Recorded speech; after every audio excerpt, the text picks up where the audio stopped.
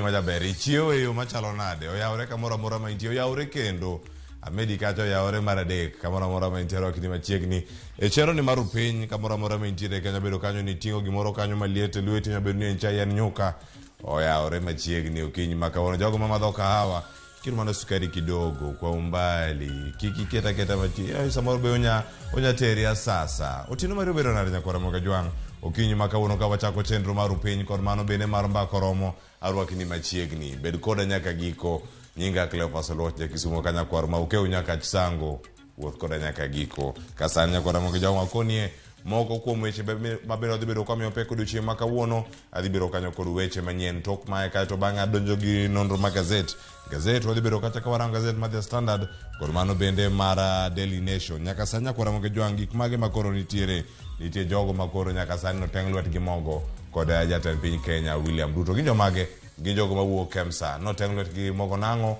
giduto gintiere kar kae weche tuke wachre yo machalo nade jatend piny Kenya ochako weche go makoro wacho ni ochako kwayo thuolo mar piny Kenya bedo achiel kuom pinjego mag Afrika ma ugwe madhi bedo kata ni ponono bago tuke go mag AFCON higa mar 2027 mano wacho ni joint pamoja bid mano moting'o piny Tanzania, piny Uganda kod piny Kenya ere kako dhi bedo gik mage mantiere kar kacha sani bende nitiere kanyo miwacho ni nyaka sani mbalariany timo yo machalo nade mbalariany ma Nairobi bende medo mana rieny e piny mangima wacho kanyo bende koro chopo kar kacha ka en achiel kuom mbalariany 2000 mabecho e piny mangima weche mag somo chopo kar kanye e seche ma wasomo gazet mar Daily Nation bende orangane piny koni chenro mopogore opogore mag medruok mag nengo mauta ochomo kure mano bende ang'warango ni gima thoth bende mantiere kar ka weche mag somo bende nitiere kar kae ka koro wacho ni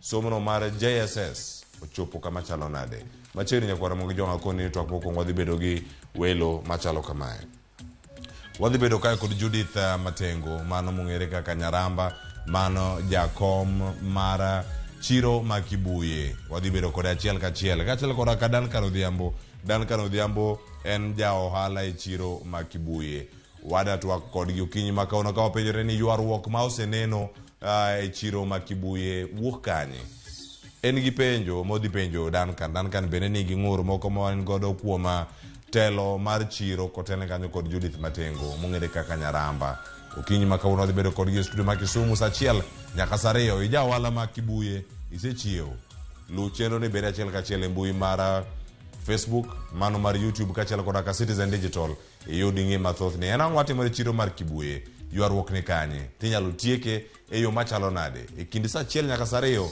to watieke mano seche midhi wero cha ting'e simbi kacha wuotha kod yo makare kae to bang'e ang'o mantiere kacha gi chenro mopogore mar orako kae to donjo chenro mar bako romo kelo ni chal mar fwambo kae to duoko twak kar kae twak madhi bedo go nyakwara moga jwang en twak motenore kod wach mabeno mipek kar ka iwacho ni $15 komede mauta no mano mar kerosene kata mano mar iwacho ni mano mar mauta mar taya mano miketa kacha mondo mi ji otige ot tiende nang'o $3 komede petrol tiende nang'o chenro mag wuoth ochomo kama chalo nade adhi bedo kae kod jalony weche mag uchumi mano daktari Otieno Panya kachiel kod ka CPA Evans Ogutu mondo mi walalre ane ni oganda ochomo kama chalo nade ere kaka ufuke wanyalo medo rido mondo mi wabede kod ng'eyo e yo moro makare koro mano odiochieng' ma kawuono twak madhi bedo godo kasani nitiere gik mathoth ahinya mantiere kar kae mana e chenro ni bende madhi bedo go kae mano mar rupiny ka wantiere kodi kachiel welo bende dhi bedo kodwa e studio marwa ma Nairobi ka wantiere kar kae kasani nitie gik mathoth ahinya mantiere to mokwongo wachak gi weche manyien to magi e thund weche koda nyaka giko SMS line wayaw mar Ramogi TV en 33600 Facebook wantiere kacha Ramogi TV YouTube Ramogi TV Twitter Ramogi TV KE tudi koda Facebook fan page mara Cleopas Oloch Twitter @Cleopas Oloch machiegni ma en rupiny to koro magi thund weche okinyi makawuono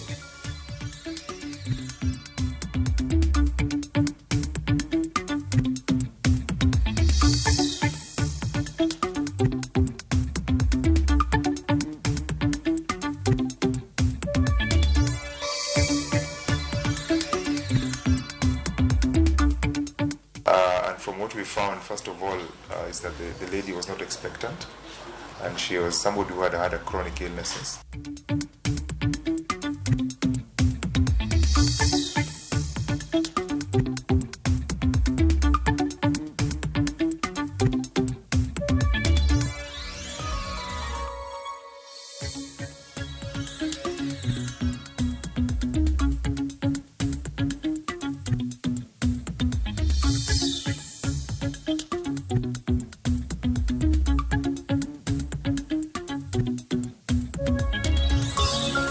Oyara nyakura magajwa kino machiegni eweche manyendo kinyi makawuono nyinga Cleophas Oluoch jakisumo kana kwar ma okeu nyaka chisangu koro kero ni weche manyien mag rupinyo kinyi makawuono bed kodwa nyaka giko tudi kodwa kimiwa pachi kote kod weche manyien mabende wakelno kinyi makawuono ka SMS line wayawe na riedek au chiela nono lulendo makamagi bende achiel kachiel mbui mar Ramogi TV mano ka itiere kache Facebook, Twitter kachiel koda ka Instagram. Man bende tudi koda Cleophas Oluoch en achiel kende mbui kacha itudi koda to bende wamosore kacha wang'e maber ni iluo chenro ka itiere kar kanye machiegni bed kodwa nyaka giko.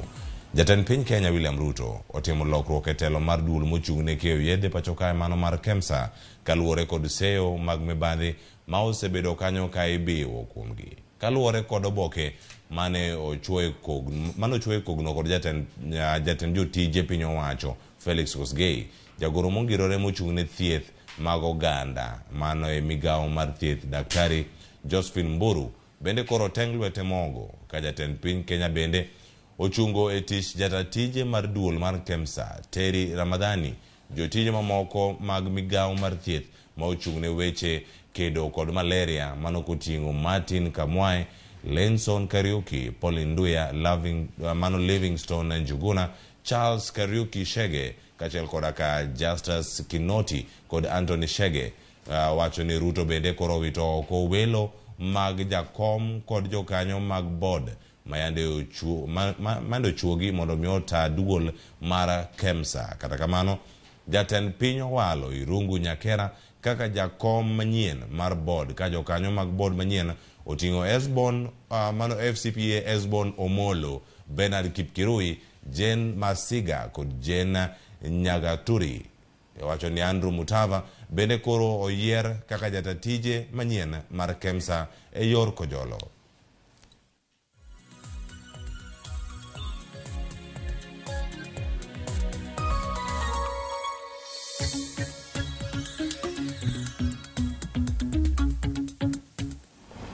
Kamachelo bende nyakura mogajwang' jatend piny Kenya William Ruto koro walo manen jagoro mongirore migawo mar omenda e kinde mokalo mano kama othuge e lemo mar jatelo maduong' kata gavana mar bengi maduong' mar Kenya Central Bank kaponi opuodhe kata kopuodh welo mare. Thuge biro kawo thuolo mar Daktari Patrick Njoroge ma osetieko telo mare mar tiyo kaka gavana e bengino mano mar Kenya. Thuge sani en jang'ad rieko maduong' e weche mag budget ne jatend piny Kenya. Ibiro paro kanyo bende ni Thuge yande ogole e apis kaka jagoro mongirore e migawo mar omenda higa mar 2019. Kata kamano buche mag mibadhi duto mane iture godo ne odogo wito oko gi ogaye mar jomin buche mano Nurdin Haji.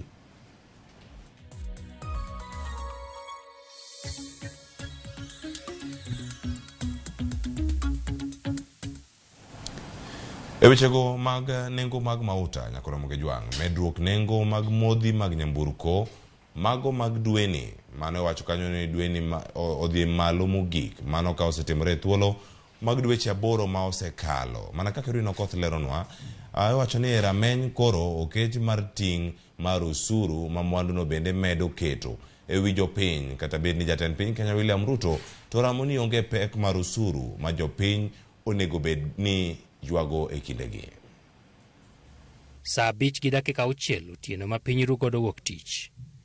Duol matayo nengo modhi nyamburko EPRA ne omedo siling 3.4 ewi nengo ma lita ka lita mar petrol, siling 6.4 ewi diesel, ka mauta mar tayo ne omedi kod siling 15.2. EPRA ne ogolo lendo no mana thuolo matin bang' jatend piny Kenya William Ruto tieko twak kod jofwambo kama ne owuoyo wi osuru ma ijuogo ewi nengo modhi nyamburko. Kata kamano, weche mane Ruto golo ewi nengo mafuta tuomore. kama pok oyangore ni ne oboth ne koso wuoyo.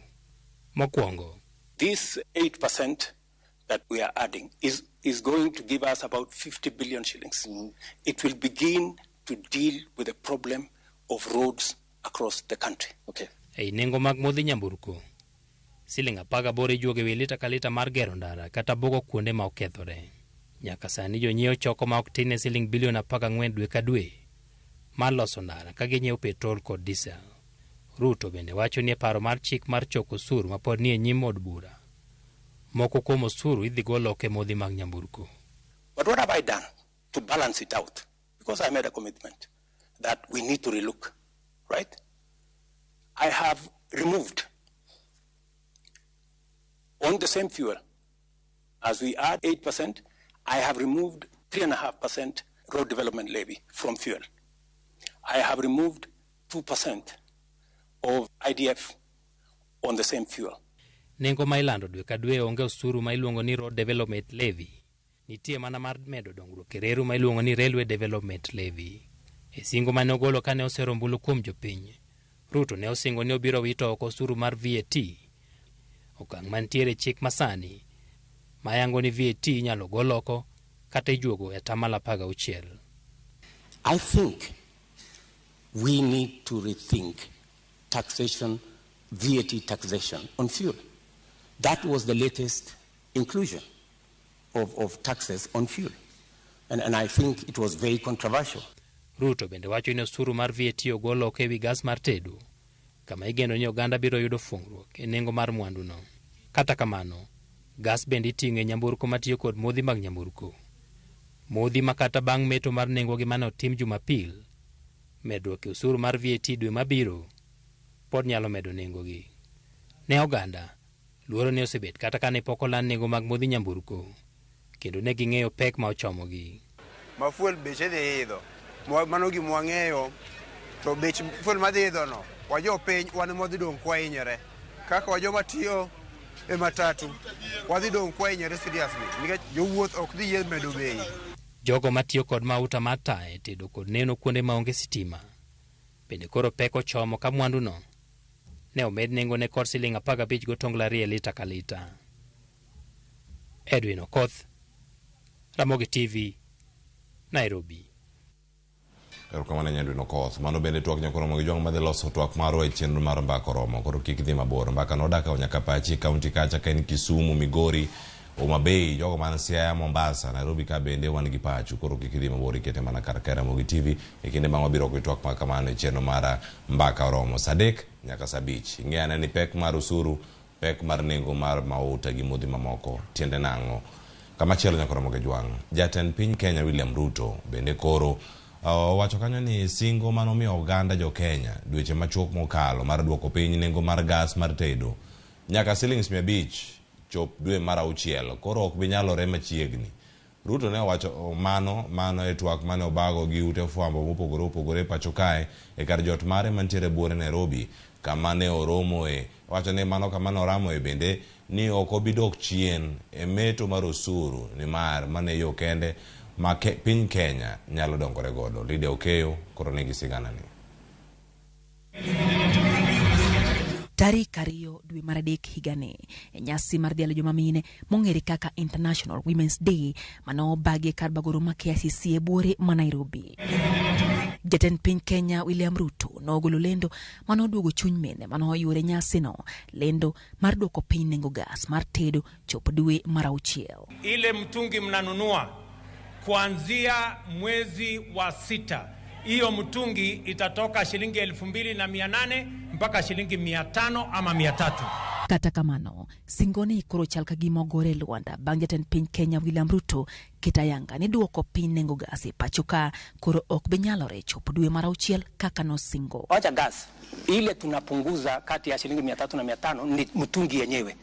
Ndio sasa uongeze gas ndani yake. Kama tungepitisha hii jambo kwa supplementary budget June ingewezekana, lakini tulijaribu kuisukuma kwa supplementary budget ikawa haiwezekani kwa sababu ilikuwa inatubidi tubadilishe sheria fulani. Kata kamano, Jatelo nowacho ni chenro pod nitiere mar chopo kare singone kinde mabiro ahinya to bang' od bura podho budget manyien ma sani nitiere odundu. The budget, my friend, we are using is Uhuru's budget. The budget you will hold me to account is the one we are discussing. You know, when you have a budget in place, even if you came into office today, unless you go to parliament to change the way the budget is funded, you can't. Ruto bende osingo kete tim maparo mar medo osuru mejuoge wi osara kaka yor siro chenro mar gero ute manego gi ogonyore, achiel kuom singo manochiwo ne oganda jo Kenya e kinde yiero ma pachoka. Kata kamano, e kinde go ne okolero kama ne piny owacho dhi gole omenda mar siro chenro no ka jofwambo bende no kete tago maliet ewi agulu no. Tunasema kila mfanyikazi atoe 3%. Na sio 3% ya mshahara yako yote. Ile inaitwa basic pay. Si ushuru, ni pesa yako. Lakini unatupatia kwa muda tufanyie mpango ya wale watoto wetu wanaorandaranda barabarani, wengine wao ni watoto wetu wa kuwazaa, our own children, kuwapangia ajira. Sawa? Na hiyo, that's why ni watu waelewe. It is a win-win project. Mabire seche makoro piny owacho medo omenda mitioge bad migepe moke piny owacho kod kar jot majatend piny Kenya ka jatend piny Kenya no biro ramo ni osuru mijuoge pacho ka ok ni malo kaka oganda paro. Our peers, South Africa, Tunisia, Morocco, they are between 23 and 28% of GDP. Tax as a percentage of GDP. Where is Kenya? Kenya is at 14%. Kenya is at 14%. Meaning, we are paying half in terms of tax what our peers in our continent are paying. Ewi chiwo thuolo mag tijene moko kuom dhoudi mathurka, Ruto wacho ni noyiero General Francis Ogola kaka jatend jolweny mathurka kata bang' fwenyo ni notemo geng'o loch mare kaka jatend piny Kenya kowacho ni ma en ranyisi ni piny owacho chiwo tije ka odewo dhoudi mathurka. General Ogola is among the people who went to Bomas to try and overturn my victory. Do you know that? But because when I looked at his CV, he was the best person to be general. I called him and I sat him down. I told him, my friend, you went to Bomas to try and overturn my victory. But because you are the best person to be general, I'm going to give you the job. That is how it works with me. That's why I told you, if a person has the qualification, if he is the best for the job, I will give him the job. Aya, nyakoro mgejwang. Paro mathoth medo mana nyuolore, mano ikin jo Kenya inya, to kweth mar Azimio kod mano mar Kenya Kwanza iwi romo mar Raila kod Ruto e lap tuke manyayo Kasarani to kata nyasi mar ko Mama Mukami Kimathi e kaunti ma Nyandarua. Penjo maduong' en ni jopiny, penjo maduong' ma jopiny ni godo en ni kose Raila osedonjo e winjruok gi piny owacho.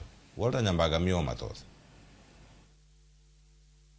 E chopo mare ik mar Mama Mukami Kimathi e kaunti ma Nyandarua nyocho kete kanyakla gi jatend piny William Ruto kanyakla kod jalupne Rigathi Gachagua. Raila wacho ni ong'eyo ni liet mar jatend piny William Ruto chiegni kwe ka korka kore. Jatend piny William Ruto bende kawo thuolo mar yango ni ong'eyo e kama giko mar ng'wech mar Raila Odinga nitiere. Huyu Ruto huyo nimefanya naye kazi kwa muda mrefu sana. Yeye ananijua mimi. Kwa hiyo sasa ile akipiga kelele huko mimi naangalia tu. Najua atapoa. Amesema ananijua sana. Na ni kweli. Nasema ananijua, nitapiga kelele alafu nitatuliza. Na mimi pia namjua sana. Na nimemsoma sana. Na kwa sababu mimi namjua sana, najua ataendesha hii mambo yake pia hii yote mpaka na maandamano, lakini mimi najua itaishia wapi. Bang' nyasi mar ik, wuothero gi nyaka ya lap mar tuke ma Kasarani e kama giduto nyocha giyore neno piem mar ng'wech mar Kipkeino Classic. Odinga bendo chopo Kasarani ka yogruok margi mar ariyo ka gok girado ka giduto gibuonjo. Pinyru chieng' Jumapil kendo jatend piny William Ruto chopo mar neno adhula mar Gor Mahia kod AFC Leopard ka Odinga kod Ruto yogore mar adek, ranyisi mar jok ma onge kod aginga kata sigu, kendo gima nenore en picha mar owete.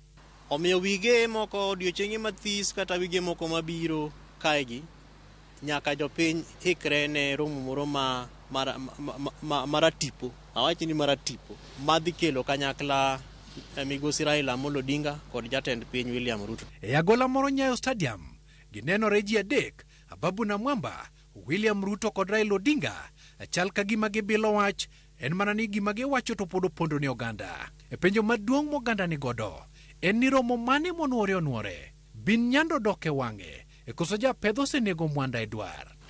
To ang'ono momiyo seche ma magi timore to jogo mantiere gi jakom ok nyalo wacho ni migosi Kalonzo ni ng'e ni wan e ng'wech kendo kiny wawuok ga wadhi Kirinyaga. To ang'ono momiyo ndugu Eugene Wamalwa ok nyal nyis ni jo AFC gi jogor gocho to jakom dhi bet kacha.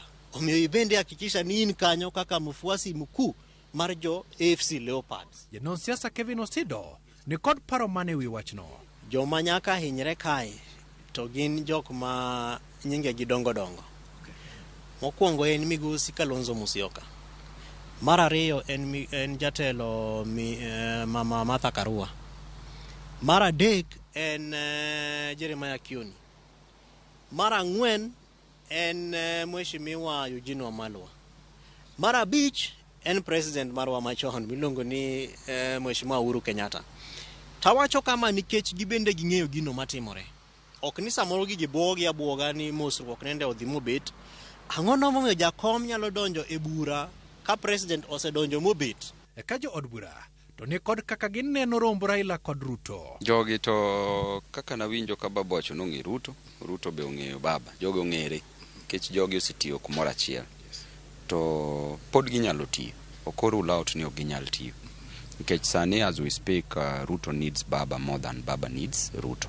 Kata kamano, moko neno ni Ruto ema dhiga kama Raila nitiere mar lombe. Bang' opira kopira, jibiro to mosore. Kata coaches maseche moko bare wach kabisa maseche moko ginyalo kata na chalo joma nie sigu.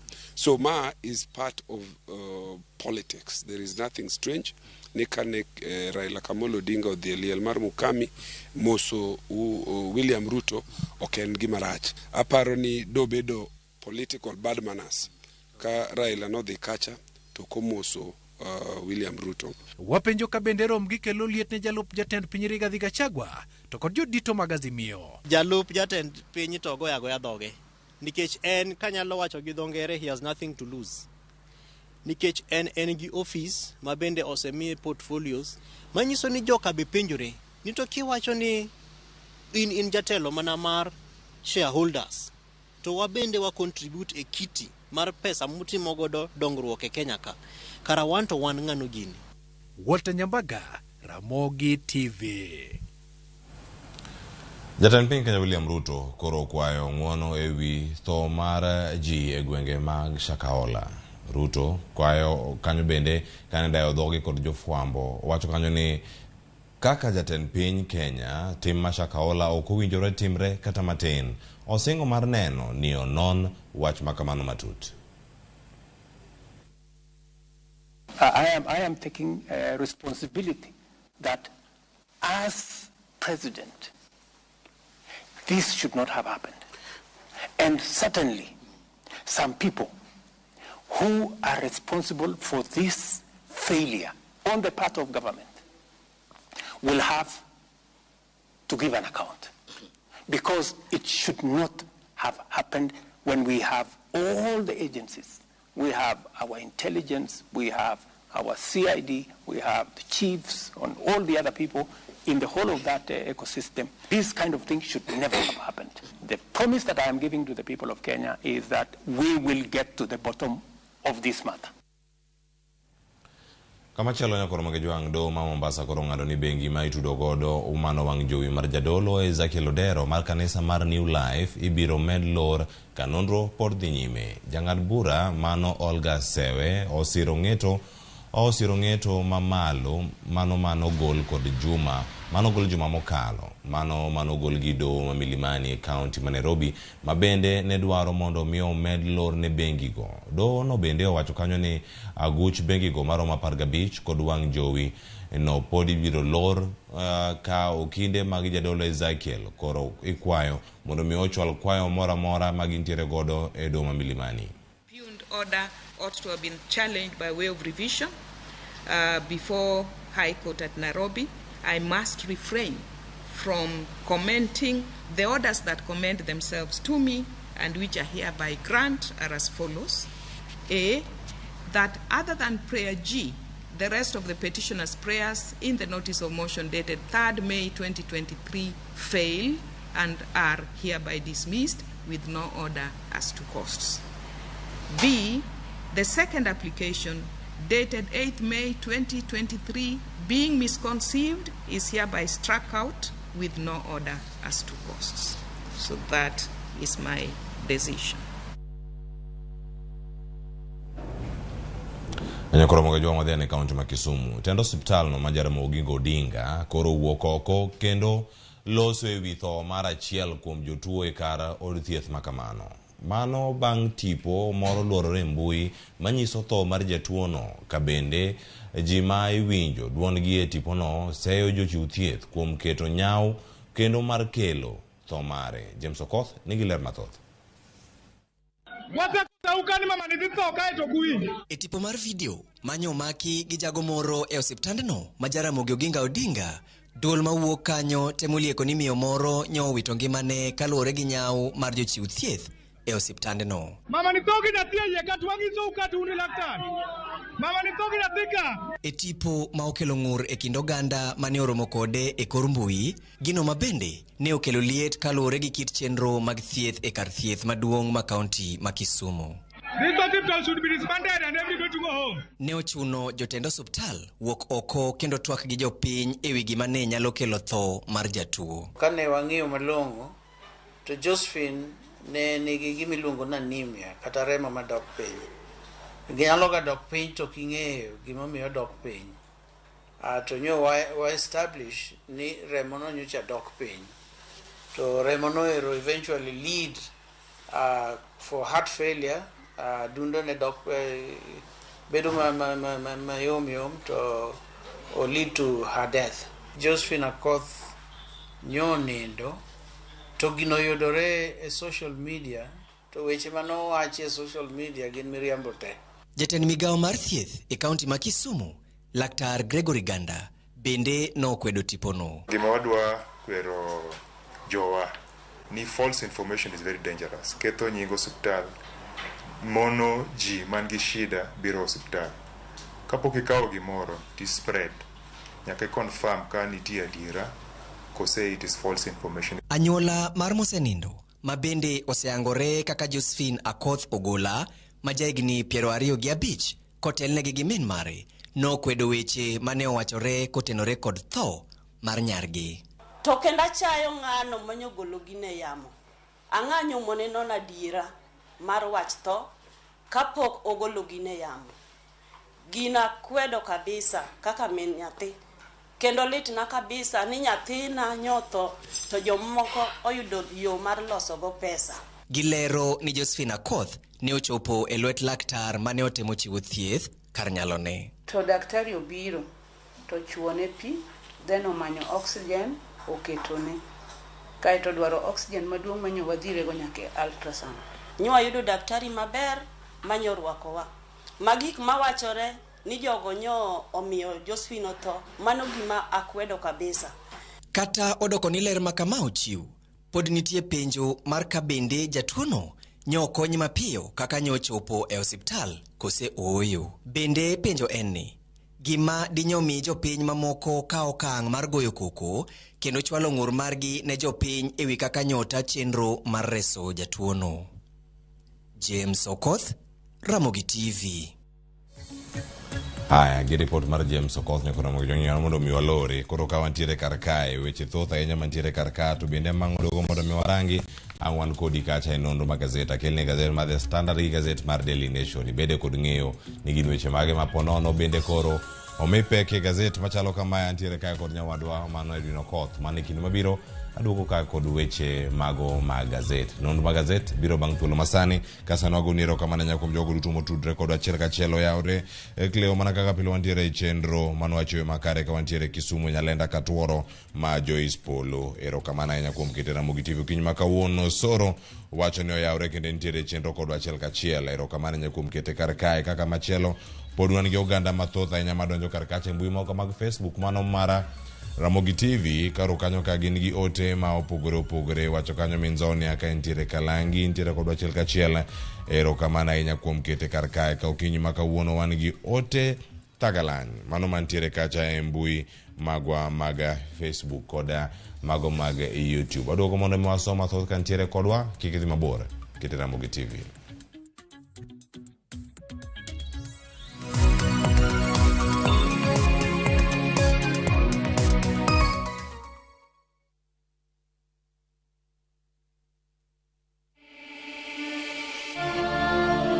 In what is now Kenya's worst drought in 40 years, over 5 million Kenyans are facing starvation. And almost 1 million children are staring into an uncertain future due to hunger and malnutrition. The situation is predicted to get even worse in the coming months. Our time to act is now. We have always been there for each other in the spirit of togetherness. One people, one nation. Together, we can help children in the worst hit counties to have a tomorrow to look forward to. Every help counts. To send your donation, dial *802# on your phone or visit www.saidika.co.ke, an initiative of Kenya Red Cross Society and Saidika.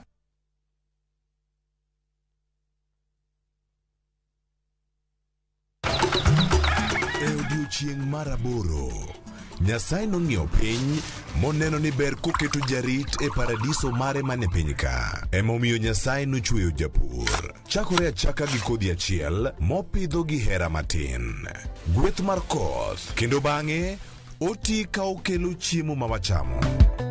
Donge wanyalo loso puodho maber ma wacham chiemo mawuok kama ler kendo kama mor. Riwri gi alori nyaka Black e chenro mar pur gi ohala. Chieng' tich adek ka tich adek, saa 1:45 mar otieno. Mana Ramogi TV. Jatelo mano biro kae nyoro, odwa riwo arus kodi. Hera motwere kidi Lwanda omuoche kindo osiepe ariyo. Jiteng'i. Neno no kende ok nyal romo. Wange gi nyaka.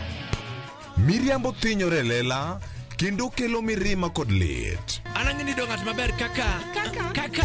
Bende anyuola kod osiepe nyalo donjo e kind osiepe ariyogi.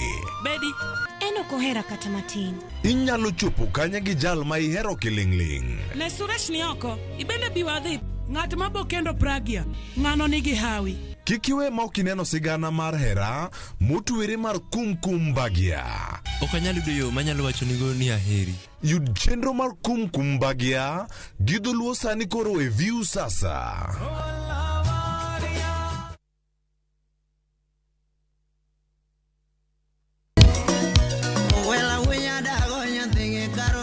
Mae e chenro makelo ni gigo mamit. Gikelo ni weche mamolo e pacho ka. Nyanya kaj nyathe jungo ng'ato gero ot mochung' gi chama. Gima wuok e pinje maoko. Itoni kia kato koro Paris. Gi twak mamulo rowere gi oganda duto. Mana kuom nyithindo ma neno wasani. Winjane janyuol. Janyuol ngi maber ahinya. Timne ng'ato gima imbe kotini. To ni winje maber. Yud danje maliet. Inyalo kwayo thum kidwaro ma kaka Talanta Brogoni studio kaendi. Mane mbak ndalo chakre wuok tich nyaka tich abich saa 8 odiochieng'. Ibonuo chakre saa 7 otieno mane Ramogi TV.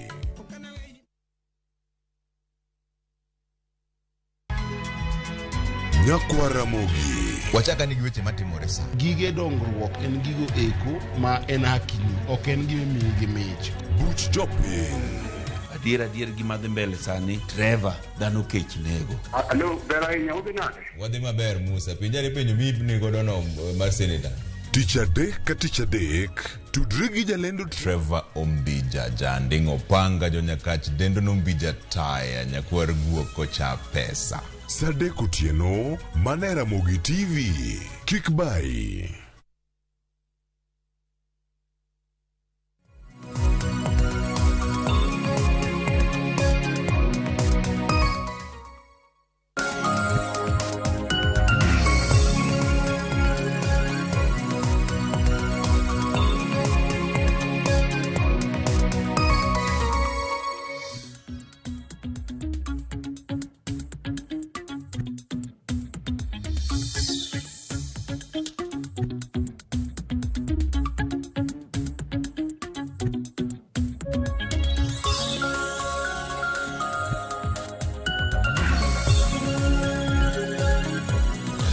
Dakika pradek kona uchiel tok sa pargario marokinyi wantiere kaya mondo wakelni nonro magazet kaka pila ntiere kaya kod jafambo adwa Edwin Okoth. Edwin oyawre.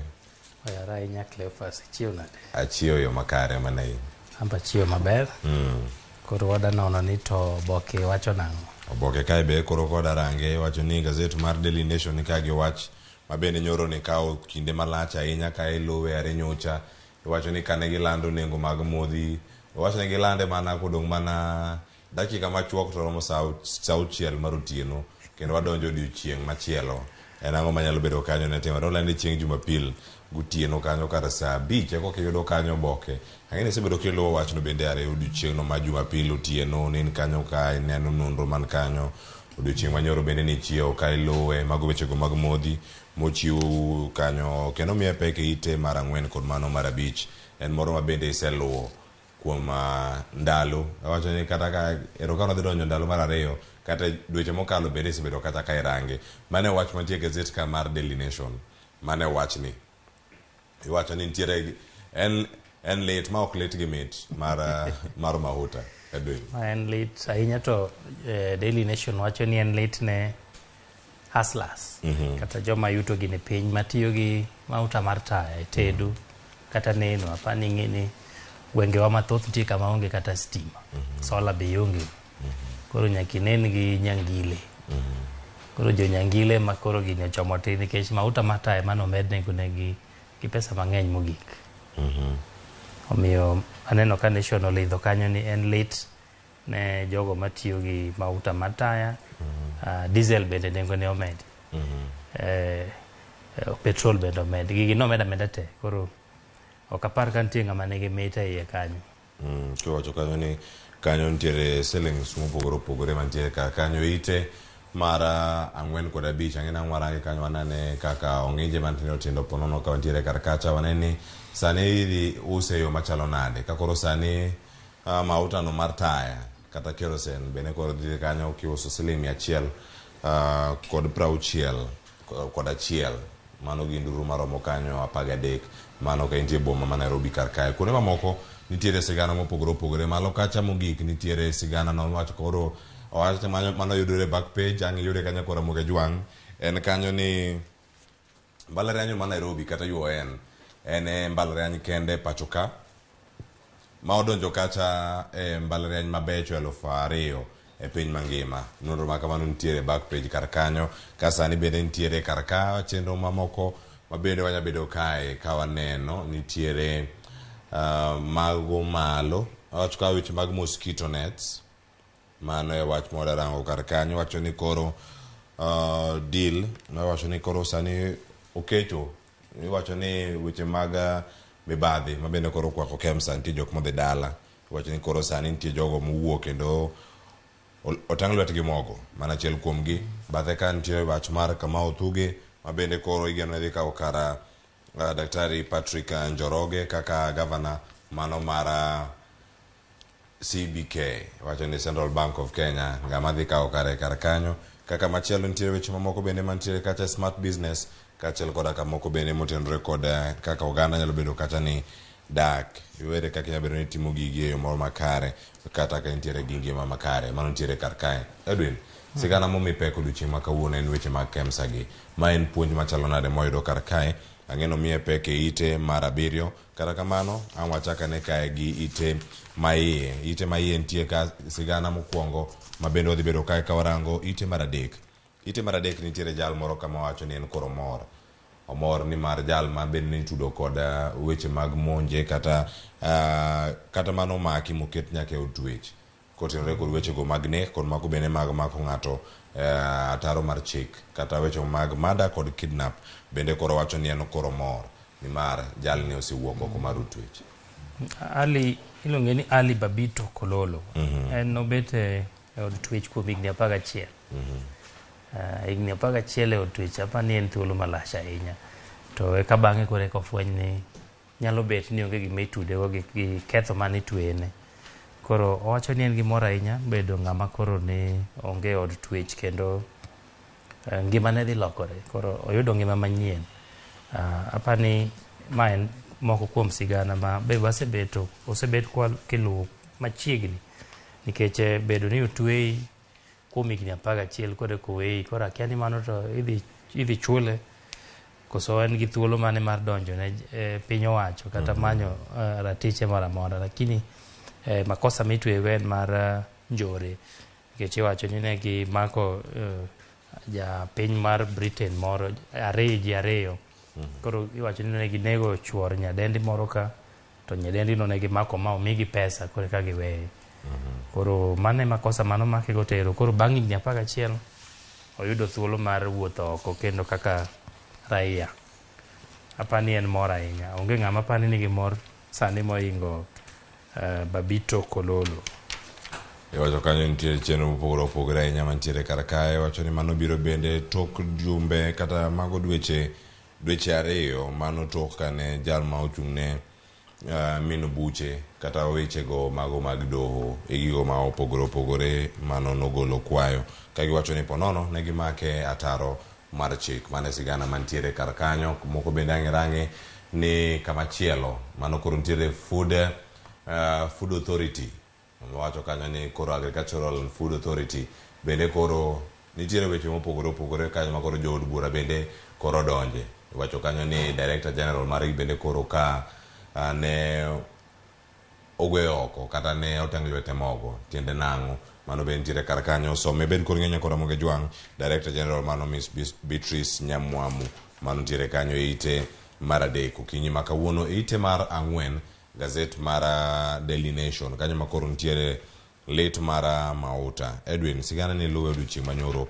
to nitiere gik moko ahinya ma oganda bende penjore ni nyaka sani ponono ka kata paro mar chik cha mano ka omed atamalo 8 mano e vieti ne weche go mag nengo modhi oganda dhi bedo ni chomo kanye kata ka ponono ni ma bende okalo ka wantiere kar kae.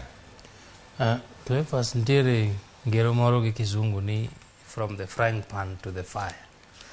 Ichalo ng'ama wacho ni in e wi sufuria iwinjo liet koro ywak ni awinjo liet ane sufuria ka awinjo liet unyalo duoko mach piny kasto ikawi tiketie mach wuon koro apani ma en achiel kuom okenge ma japiny mane winjo liet e wi sufuria koro ogole sufuria okete i mach nikech pek mar ngima osebet ka en gima ji ywago to koro kama koro chope ni nyiso ni medo nengo mar modhi nyamburko ka omed diesel to med petrol to med mauta mar taya tiende ni koro onge ng'ama dhi winjo yot moro amora nikech nengo gi ka imulo matin ka imulo nengo mar petrol imulo nengo mar diesel onge gimoro amora ma koro ok dhi winjo pek ni kendo onge gima ok dhi medo nengo kochakore mwandu ma iloso pacho ka nikech mwandu go be ichwalo kowuok kama olosgie gi kama iusogie.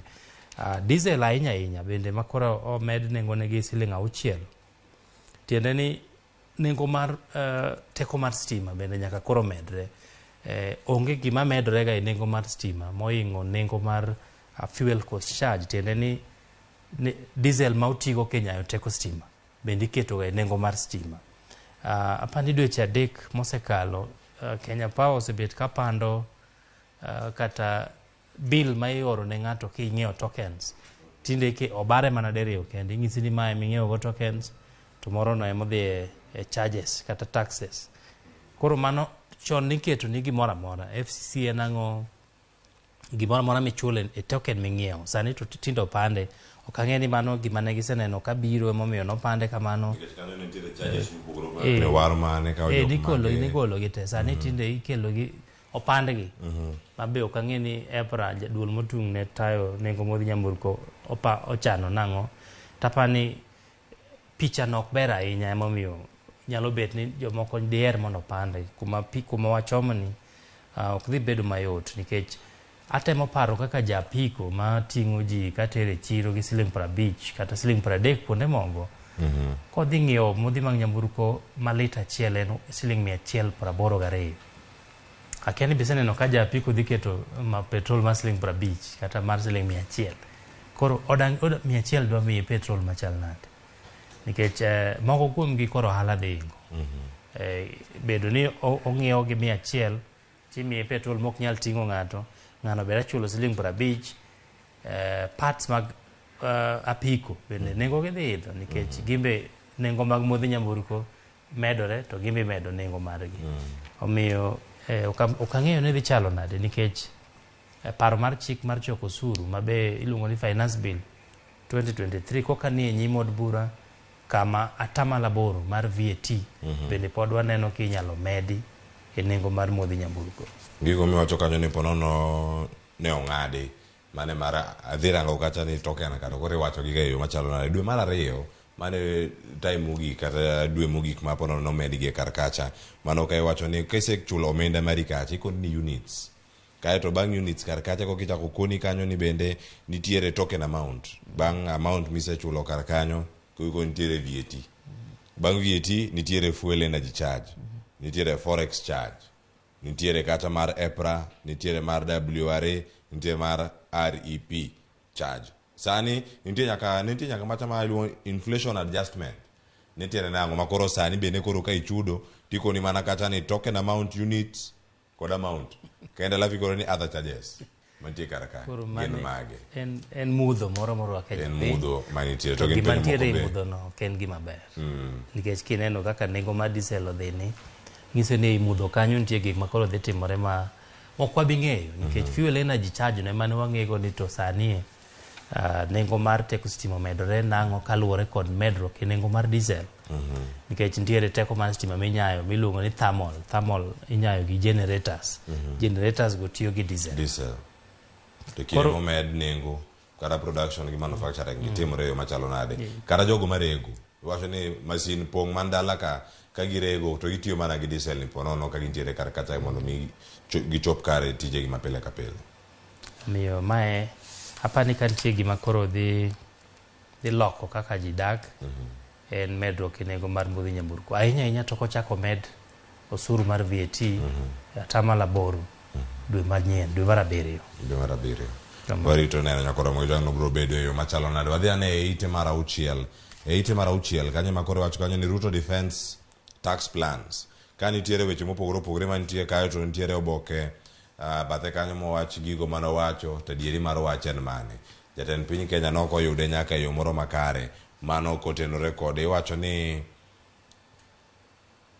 atamalo kata kwan makare ma piny Kenya nitiere godo kotenore kod gope mantiere e pacho kae ang'eni adwe nitie moko bende mane iwinjo to koro mana bathe ka nitiere weche gi mag tax iwacho ni statement mare nowacho kanyo ni en kata gi trillion maromo 8.8 mano kama nitiere kar kanyo wantiere kar ka wadani mondo mi warangi chenro mopogore ma gigo mane jatend piny Kenya nowacho iwenjo kanyo ni kora dieri mar wach gowi ma piny Kenya nitiere godo en trillion 9.39 nitiere mathoth ahinya bende mantiere kar ka kiwacho kanyo ni medruok mar uchumi gedo mar berruok mar uchumi ma piny Kenya ka irango higa ni osechopo kama chalo nade iwacho ni jatend piny Kenya ka thuolo malach mar nyiso oganda gimomiyo tiyo gi osuru kata ka osuru kuom ji ema dhi bedo kacha ka konyo oganda e yo moro malach ahinya kaka machielo bende mantiere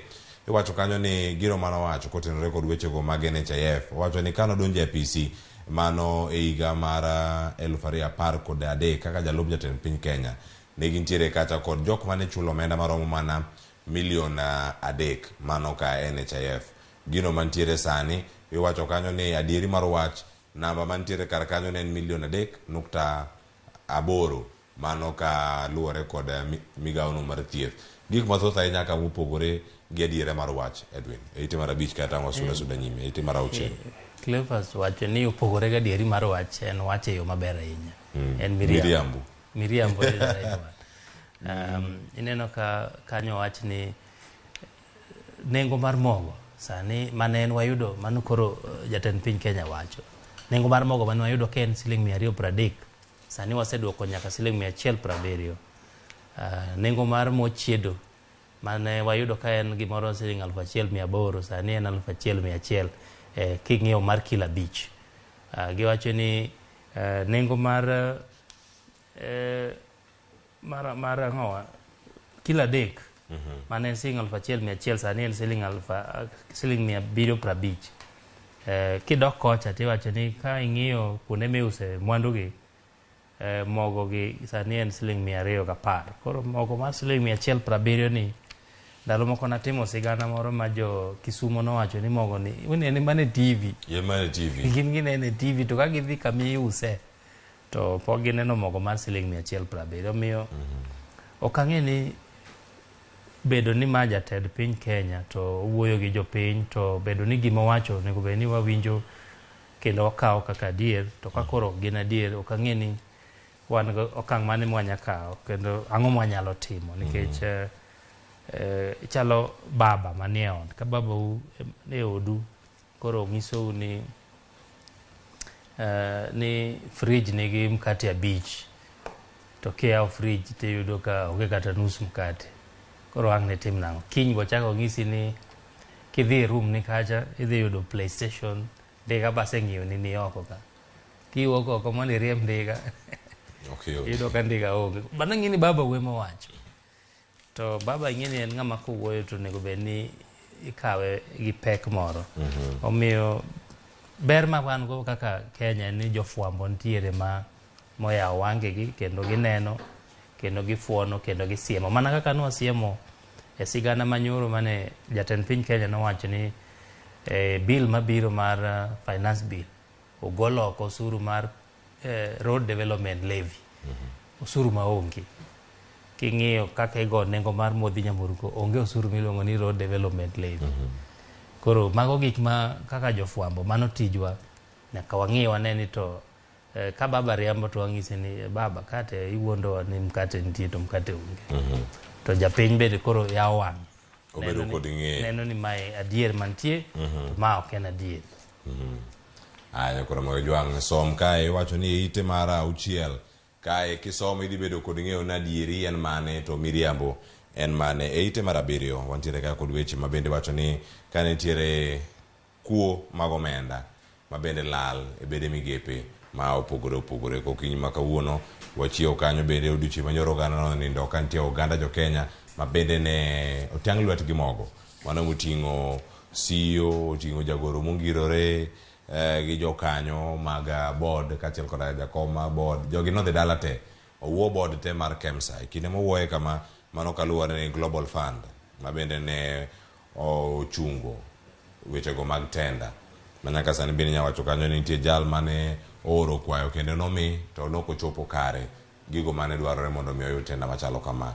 Ang'e nitiere jogo mochopo manyien to ma en ranyisi machalo nade kedo kod mibadhi sirikal mar William Ruto ma e jogo maneno mokwongo madhi dala kaluwore kod weche mag mibadhi gedo. KEMSA ateno ka oriemb board mangima oriemb jatatije mae en okang' maber nikech en okang' mang'iso ni tend piny mar telo negi Kenya Kwanza nyalo bet ni ok sir mibadhi mabe mano en okang' maber ahinya. To kata kamano Cleophas budget isomo dwe manyien wabro ket wang'i mondo ine ni migawo mane ma omedo omenda. Kineno migawo momedo omenda mang'eny ahinya to kanyo ng'e ni nitiere wach. Gima timore KEMSA gima notimore NYS ne nigi mibadhi mokwongo maduong' moyienge kabisa. Ka giae mano to gichak ginuoye kendo. Manyiso ni nitiere migepe mag piny owacho ma kosemiyo omenda mang'eny to koro ikwongo imiye nying mar mibadhi, kasto koro kanyo koro ok buogi, onge buok ni nikech KEMSA ndalo COVID-19 ne en gi mibadhi maduong' ahinya. Billions nolal kendo jotelo joma otudore maber e piny owacho noyudo pesagi. Koro sani neno ka kendo ok okawo kata mana higa achiel to tend piny Kenya manyien ni KEMSA kendo ochako yudore e mibadhi mar bilion 4 net mag geng'o suna. Koro akang'e ni to ma en kaka moko kuom migepe mag piny owacho osemi nying mar mibadhi kendo mae kaka ibiro ti kodgi. Makoro bende ok buogi kiwacho kanyo ni bengi no kata mano mochung' ne rango ni chiwo hola mopogore machalo nade, mano IMF bende koro wacho kanyo nochiwo omenda kata hola ne piny Kenya maromo kacha bilion 173, mano e kind higa mar 2020 mano kane korona ochako, mano kane gintiere pacho kae nyaka Desemba kata dwe mar 12 higa mar 2021. Iwacho ni kinde gi bende kama skandal maduong' kata kuo osebedo kanyo katimore e kinde mokalo. Wacho ni KEMSA ma ok en mokwongo ma iwinje ka entiere kar kanyo. Tudruok e piny Kenya kod mano ma Colombia, mano ite mar 8 geto timo gima chalo nade, ma nyalo bedo ni achiel kuom gigo ite mar 8 kar kanyo. Ka koro wacho ni oganda jo Kenya biro bedo kata gi thuolo mar puonjore dhogno mar Spanish, mano ka gintiere kar kacha, yudo scholarships ma konyo gi weche go mag somo, weche mag thieth, culture kachiel koda ka iwacho ni ng'eyo gik matimore e pinje mamoko, to ahinya bero sekta mar pur, mano mar kahawa, mano ka gintiere kar kae. Nonro mano timore kanyo e kind jalup jatend piny Kenya kod jalup jatend pinyno mano mar Colombia, mano Rigathi Gachagua kachiel koda ka Francia Marquez Mina, gima entiere kar kae. Gino matimore nyaka sani tudruok mar piny Kenya waseno ka bilateral talks gi ponono waneno gi kacha nitiere moko ma bende biro e yo ma opogore. Wano ka jatend piny Kenya wuok dhi oko romo kodgi, ber ma gikelo kata wacho ni closer ties ma gidwaro e kind pinjegi nyalo bedo ni en mabor kose machiegni kod mano gima pod nyaka waket wang'wa mondo wane ni to olemo mane mawuok e tudruok mantiere kind piny Kenya gi pinje mamoko. Apani en gima bedo gosiepe mang'eny kaka piny en gima ber, to wabro rito mondo wane ni to gin olemo mage mawuok ahinya king'iyo kaka moko ma iwacho ni tudruok e kind Kenya gi Colombia bro miyowa thuolo mar puonjore dhok mar Spanish. Wanya yudo scholarships kata yudo thuolo mag somo kata gi tiegruok mopogore opogore. Omiyo mago gik ma apani kaka jo Kenya wabro rito mondo wane ni to olemo mage mawuok e tudruok machalo kamago. Bedo ni Kenya en piny man gosiepe mang'eny en okang' maber. Miyo waket mana wang'wa warit ni to kanye molemo wuoke. Waseneno ka waromo gi Germany, nyiech waromo gi France, wasetimo tudruok mopogore opogore. Mago to ntiere chakre no ayud independence, pod gidhi mana nyime.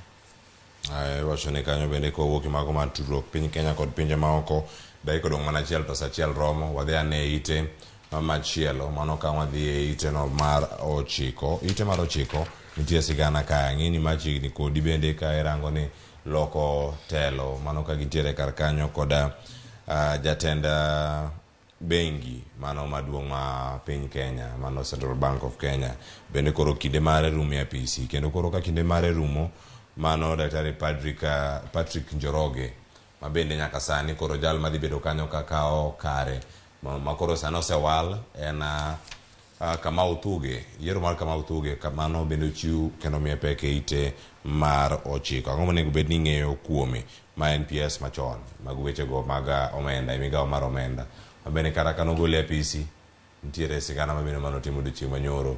Wachre kanyo ni en bende weche matude kod mibadhi ne owito oko te nikech ne onge neno ma oromo. Kinde ni odhi bedo kanyo jatelo mar CBK manyien. Mokwongo migawo mar omenda koro chal ma osiepe machon dhi romi nikech Dr. Kamau Thuge ne en jagoro mongirore e migawo mar omenda kane gitiyo kanyachiel gi jatend migawo machon Henry Rotich ma be nogolgigo ka nitie mibadhi manomuoch mar Aror and Kimwarer kinyaparo yawo mane igero to nentiere mibadhi mane kaka nowuok e migawo no. Migawo achiel no bende sani koro jatend bengi maduong' machon CBK Professor Njuguna Ndung'u ema kendo sani koro en jatend migawo mar omenda. Omiyo apani magi koro gin osiepe machon madhiro e migawo mar omenda. Kata kamano ok ang'e ni piny bedo ni nosebedo osewale gi jatend piny Kenya be nitie paro moro ni ok odhi kalo nikech kwang'e kaka sani od bura chalo chal ka gima oyudo tiket ma direct. Omiyo en to kore modhi onya bedo gavana mar 10 ka koro jatend CBK masani Patrick Njoroge dwa wuok nikech osetieko tije. Omiyo rito mana neno nikech Thuge odonjo sama piny tax teko mar siling mar Kenya ne piny, ochumi ok ber ahinya, bengi bende nyinyo ma bengi juogo osebed ka ipingo ni nyalo bedo ni mal ahinya. Omiyo odonjo sama warito mana neno ni to obro ichalo ng'ama mi steering e rough road. Sakeni be isega riembo gi ng'ato kudhi kata kamoro to riembe lam to ka jupe rough road ni kleo koro make go ive wachini weche koro pek ive koro make riembe matin apani kama koro yude nyamburko wacho ni kar kanyo bende nyakora mag jwang' so mane bed koro ng'eyo ni tich mane mantie ka marite to en ng'ama osebedo gi lony machalo nade ite mar 9 ite mar 8 nitie sigana mar Paul Mackenzie so be kar kanyo ka koro jal mosebedo kacha ka konye bende koro jaode omaki jal mosebedo kacha wacho ni en second in command iluonge kanyo ni Smart Wakalama bende koro jaore ni Mary Smart bende koro ne omaki manontiere ite mar 10 kaka machalo kanyo jod bura bende koro wacho ni oyo okwadhi temo keto chike magayo matamo kanise tich kata marango kaka kanise tiyo mano bende dhi bedo kar kacha. Aneno ka nitie jod bura mopogore opogore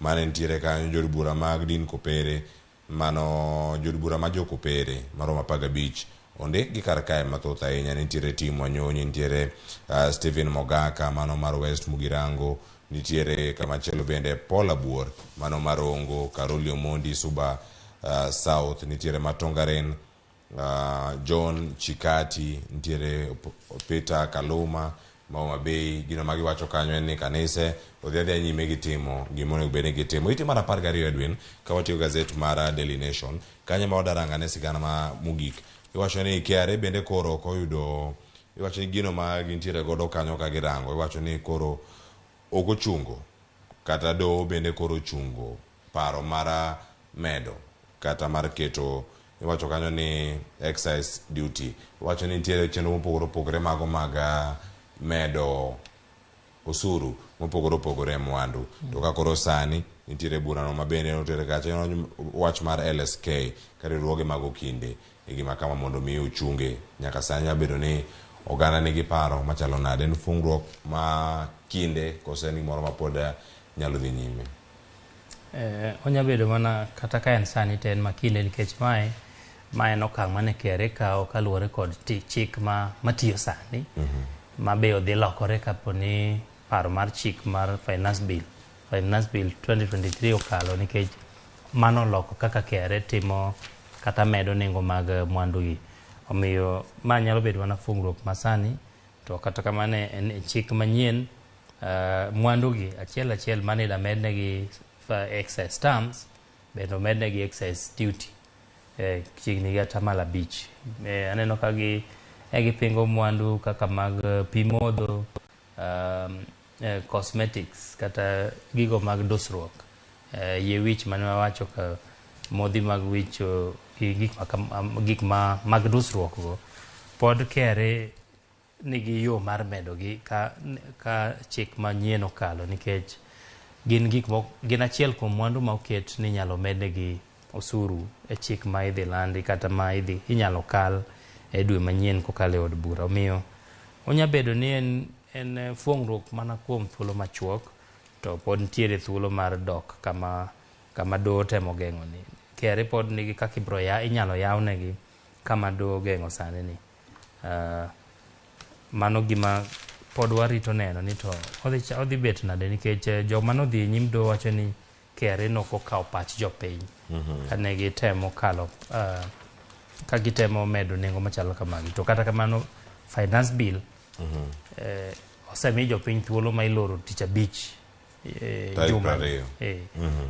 Koro onge kama ng'ato bodhi e doho to wacho ni nokomigi thuolo mar golo pachgi kaka jopiny. Koro thuolo en sani nyakoro mogo jwang' dhi time gino madwarore. Kanisa mara Ezekiel Odero bende koro ne wacho ni nyaka sani doho chungo kata ne ong'wanye wechego mag bengi meke ka warango kanyo ite mar 18 mano nitie katun karka. Edwin miya mana pachi ni to katun ni inene ang'o kata dhie gazet mar The Standard waranga ni mana ite mokwongo karka sigana manyalo bedo ni wamiyo peko odiochieng' ma kawuono. Koro karka waranga ni ite ni mara 18. Edwin nanang'o? Aneno ka ji ariyo moko mosore kanyo to mokwongo gichung' akicha, onge ng'ama dwa nochorre machiegni gi wadgi, to ng'ato ka ng'ato omako nyaguoge, kendo guogigo ger, to king'iyo gik manie pach guogigo to ginya chiemo. Malo kanyo bende chalo gimoro ma gikia gik moko malo kato dire ka bende nitie gik moko mag chiemo penjore ni giparo chogo moro kanyo ma ginyarado. Koro gipenje ni to jotendwa gi ok wewa mondo wadwa chiem. Gidhi gichiem. Malo kacha to gin gisemosore malo kanyo. Penj ka to guogi pod go koko. Mor bok gimoro ahinya malo king'iyo kaka gineno. Gin joma mosore to gimoro ahinya to ng'isi ni guogigi oikore mar dhawo to pachgi to gidwa chiemo. Mano koro nyaka Ramogi nyalo ng'iyo matut mondo ng'e ni to omiwa picha machalo nade telo masani. Pach jasomo. Okoyo omiwa pach jasomo. Nyaka Ramogi jwang' e gazet mar The Standard kawacho nade odiochieng' ma kawuono. Ang'e ni mae motieko godo. Wang'e mabe ni welo e kaunti ma Kisumu bende ikona kanyo nosechopo. To kata kamano sigana gi gikete dwe. Nitiere sigana go mago mag usuru ma jatend piny Kenya bende koro oramo ni mano yo ma piny Kenya lo bedo ni yudogo yuto magi mondo chumi odhi nyime. Weche mag KEMSA nitiere karka kaachiel koda ka weche mag nengo mag mauta momi peke ite mar 26. Ang'e ni kanyo nitie sigana mathoth ahinya kaka inyalo mana nenogi. Mano sigana mar Paul Mackenzie wacho ni gimomiyo kata gwenge mamoko mane odare mano rieme Paul Mackenzie mano nitiere ite mar 3. Mano ema warang karka. Ang'e ni weche mag nani ma nitiere karka nitiere weche mag auction mag bengi bende koro luwo kotenore kod jogo ma oleo chulo hola magi chalo gima chalo nade. Wacho ni sani bende en achiel kuom gigo ma koro wacho ni bende omenda thoth ahinya kar kacha kuom mago mabedo auction kata mipeyo e kindego bende mag nitiere kar kanyo.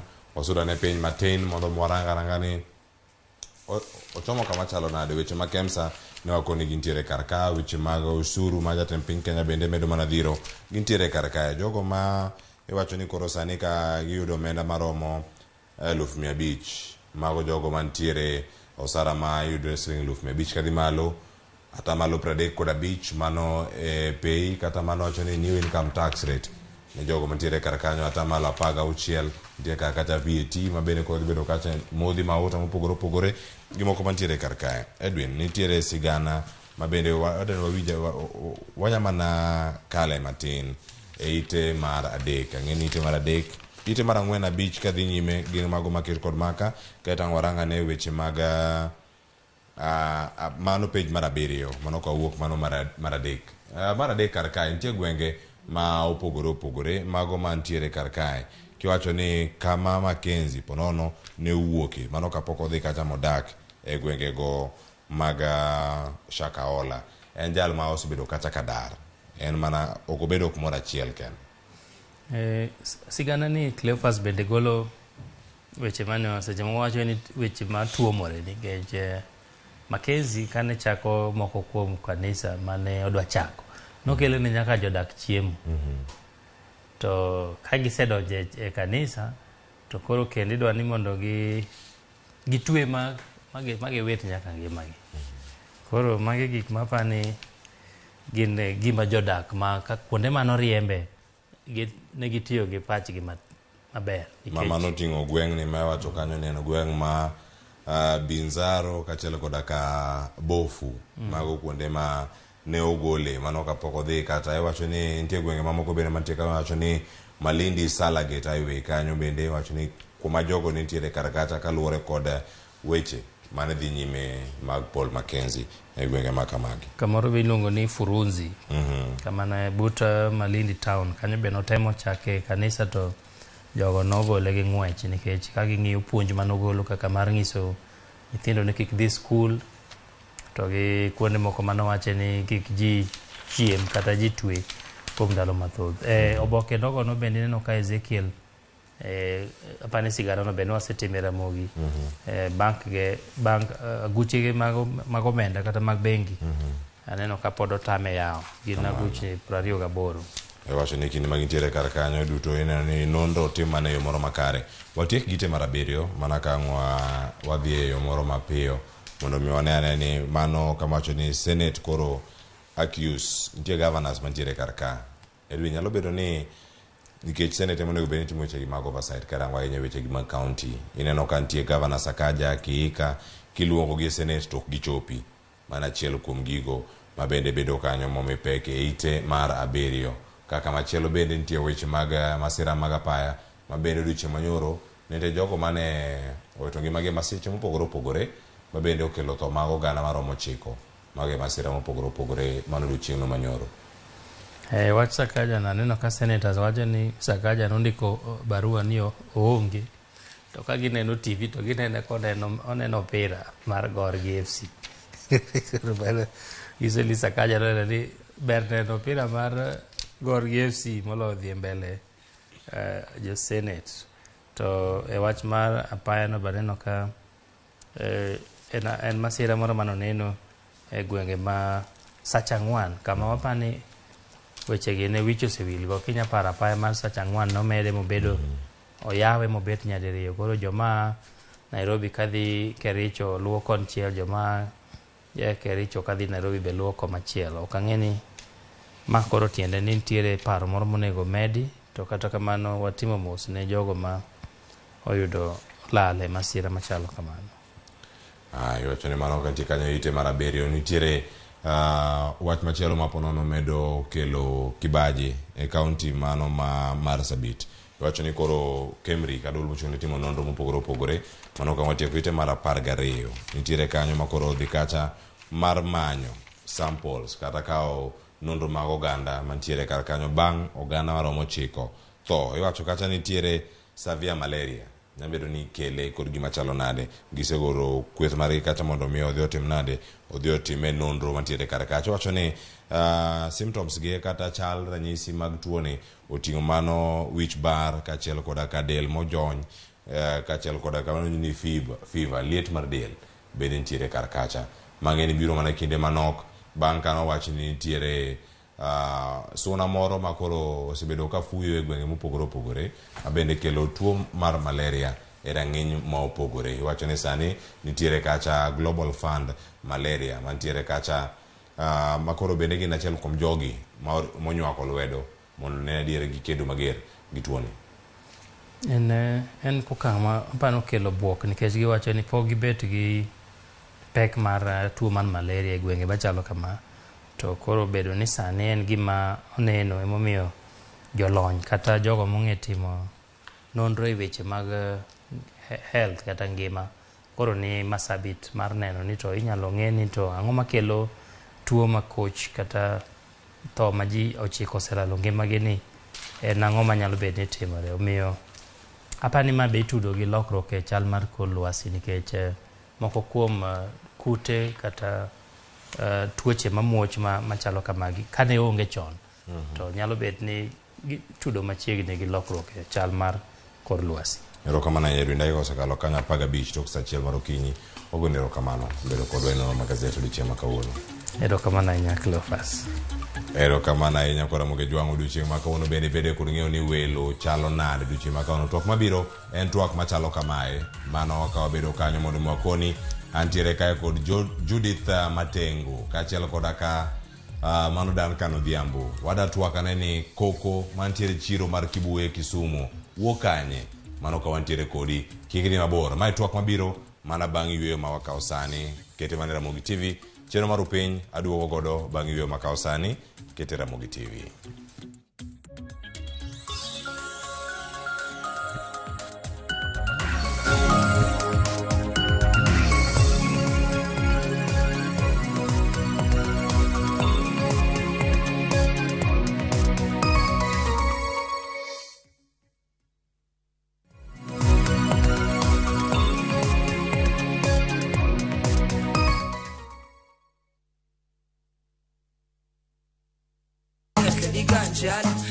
Kitume mowa kelonu otenore ndhadhu magi kawa kikogi makare yud thumbe miero mapachoka kod pinje maoko yud thuolo mar winjo thumbe manyien e chenro mar pado manyien Nyakwara mogi wuothie koda mabiro biro ni wuok tich nyaka ngeso chakre saa 5 okinyi nyaka saa 6 kikibari e chenro miero e wang' jowi mari mar Ramogi. What would you do? You are insane. I'm somebody's husband. When your best friend she's here. becomes your worst nightmare? You can't want me. Of all the men, you chose mine. It's not what you're thinking right now. I can explain. Watch Just for Two to find out how much destruction one affair can cause. We married men, we've got more game. Visit viewsasa.com or dial *48787*3#.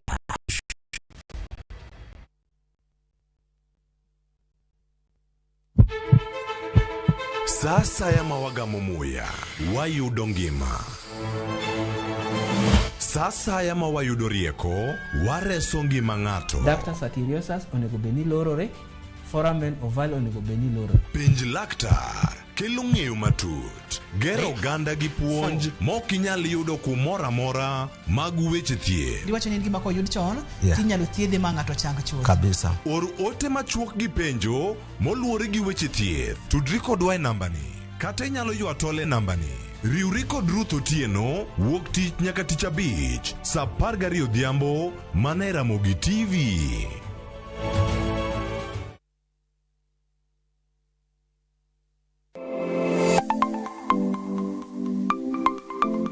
Nyakwara Mugajuanga, ng'ato ka ng'ato inyuolo kod pok mare makende.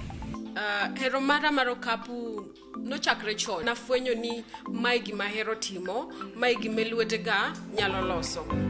Ramogi TV koro mi pok mopogore opogore manyalo loko ngimani. Nitie gima iluongo ni giving back to the community. Like iga moantie ni asepuonjo ji ariyo nono.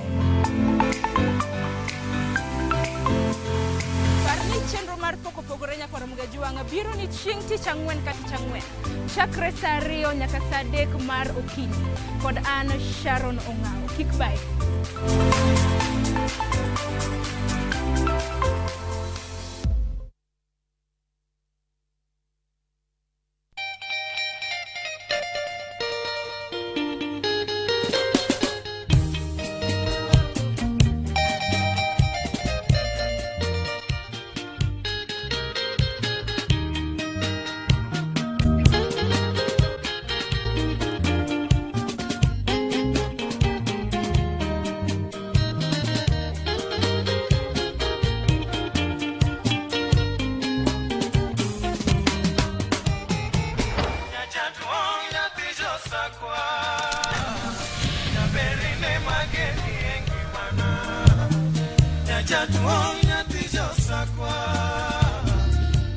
Radio Ramogi, Karchun Jaluo. Radio Ramogi.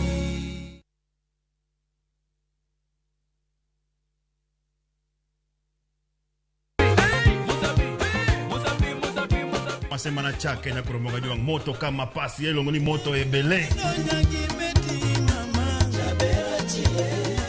Dhano mor kabisa fan page mar Ramogi TV, dhano ng'eny kae kabisa. Kidonjo thum ma serious ikete ngoma oake.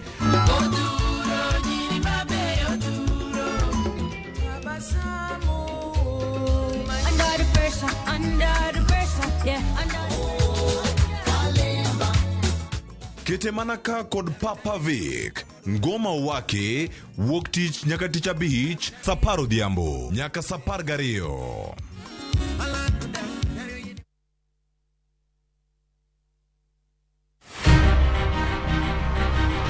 Onyalo bedo nyaminu, osiepi, jaodi, mamani. Agamo nyathina chata tuwe bundia. Duto te en miyo. Yo manyalo en miyo mawuok oko gokinyi. En okumba mar dongruok e piny mangima. Kokedo kod gigo mathoth mondo tache orieny maler. Akony rowere, aero empowerment. Wating'e malo. Molino kikiket mbele. Wajiwe. Ang'ol gi tienda koni, lakini wiya to ler. Mondo warieny kanyakla e mine nyalo. Mine nyalo kabisa. Tudri kod Stella Brenda Ochieng, tich adek ka tich adek, chakre saa 8. To ibonwa Ngeso ka Ngeso, saa 7:30 odiochieng'. Mana e chenro mar Mine Nyalo.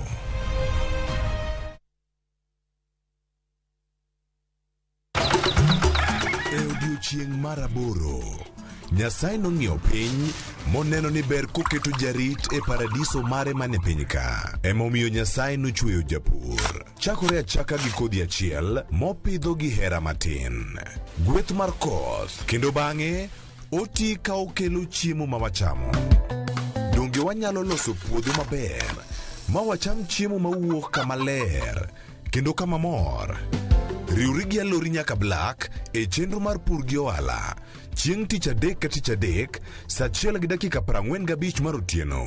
Mana e Ramogi TV.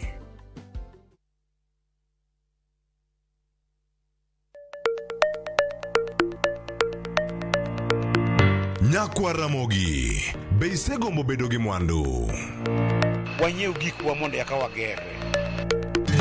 Kikideu, e chenro mar ohala gi mwandu, Ramogi TV koro kelo ni puonj makare kaka inyalo timo ohala malokre mwandu. Ting'e ni goyo ohala gi rito mwandu gin weche ariyo mopogore.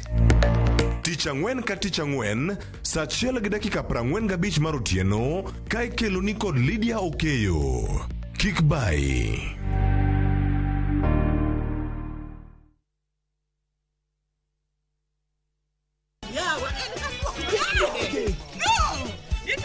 E piny mamor ting'o loch. Can you handle pressure? Wakelo ni Nyarko Chia. Nyako chia. Kali nyako chia. Chungalo. Serikali saidia. Sur machiegni ka ng'wei. Mami nyiero gi golo paro mang'eny. Nigi gola gi ng'wei. Itera kaji. Ne kaka ngima boma gi hera nyalo kaso dhano. Wach hera gi HD ok wach ka kucha. Kadengele. Wogi. Nyarko Chia, tich abich, saa 1:45 mar otieno.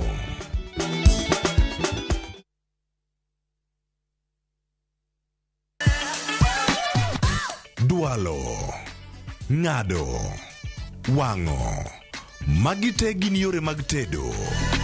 To bilo kod chiemo e gima ber moloyo e wach tedo ni. Iwinjo gima winjo kosi winje kendo. Gitedo itime nyaka obed makare gi suya kod ndhadhu mamit. Tedo gi chiemo gi jailieta tich adek ka tich adek, saa 2 okinyi. Mana e Ramogi TV.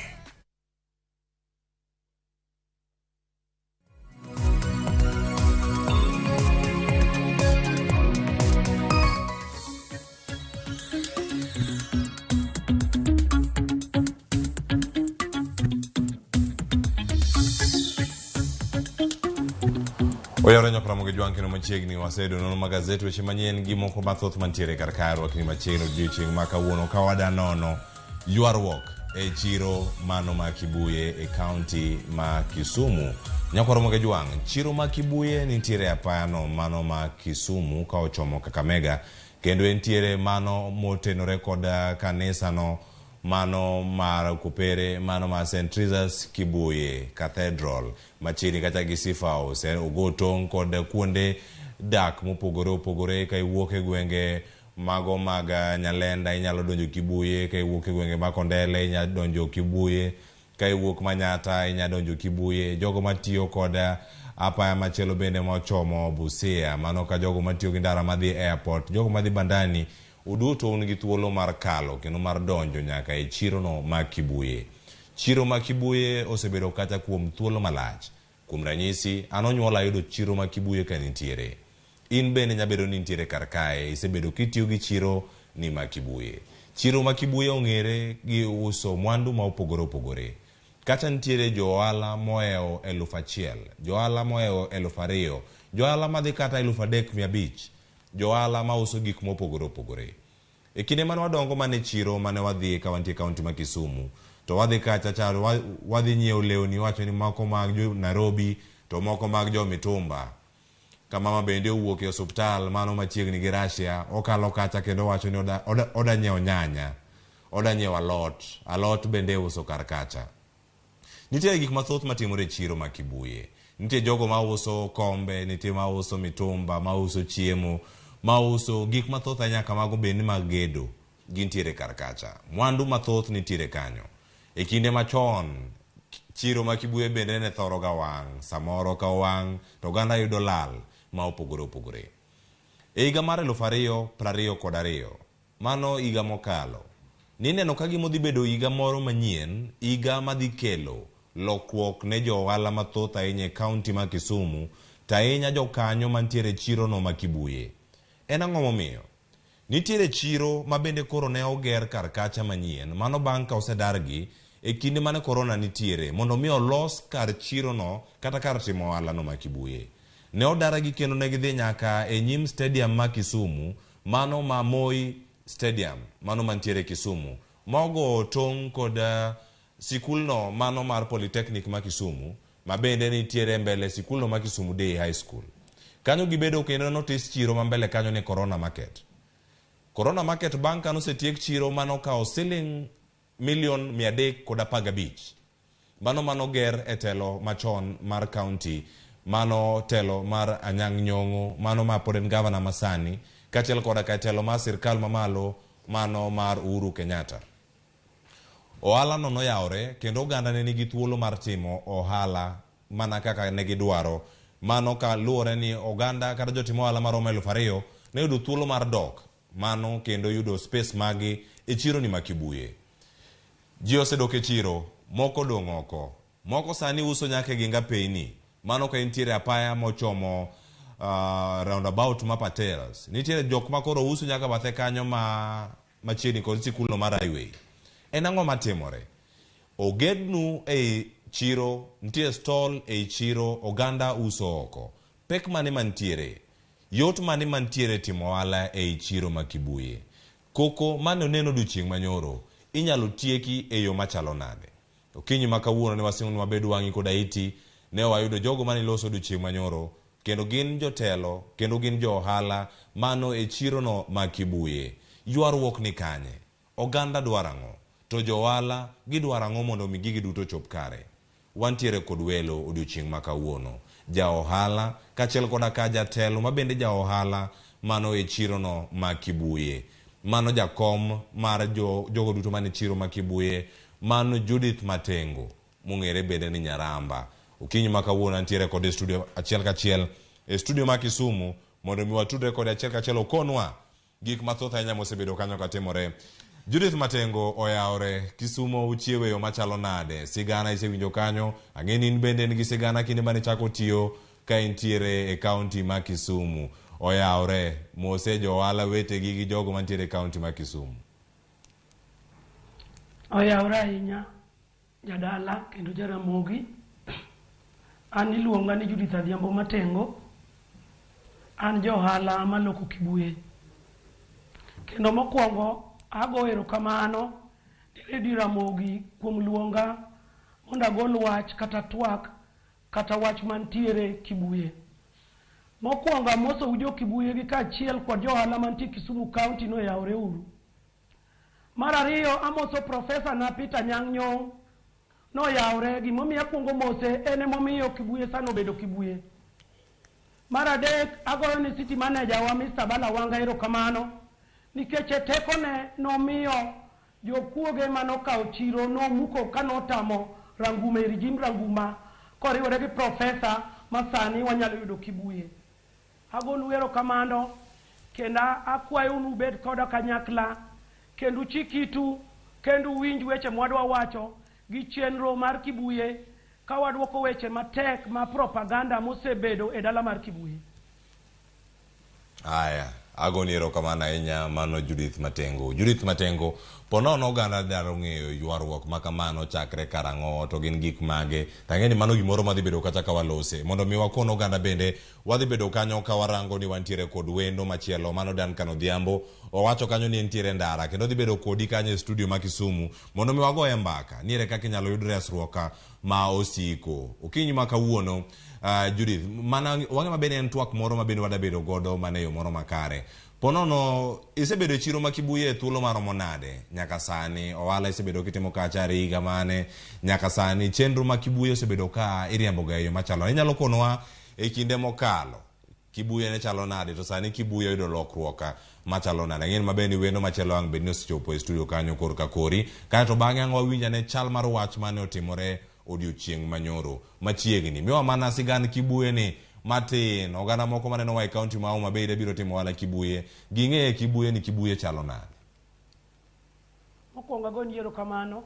Kibuye aseloke higni 17 kendo ana supply nyanya. To kang'iyo Kibuye dire manadonje ka profesa pok nobedo governor, Kibuye olokore mabor kendo waneno ber mapok ne wadwaro wanwang'o. Kibuye ni nonego bed nosegere chon to nok nyal gere nikech gima chando wa Kisumo ka kendo sana Kibuye gin cartels. Cartels samora mora ma gimoro maber dwa timore nyaka giriure. Kibuye nonego ger rijim maranguma. Cartels notero county court ma pesa manobedo allocated manonego gergo Kibuye nodhi. Profesa noyudo ka pesa no pok odhi motemo kendo gichak gitero profesa court. Ma profesa temo yalo ko win to sa pesa norumo ma pesa nodok. Kaka wuyi madwaro development no tiyo ga kili ne mogero no Kibuye mogolo cartels mo grab. To kato grab e kamando pod cartels ni e court ka yalo Kibuye ko grab chiro mar Kibuye. Kibuye market nigi sector 7. Sector mokwongo en food staff manager kom. Sector mar ariyo en bao. Food staff oting'o chiemo. Sector mar ariyo en bao. Sector mar adek en lewni manyien. Sector mar ang'wen en mtumba. Sector mar abich en general merchants. General merchants ni jomoko ng'eye ochung'ne dukni, M-Pesa, hotel, plastics, pak, maka, tong na kadhalika. Sector machielo en mar tep. Sector machielo en mar transport. To sector mogik aparo ni en mar mtumba. Wan gi sector 7. Ei sector 7 gi ema loso market management committee momiyo abedo jakom kawuono. Sectors gi nodhi yiero e sector ka sector.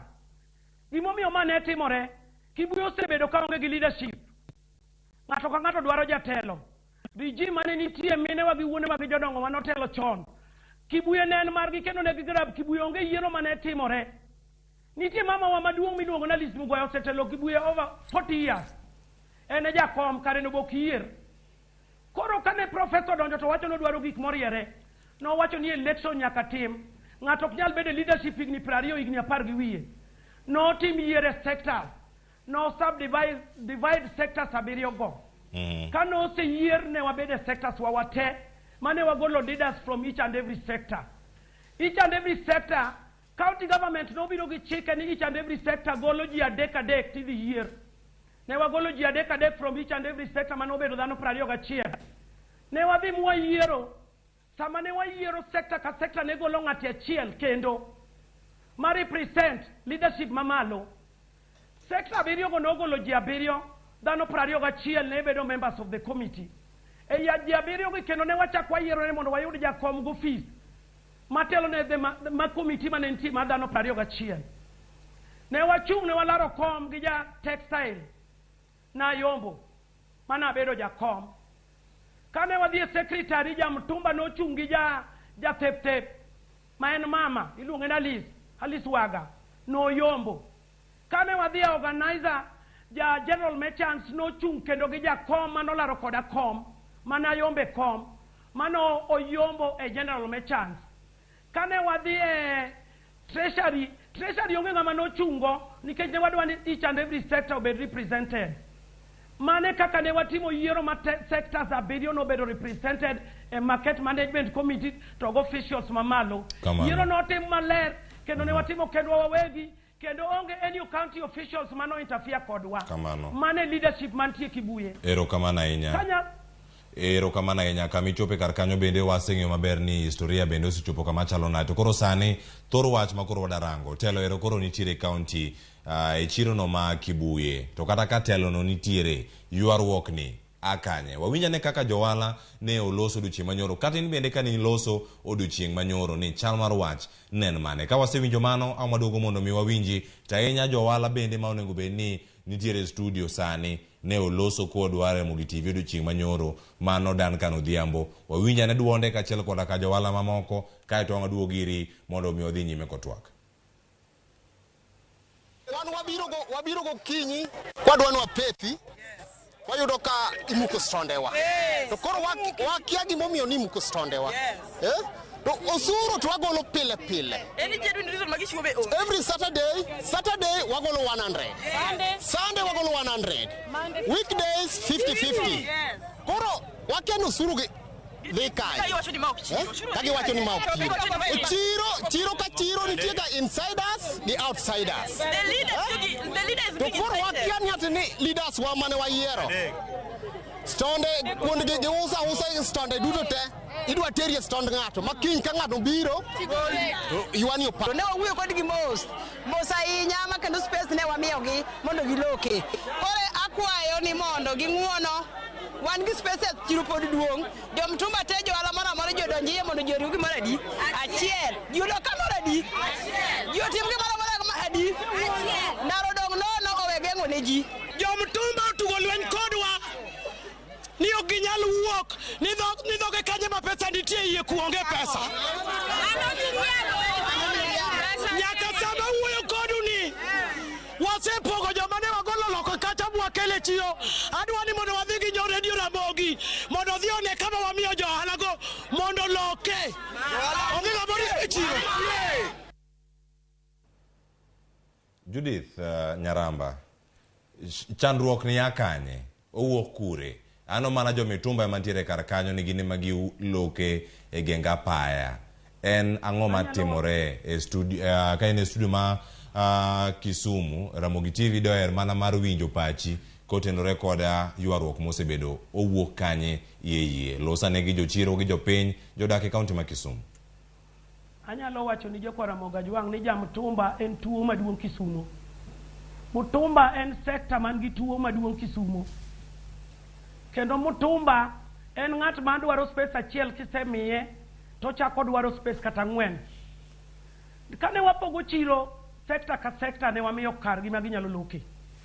Wan wawegi mane wapogore ni kai suitable for Mtumba, kai bergi food staff, wan wawegi officials mano yier. Kendo county government noko yiero nwa. Jo Mtumba noka okargi, ne waka karwa wa food staff, sekta ka sekta noka okargi. Ja Mtumba kanose mikare, to komiye ni mondo pete kotiko ndala dek, to wuoko we kanyo ni pesa onge kanyo dhi edondara.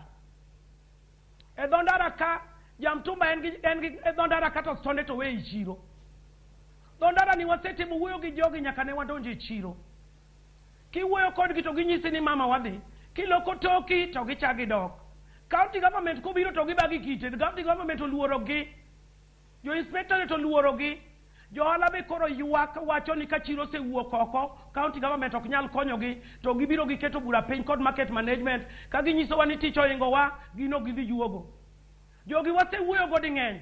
Kendo wuoyo miluongo ni dan kan no. Nya wuoyo gi jo radio Ramogi nyoro ma wacho ni bwana no nigi space e chiro to wacho ni kuro ok ng'ieore ne gibiro magi ywak na ni get bor kodgi ne wuoyo gi director mar trade Mr. Bovins, mano wandiko proposal, mano watero ne, moyieni mondo tuch gate ariyo korka Mtumba. Ne watimo mano, mondo mi gidwar kaka ginyalo uso. Ne wamiyo gi gates go giweyo gidhi e dho ndara mar Kibuye Market, Kibuye Church, pavement mar Kibuye Church. Kibuye no kochopo Ngeso gi Jumapil ok inyal luwe. Ndara no gidino te, sana en jam Mtumba. Highway path, gidino, nyochani, nyathi sikul, otuom gi jaboda. Kanyo onge gari manyalo luwo kadonjo mondo joma nie iyo ng'iew. Kanyo gidino, kata jaboda bodo ok nyal luwo. Nyocha machiegni ng'at mabiro timo shopping e chiro onyono gir johala. Ne giga ng'at magidwa goyo gari no kendo nidwa wang' gari no kiwacho ni mondo nyako chul. Na wuok ma oro joga na onge chiro manyiso gi ni dhi nyis jamtoka ni ok chul mwandu no. Mwandu no konyal chulo nikech joma nie ndara oweyo space to mano ndara mowene jok madonjo e chiro mondo ng'iew. Jokora mogi ajwang'a wacho ni wan gi chandruok Kisumo to county government hinyowa nikech ok konywa inspectorate. An mawuoyo kodu ni asedhi nyaka Mr. Owaga Inspector ma in charge of Kibuye and the city. Asewuoyo kode ma nyese ni to tuo mar ndara ni nyalo tiek nang'o. Nonyisa ni nyaramba gini tek jogi ok nyal gol kata wan gi ingo gi bawa gi kite. Johala nyo amua ni ok juogi. Nyakwero johala ni ok nyal we makujuogo. Professor nogero nwa chiro. Joma nie chire mwadhi wagolo, joma nie bathdara gi wasewuoyo go mang'eny. Mwadhi wagolo to wadwoko iye. Nyeche wamiyo gi notice ma an gi list e book ka biro ge studio ka. Joma nyoche wacho ni gionge stall, wakao list gi an gi book ka mar nying gi. Ma wab gibiro mwandiko list ma nying gi an go ka e studio ka. Joma nigi stall ye wacho ni doge stondi.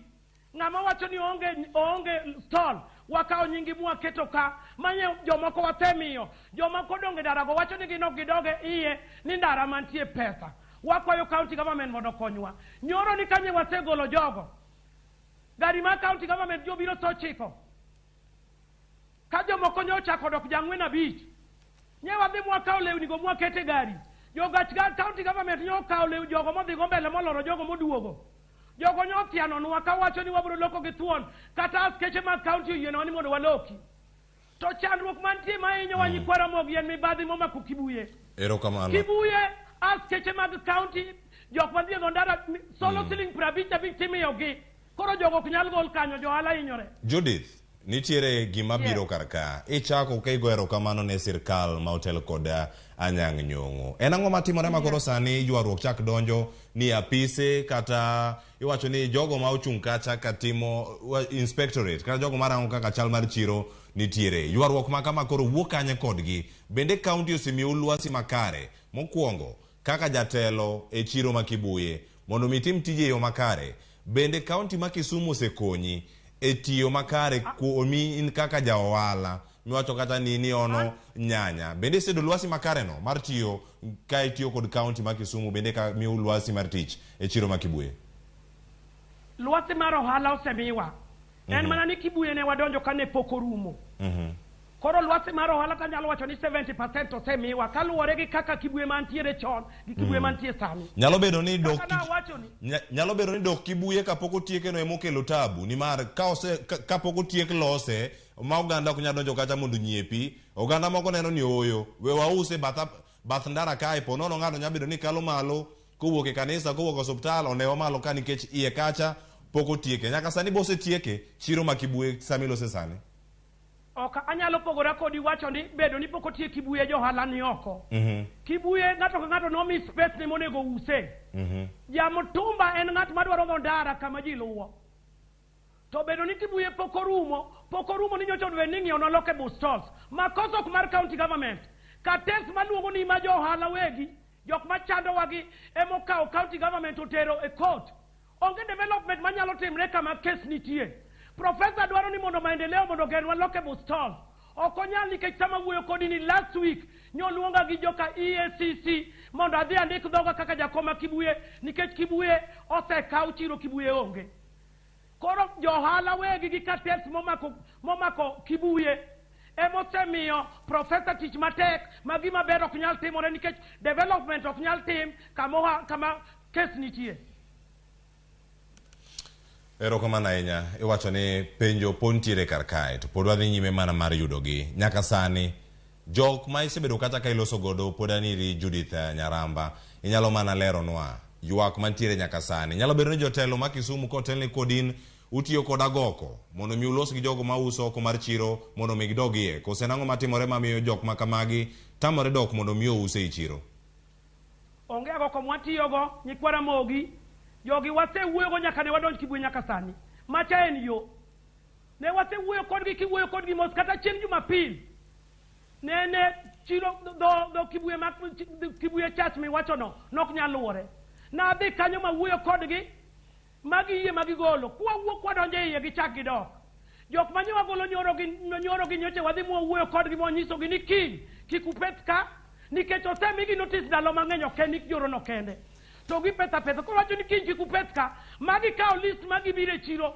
maluongo jakom ochung' ne Mutumba mama ma wuoyo cha mokao list gi an go kabiro ge studio mwawinjre kodgi maber ni kinyo gi pesi kinyi dhi migi kargi ka chopo kiny go kinyi to gidhi gi petho te koro chuno ni nyaka wagolni nikech johala mantiere iye ng'eny moingo jooko johala mantiere iye go odagi ni ok juogi takwero gi ni ok wanyal we mok wajuogo koro wadhiuru mondo wagol jogi wate johala te nye nitie ma kata jo-Ramogi ma nyobiro Kibuye nyowinjo wach johala kendo ji mang'eny nyaywak kawuono ne gikwe ni ok gijuogi anyisogi ni wabedru mos gik moko idhi losi kowacho ni oganda obed mos gik moko idhi losi kinde machalo nade wacho ni are ne gidar ka giwuok Corona Market ka giduogo Kibuye nyaka sani kinde osekalo are ne higa mokalo mano dwe mar 2 mano giko mar dwe mar 2 kana igeno ni johala mathoth ibedo ni donje chiro ma Kibuye nyaka sani twak makama itime kuma chalo nade uromo gi jogi bende ung'egi wacho ng'ato kaka Duncan onego abed kod studio ka wacho ni oyudo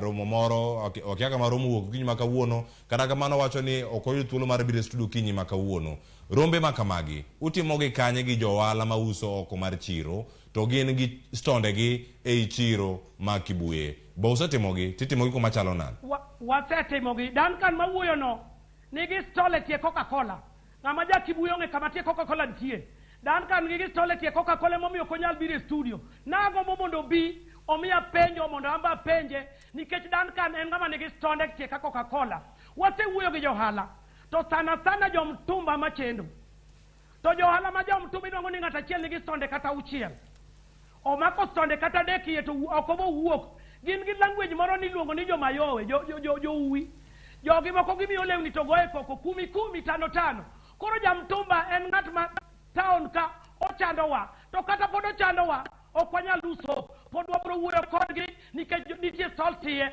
Duncan gi ng'ata ma onge stol ma Duncan tang'eni nigi stol gibi mondo kok wamiyo gi stol to giduogo e studio kata ginyis jo-Ramogi ni ok wabed allocated to wach machaka wacho wan gi chandruok Kibuye ka kes manyoro joma nye tedo gin jok moa Uhuru Market jo-Uhuru Market wamiyo stol gin gi stol Uhuru Market gin gi stol Kibuye pod wayie wamiyogi mak mana ni ok wayie gibedo oko nikech Kibuye duong' erokamano ahinya kwacho ni ei Kibuye kanyo duong' to mano nyalo bedo adieri asewuotho ei Kibuye waseneno konde mopogore opogore sectors mopogore opogore mantiere kacha e chiro no ma Kibuye to oganda ahinya odiochieng' manyoro ywak margi nen mane ng'anyo mane wach kanyo bago odiochieng' manyoro kane ochako kinyi kane pok iloso gino ma otimore kacho odiochieng' manyoro en kaluwore kod telo mar county kosen telo mar chiro nitie gimoro moro mane omuki odiochieng' manyoro to kane omukgi okenge mage mane okaw bende uchoko pach jouso kata johala e chiro ma Kibuye wachoko pach johala momiyo manyo otimore nikech johala nyowuok te apani kanyo compare johala gi joma nye go uwi nye johala ng'eny moloyogi wasewuoyo kanyo kata city manager ong'e wachno kanyo kodwa ni ji obndo bede Inspector of Directorate Mr. Kabong nok dwa ni kanyo ji obede to kaluwore gi chan gi dwaro kata an mawuoyo kodini nitie mine mano ywak na minya 4 manyisogi ni joduru ka to ka ng'eni dhi gole ji kanyo kata anamiyo mine go kaparo kaka mine thagore to kanyo ochopo kare tachaka dhi irgi manyisogi ni kelu list kelu nyingu an gi nyinge studio ka onge agoko motigo agoko nye watiyogo ka gibayo kiti nye gibayo kidi to nye gibedo incited gi mama moro achiel motelo ne Uhuru Market mano en mama wa mowar mama nye timo gi marat incitement okone gi tim ijatelo mar Uhuru Market kendo space go Kibuye ikelo jogi moko Kibuye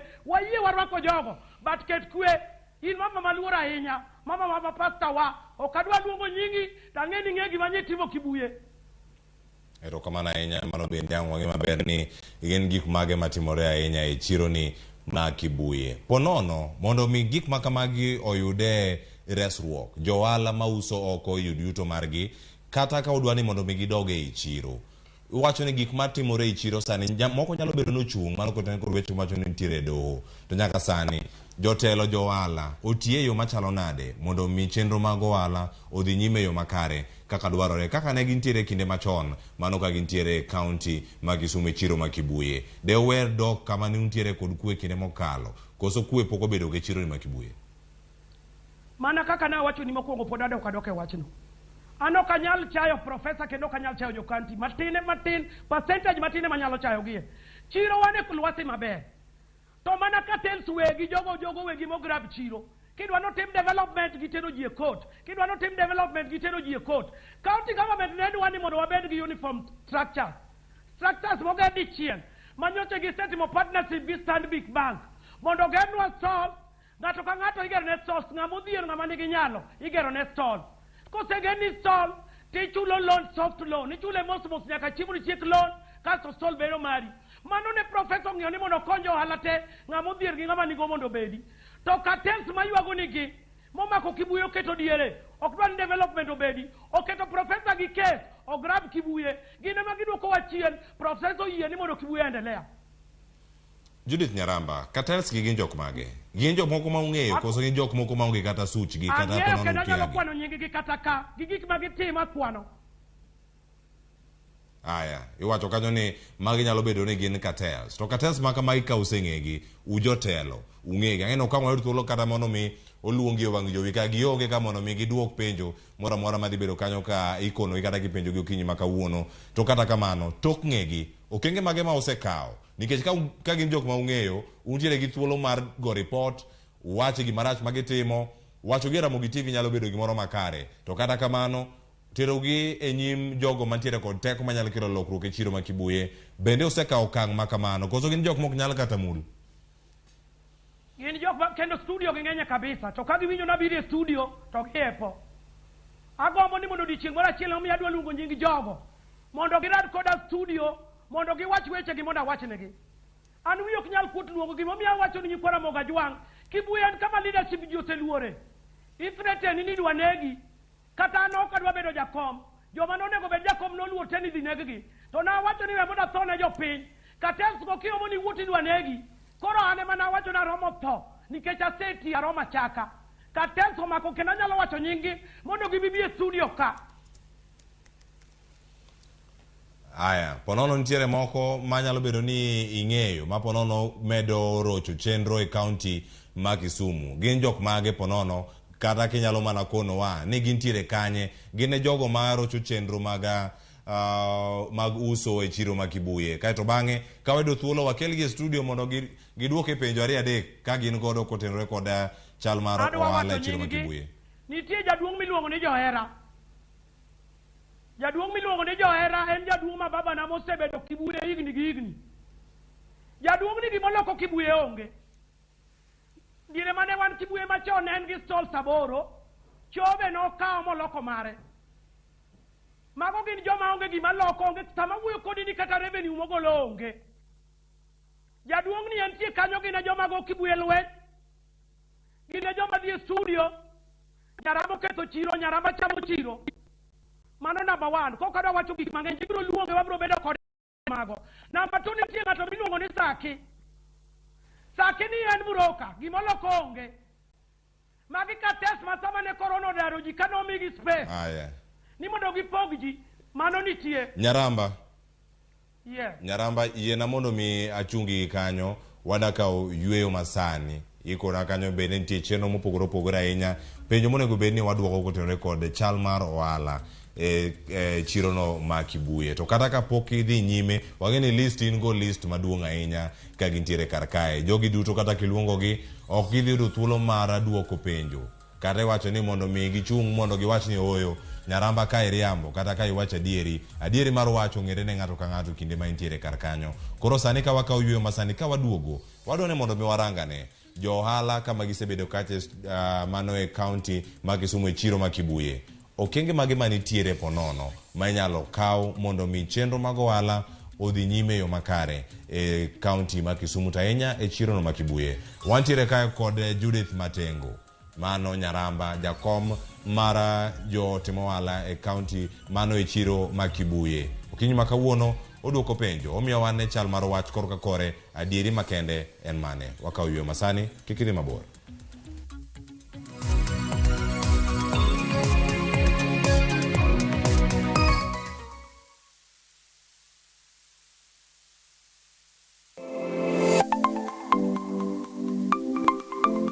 Nyakwara Mugajuanga, ng'ato ka ng'ato inyuolo kod pok mare makende.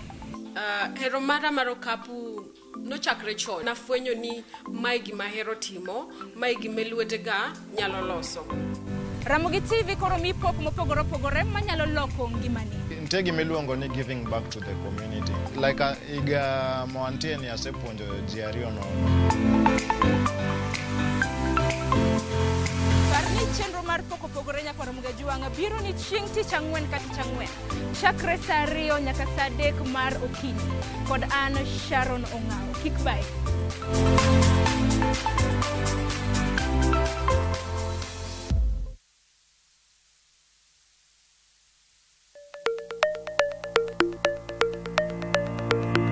Nyakwara Ramogi, be isegombo bedo gi mwandu? Wanyiew gikwa mondo eka wagere. Kikideu, e chenro mar ohala gi mwandu, Ramogi TV koro kelo ni puonj makare kaka inyalo timo ohala malokre mwandu. Ting'e ni goyo ohala gi rito mwandu gin weche ariyo mopogore. Tich ang'wen ka tich ang'wen, saa 1 gi dakika 45 mar otieno, ka ikelo ni kod Lydia Okeyo. Kik bai.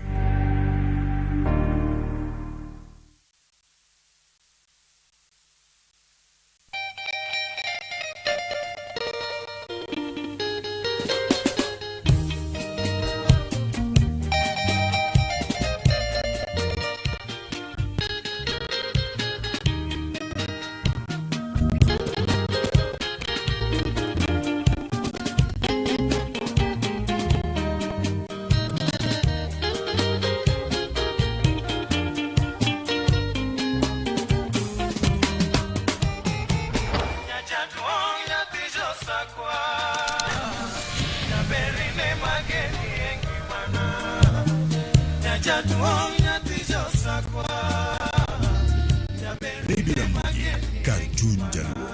Radio Ramogi.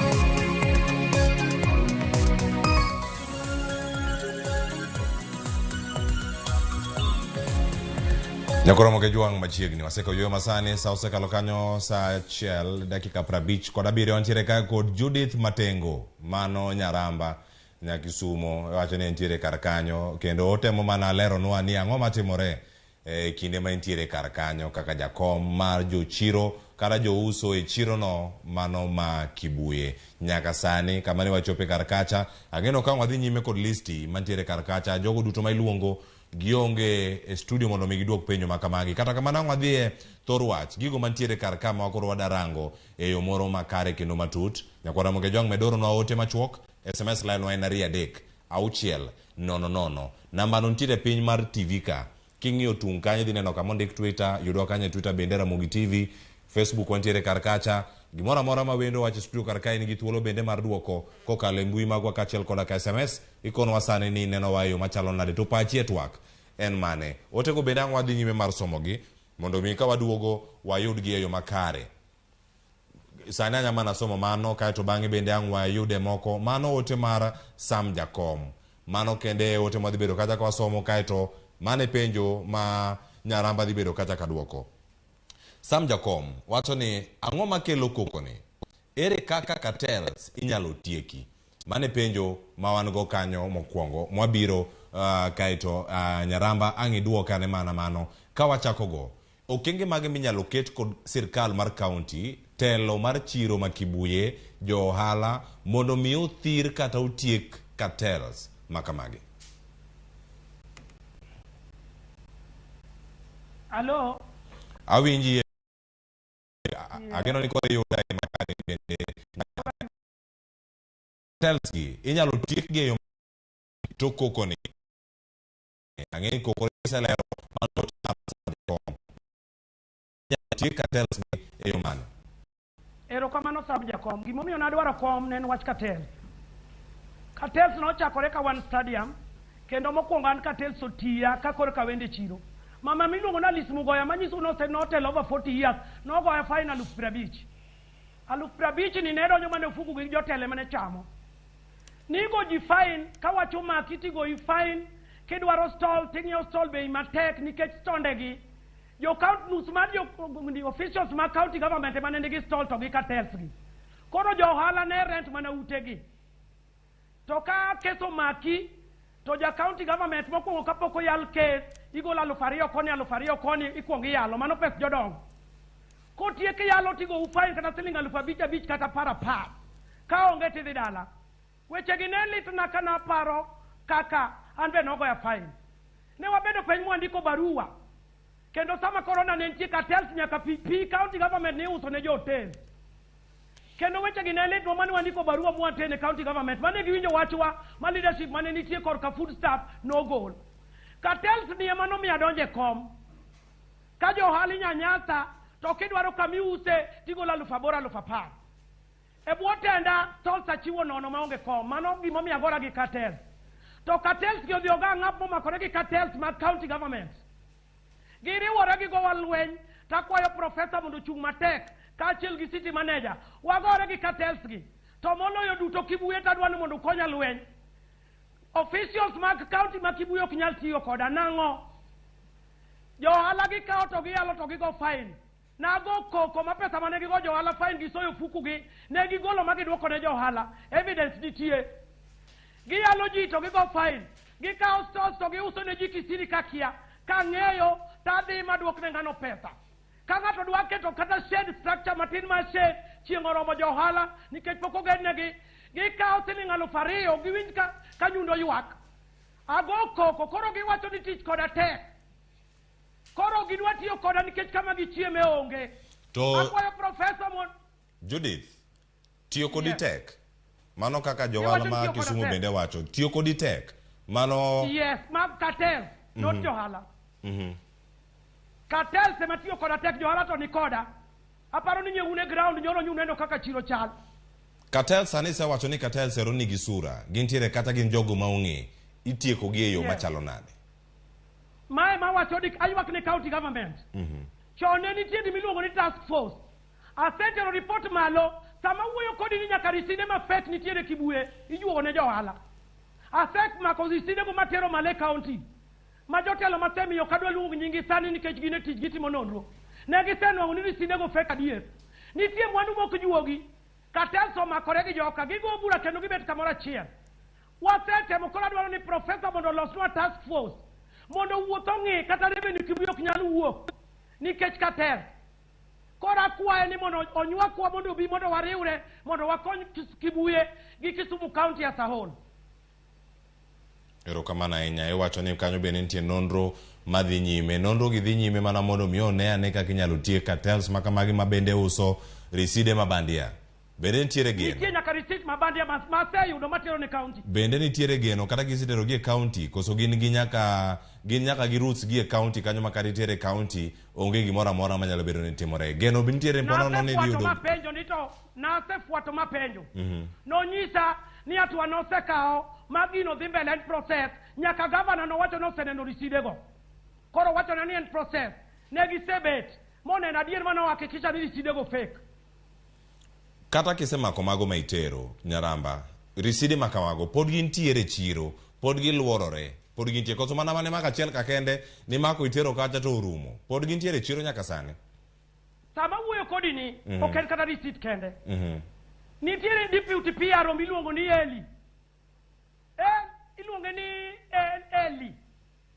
Deputy PRO. Kibuye mwandu mang'eny ok juogi. Mwandu mang'eny dojo fuk staff ma county government. Asem tero ne report deputy PRO maluonge makete piny.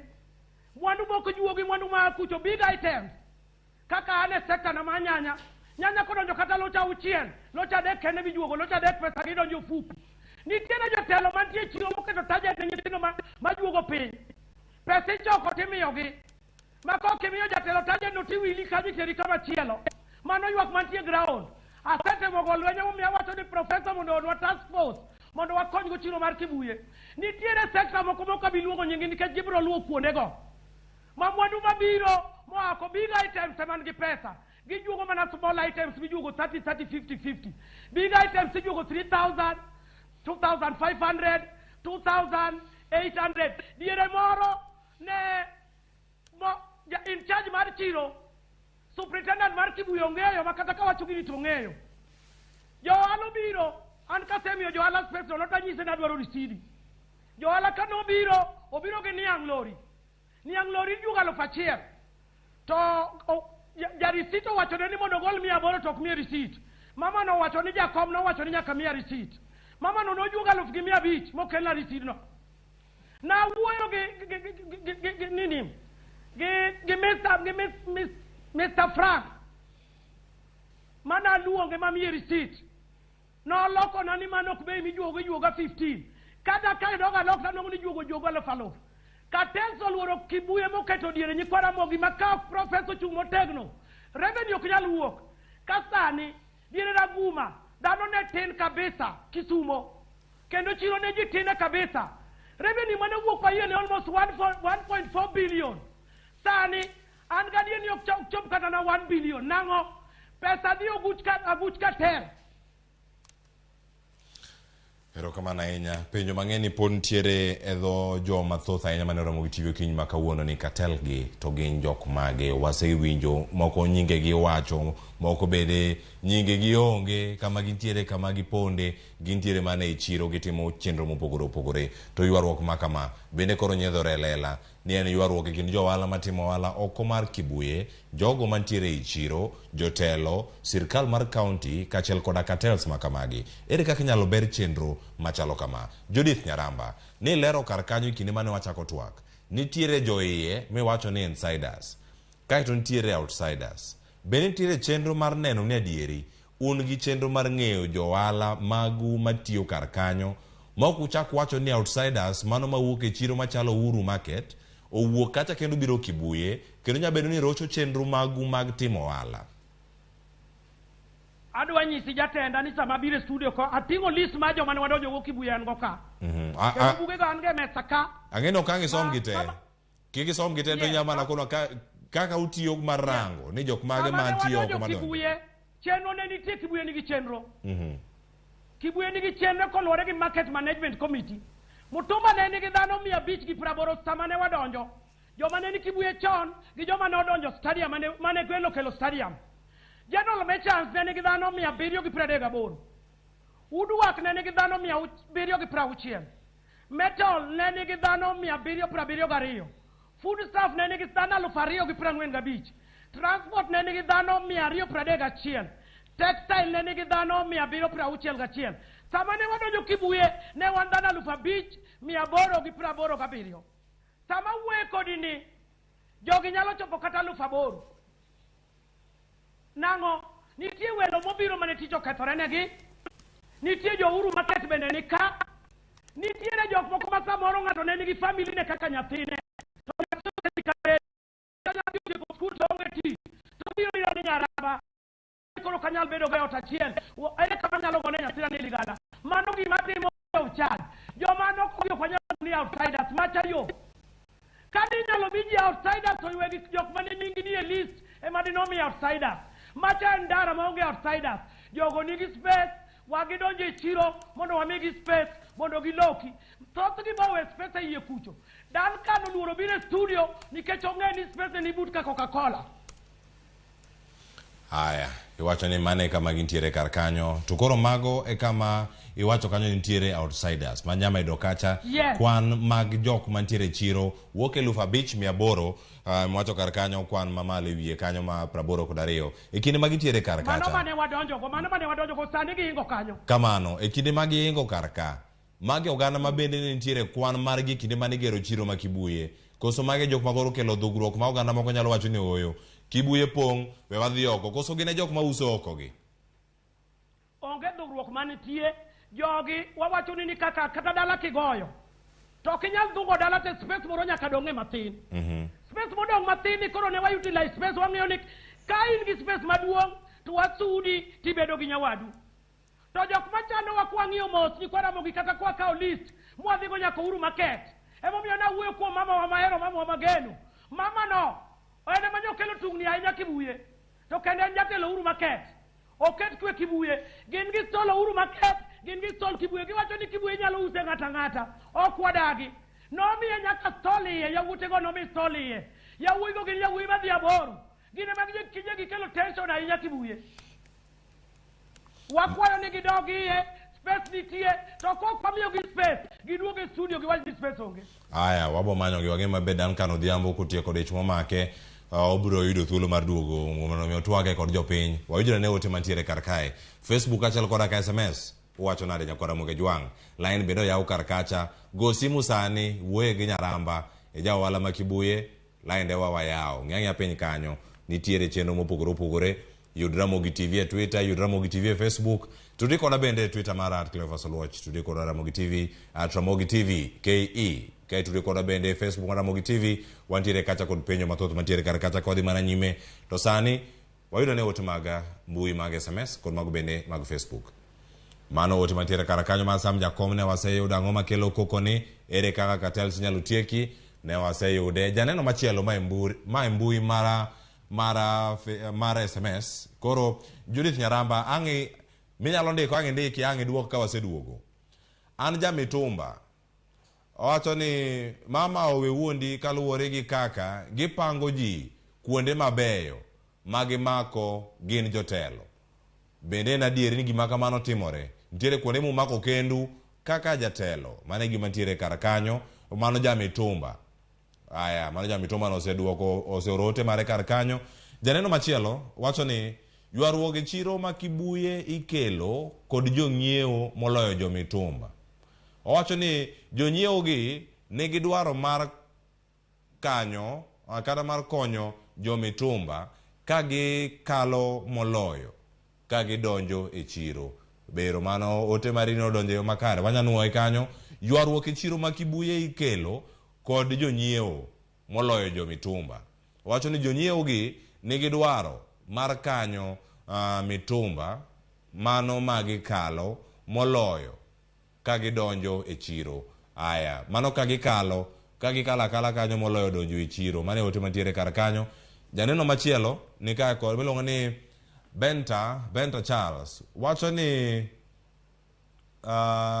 mano Judith wacho kanyo ni ero Ruthio wang magombo chwado cartels go sawa oneno waka intiere Karen Nairobi ero kamana ahinya kuom neno wakanyo janeno machielo status mag choche chal nang'o e chiro ma Kibuye mano bende poro nyaka bedo ni kelo ywaruok ero mano janeno marwa nyingi ok wacho kar kanyo kata kamano wayude ote machielo mano wacho ni janeno machielo SMS wacho ni Nyaramba ni kare an Edward ja got Oyenga ero kamana ahinya Edward kuoma ote mari Eric Gono wacho ni dho barabara oken kama iuse ma osemiyo ganda mathoth osewito ngimagi ote mogik kantiere kar kanyo kikibed kod kibaji wan kodi kachiel mano ka wuok kanyo e ote no mar Eric Gono mano bende ote mogik mantiere kar kanyo to ote machielo bende mantiere kar kae mana kana wayude kachiel wacho kani ma Perez Adhiambo wacho kanyo ni Mosna Waya wacho ni nokonyo ahinya yudo stall mano e chiro no ma Kibuye amora ahinya kode ka intiere kode kamano ote bende madonjo e mbui mar Facebook achal koda ka SMS okinyi makawuono machielo bende wayudo kar kae ka wacho ngani Peter Tosh wacho kani ote no koyudo thuolo mar ore kata kamano angasome mbui mar Facebook owacho ni miyo mawendo ni wacho adieri kabisa ok Kibuye kende cartels opong'o Kisumo Yuviala Tieno kantiere Kisumu County wanini yo makare kendo amora ahinya gi chenro Nyaramba ni kare anene chenro kan gi Samson Okal Origa. Erokamano ahinya. Nyaramba, kawa ne thuolo iduoka ne penjo 2-3 moko mindiko kar kanyo koluwore kod magi mawuok kuom joneno. Mokwongo kapok aduoko penjo gi to mokwongo go erokamano ne jok mosepwakowa kata opako tenda. Pile joma chuo ok dwa ni mini otel. Kendo joluo wachonu kawuono ni diere mano ok dwa ni mondo mini oloki, mini oti, mini otel oserumo. Wadwa ni joluo jokanyanam support ruten mine. Kabila moko jiwo mine kendo bugo tiend mine lo. To joluo wakadha kotelo tidwa gonyi duk siringi nyidwa wacho weche nyaka mag propaganda kuomu. Akwayo joluo ni wae tend mine. Kendo joma chuo mawinjo ku joluo mopako tend mine Nyasaye mondo gwedhu.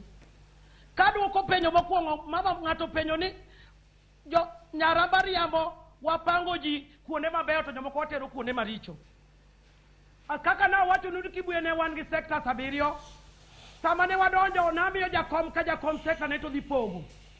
Onge kama nondik kata kama nitie Kibuye ni kaber karach. Bende ji te ok nyal bedo mbele te. To ji te ok nyal bedo chien te. Nitie joma bedo mbele, joma bedo diere, joma bedo chien. To kodwa ni ji obed mbele te kata ndara kacha. Kubedo mbele te to ka jomoko biro to jomoko dhi petho kore wang' ndara tir ma mtoko ok dhi kalo. Dhi kaw space ni mosemi lambe Nyasaye mondi loke Nyasaye nyaka gwedhi. Koko gwedhi kawuono to gwedhi kiny. Beda kanyo Nyasaye ong'i chimi matinende. To Kibuye konge kama ondik ni kabeto karach. Dhi kaw space manomi jakomi mar Mutumba na miyo space kare kaka jakom maduong' mar chiro manopogo jo Mutumba. Koko mi kamoro minyalo use biira ni okomia space adhi kawi achiel kachiel adhi kodi manyaka yud space. Kacha kaduoko penjo mar 2. Jong'iewo giwacho ni ok dwa donjo iye, gidwaro dho ndara. Emomiyo wadwa ni mondo ji odonje chiro te. Jang'iewo chiro nolos ne jang'iewo mondo donje e chiro. Jang'iewo ok nyal donjo e chiro nyaka ong'iewe dho ndara nikech yo modhi donjo go onge. Samoro ng'ato nigi mtoka, samoro ng'ato mako lwet nyathine kaka jok ma jonyalo gi jotim ga shopping weekend. Osetuom ne nyathi. Koro gigi ji te nyaka donje chiro mondo wawe barabara, mondo gimoro ka gimoro bede sector ne, mondo jowelo madonje chiro mondo yud chiro. Pake ng'wan go maduong' Kibuye. Makata bed gechi adi nyalo chung'e. Warwako welo te kikiluor Kibuye. Ndara no to wa make sure ni wadhi lose. County government winja wadhi loso ndara no. Makadi ponu tamuru riuru kodwa tan badhi iye jong'anyo koro ng'anya kaka gitamre juogo nikech wadonje tich monego ti. Gimomiyo wacho ma askeche ma county government nigi riside lwetgi juogo.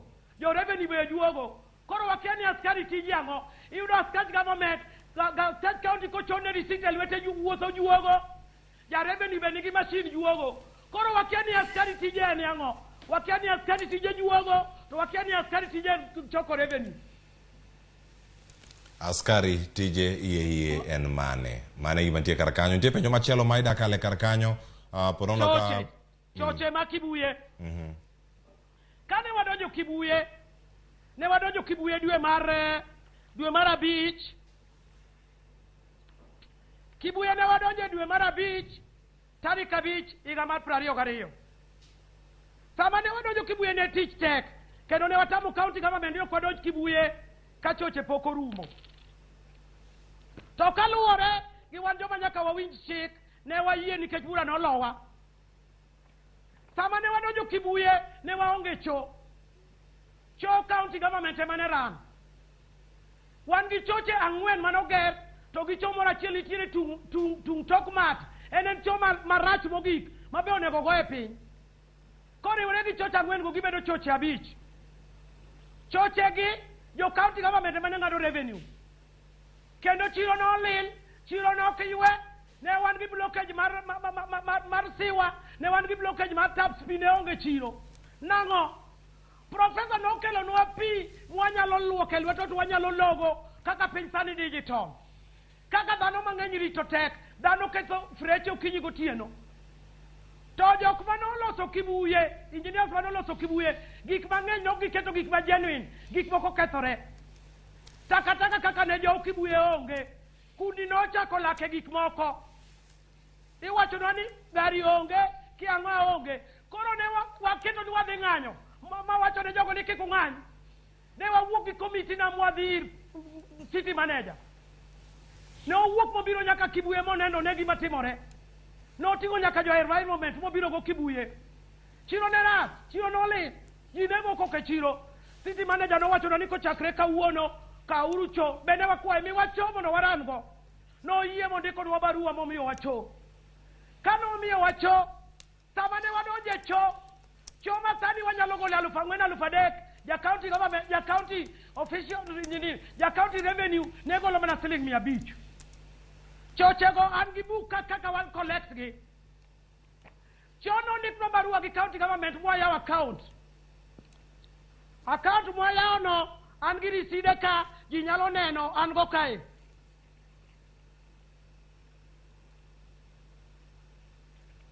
Wayaw account gi jo United mantiere bat Kibuye. Magi gin riside gi nyalo neno mwatimo go transaction. Onge choma no te yaw Kibuye mo yaw ni account nyaka nene jo era chamo kene ngata chien kendo jaduong jo ero gero got. Wan wayaw account ne choni watimo go garbage collection. Choni an nyaka gi video simba ka abugo go chiro. Choni waloso go mota mar pi kokethore. Choni nitie kaka Katensa wacho ni gi jokuoge. Ngado nyaka grill ka mong'ad mang'eny na koro ji nyalo rony go e chiro wadhi to wawango. Choni timo gik mang'eny. Nyoche watimo public sector participation. Wadhi e sector ka sector to wanyiso gi kaka wasetiyo gi kaka chiro nego bedi, gik ma county government onego timnwa. Mane tich pesa ni account, sector sa beach. Wasedi mwalimo ma project magidwa ni mondo tim gi pesa wasetimo. Kaka area ma tep pinoko chope. Jogo nyocha ywak ni lao pi malo ginyal. Waywa ni ginyaka pi mwatero negi. Chiro gien lino gi koth manyo chwe mang'eny. Chiro nyolo kre chuodho lilo. Jo ala koro nye nitie chuodho makaka ket mwandu onge. Nyao mo lori mar marama bugogo. An gi video ge timo ka. Anyalo nyiso jo piny ka gidwaro. Mane tich pes konyo individual. Kar kanya da uwe mang'eny. Kar bende medo koko Kibuye. Kibuye nyaka ne piny chakre nyaka kawuono pok no yaw account ne Pes pok no konyo Kibuye. Pes ne konyo jo era. Pes ne konyo Alice Mugoya. Pes ne majo tep. Pes ne konyo mama moro mwalo ni loso lu. Mage bende wek choma Kibuye. Pesa go negi soyo fuku gi.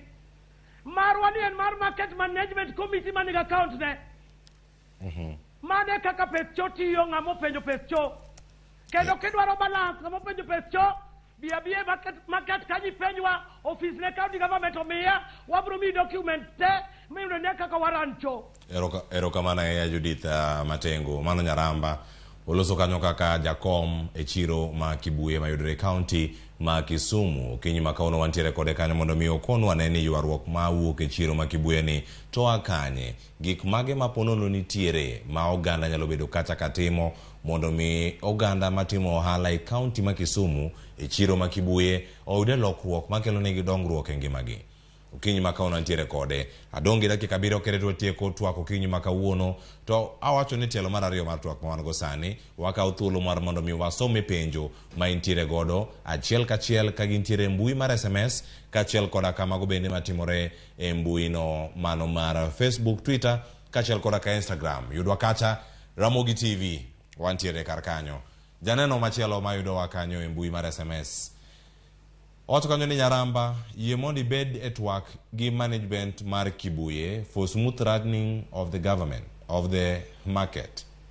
Nyaramba, ye mondi bed at work give management mar Kibuye mondo mi chenro mag chiro oringe yo moro makare. Mano wote mar janeno man kanyo, Monica wacho ni Nyaramba tiyo kendo chiro ler. An Monica. Erokamana nyakum ote mari Monica, janeno machielo e ote mogik mantiere kar kanyo. Owacho kanyo ni apenjo niya nyanya ma opongo endara ma highway to iwache ang'o. Namba 2 owacho ni jopoko bende koro oketho sekta mar nyanya. Ogolnwa jopoko joge kiani koro gin jok mage nyalo konwa ni jopoko miwacho ka gibede gin jok mage kaito bede nyalo leronwa penjo ariyo mapono nitiere kar kanyo nyalo bedo gin mage alafu ka waduogo bang' kiseduoko mago nitiere ote mamoko mapod nitiere ka Ramogi TV ler kan Machakos mano consulate owacho ni oyudo e yo makare Nyaramba yie mondo ibede twak mano osedonjo kar kanyo SMS machielo bende wacho ni onge telo mayudore kibuye molore mar Nyaramba por gimi mana poch gi pak owacho ni mama Nyaramba owacho ni mama Nyaramba ok en jatelo maber jatelo ok bed jamirima kamano onge oloke owacho ni onego loke ng'ama chielo bende owinjane telo makama jogo mawacho ni Nyaramba ponono jamirima jatiyo kod otada kod jagoko pod gintiere kar ka pod gimedo mana wuoyo konwa kiduoko penjo mantiere kanyo to style mari mar telo ni en mane Nyaramba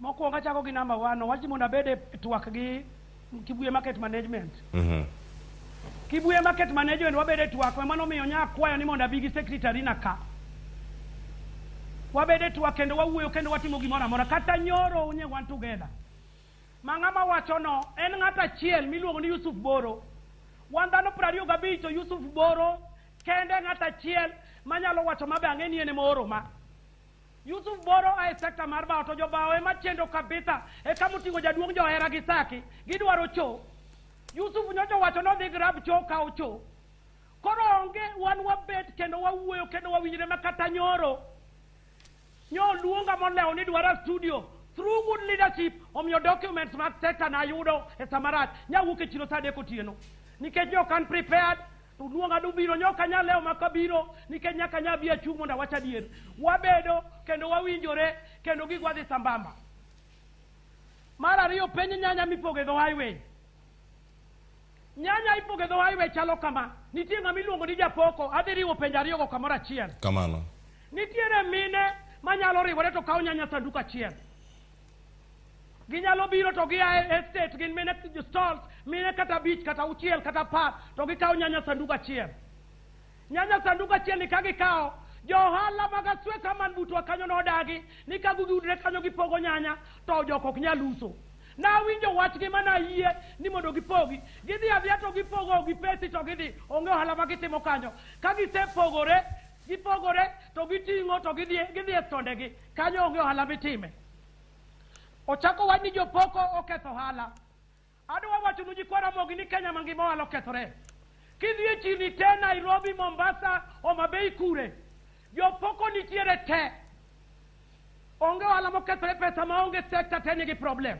ok en kanyanya kende kata kidhi ka Mtumba Jomtumba uneno ka nigi kes giwak ni pesa onge kidhi ka General Machar send the same kata kidhi e duke wainde pesa maonge walaburu Nyasaye mondo uchumi mar Kenya duogi nikech pesa onge nyaka central government uchumi mar Kenya Nyasaye duogi mondo handwa dhi mbele nyaka chon nikech kata chon kane pok abedo jakom Jopoko ne nitie ohala ne nitie ji ne yudo pesa erokamano ahinya penjo mogik owach ni Nyaramba ok nyal telo jamrima king'iyo joma notelo gi an anyalo kwanora kaka ng'ama ber nango number 1 Kibuye nong'e ni ka ji oduogo to ji dhi negore kendo Kibuye manochamo nyaka county government control Kibuye nong'e ni ji dhi negore go panga kendo ne chiro mopogo gi kwe maonge chiro mosepoge Kenya kama gima gi kwe kinyalo ng'iyo Uhuru Market neno gik matimore emomiyo nanyisi ni mama moro ma jatelo we kelonwa koko Kibuye Uhuru Market osewinjo gik mosetimore chiro tonglo nopog didi chiro manyata ji onge ji uso oko mar chiro kidhi Chiga ji uso moko mar chiro Kibuye e chiro mochanore debe ni an jamriba Kibuye ji onegore nang'o gimomiyo wacho ni ma chiemo achiel nitie nyathi moro miluongo ni Seth ouso wuoche Kafaya kocha nobiro moyanyo director mar trade kaachiel gi director mar inspectorate oketo mana nogore go nariwo yawuoto bene moketo kwe county government ok nyal geng'e ane mana keto kwe magiringo giweya na control Kibuye gi kwe maonge ng'ama nochwero remo gaba kwe nitie chiro maduong' manok nyalre ng'ato kikony na jamrima erokamano Nyaramba wacho ne japenjo no niya dhano onge mok bed ng'ama mor dhano onge mok nyal kecho dhano nyaka samoro ibed gi kido moro onge dhano manyalo bedo maber 100% mirima nitie samo bete mirima nitie samo dok e chien sama ji nyiero ng'ama jamrima te gima notimre Kibuye aparo ni jonam lolwenyo obiro umati chanyo ok nyal chung toka kawacho ni ka onge nyaramba to ging'anyo ok nyal ginyal wacho matiende ni an gi johala maber a control johala maber to kadi po ni nakoso ni nakie ni mirima akwayo ng'uono kuom gima natimo ni an dhano onge ng'ama maber 100%. Agoni erokamano ahinya mano Judith Nyaramba. Nitiere ote mathoth madonjo karka. Kaka nyalo ote achiel moro e Facebook mar Ramogi TV mar Emilia Tieno. Kowacho kanyo ni chirni te ji use kod koko. Kendo moko bende jok moko ma uso oko mane mbui mar Facebook karkanyo. Ka nitiere ote ni mang'wa tieko godo chenro kinyi makawuono. Sasa romo saa 2:30 mar okinyi. Wacho kanyo ni chirni duto te ji uso iye kod oko. Wawe ketho nying Kibuye. Wacho kanyo ni nitiere nyaka joge majo nyanya, mago jo Nyaramba, majo nyanya mauso oko mar chiro to kowuoye nang'o. Okelo guns mondo mi othag jomitumba. Kowacho ni jomitumba, jamitumba en ng'at ma olil maonge pesa ma monego dar e chiro. Ogore nyaka gi ji maji yiech lau moyiech lau kuomi kaponi en jatelo to konego otim ni ji timbe maka ma wacho ni timbe juok. Mae ote mogik modonjo karka ma wacho ni asome kapok watieko. Akaw wach mari mogik Judith Nyaramba. Wach mari mogik mano ka wantiere chenro mar Rupiny Ramogi TV okinyi makawuono. Mede wach mari mogik idwoko penjo na e bwo dakika achiel ne mar chenro machielo koro duogo sani kendo nego bedni wadonjo. Manyalo wache wach mawacho ni joga majo nyanya sama ni wagolo ji aparo ni umenyo ndara no te. Onge nyanya manyu neno kata chiel. Wawetiyo gi propaganda wawacha dier mantie. An pila ero wacha dier machungo makata ng'ato nitie kata ng'ato onge. Ndara no nyu menyo manyu neno kaja nyanya onge. Kendo na nene news maneno ka ndara no nele. Koro ng'at mawacho ni jonyanya taweyo to jomtumba tagolo. Jamtumba sekta machendo moloji te. Kendo gin gitiano. Gun sa onge go. Jok manye wan go ka gin johala. Mano en propaganda. To kong'eyo gun mantie to dhi omenye mondo dhi om polise kata omu mondo omeny gunno mondo dhi odonjnwago. Propaganda wae uru. Katieko sa iwacho norumo. Agoyo erokamano ne jo Kibuye. Kendo agoyo erokamano ne jomo gona erokamano. Tachaka agoyo erokamano ne jomo okosoa nikech kama makosa nitie ko wach ni tinyalo lokori. Agonu erokamano duto temo chiko itu winjo duonda. To maduong' moloyo ywak ne county government, department man inspectorate, konyuru Kibuye koku konyo Kibuye, to Kibuye dhi kethore. Tachaka kwayo uni konyo uru mondo watie cartels. Cartels siko Kibuye, revenue ng'eny Kibuye, cartels ema soyo fukugi. Cartels omakore gi jo county government, gidhi e media, gigoji. Mr. Dan monego warad gi studio ka. Ang'eyo ni luor nikech ni wacho gik mamriambo. Na adwa ni bi, arwaki kaka nyathina, okewa bidhao. Kae kama jitwake mondi bi wacha dier nino nikech ang'e dier makene ni ngi stol madi Nyasaye gwedhu kata ka wangwa were. Erokamano ahinya mano Nyakisumo Nyaramba jakom mar chiro ma Kibuye en moro pile ka pile bedo kodi kawa paro manyien kendo kawa gombaka kawa twake Ramogi TV mane makelo giko mar chendo nyako Ramogi jongo kinyi makawuono en morwa mar ni ibedo kodwa nyaka giko arno chak twak mar Rupiny okinyi makawuono sa 1:15 nyaka sani koro sekalo dakika 30 tok sa 2 mar okinyi. Twa chenro mabiro en mano mar orako mabende dhi bedo kanyo karingo nyaka sa 3 kato bang'e aduogo kod chal mar fwambo kod mano bende mar mbaka oromo. Kik idhi mabor wan kodi Kibuye mondo bed gi kwe moro mitimo mondo chopi e yo makare. Walemonu ahinya ka untiere karkata kutimo wala gimoro amora mutimo wagonu erokamano. Riti masani nyinga Cleophas Oluoch Jakisumo kanya kwar ma ukeu nyaka chango. Nyasaye mondo riti.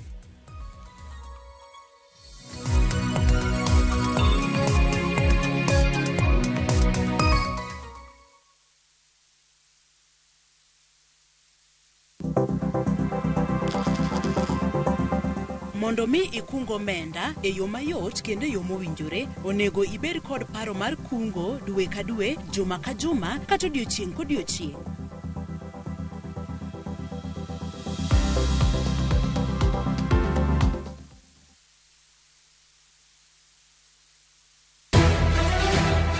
Chulo kuoro. Ana dwaro mondo timni malit, mana kaka ni timna malit kuom higni 15. Miriambo. Jamriambo? Mano ng'ama jamriambo? Bedo gi kiawa. Ayadhi pando nyathi maracha ni kula man kaeni. Gik ma osekalo timore kendo. Onge keny moro amora madhi timre kawuono. Tapki pod en sirono. Masiro jot. Mama, samoro in geno mari oserumo. To an geno mara pod nitie. Kotemo mondo adiera ong'ere. Ang'o momiyo initimoga gik maricho seche te? To kwe obedie ot. Anyuola iloso ga mana ka ute uhero rum, to anyuola kende manyalo loko dhano mondo chal kaka dhano. Tapki wuok tich nyaka tich abich saa 2:15 otieno. Mane Ramogi TV.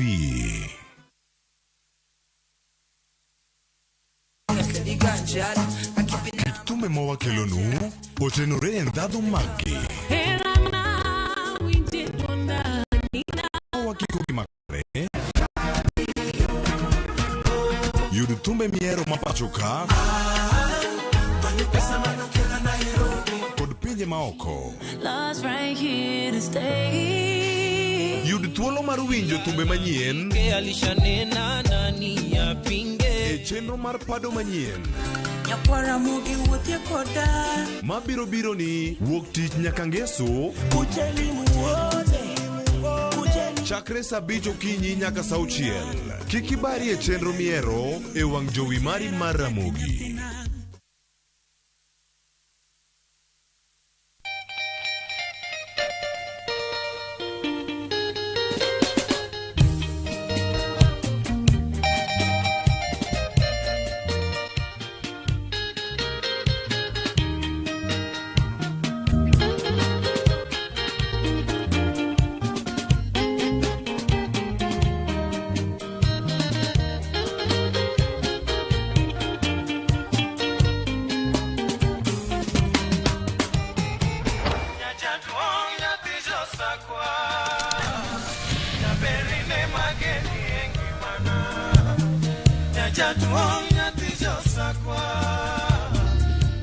Radio Ramogi, Cartoon Jaluo.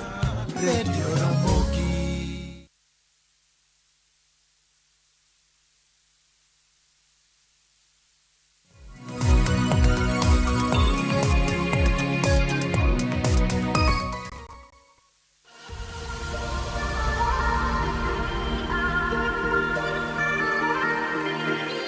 Machiegni urunyi kwa Ramogi Adwang, aninga J Power, an kod Fito Yugi, ama kiero akinyi nya Alego. Kawuono wadwa timo lower body gi side core ama obliques. Wadhi timo sets adek gi kwano 12. Wadhi kao break mar 10 seconds kwa modho pi ama wayweyo. Mokwongo, let's warm up. Achiel, ariyo, adek, ang'wen, abich, auchiel, abiriyo, aboro, ochiko, apar. Kaeto idhi piny, achiel, kasi duogo malo, ariyo, kamano, adek, ang'wen, abich, auchiel, imako wi matin, mano abiriyo, aboro, ochiko, apar. Kaeto irich korka cham achich. Wabro dhi apar kendo. Kik wiyi wil ni mae warm up. Waikore mar chako main workout. Achiel, ariyo, adek, ang'wen, abich, auchiel, abiriyo,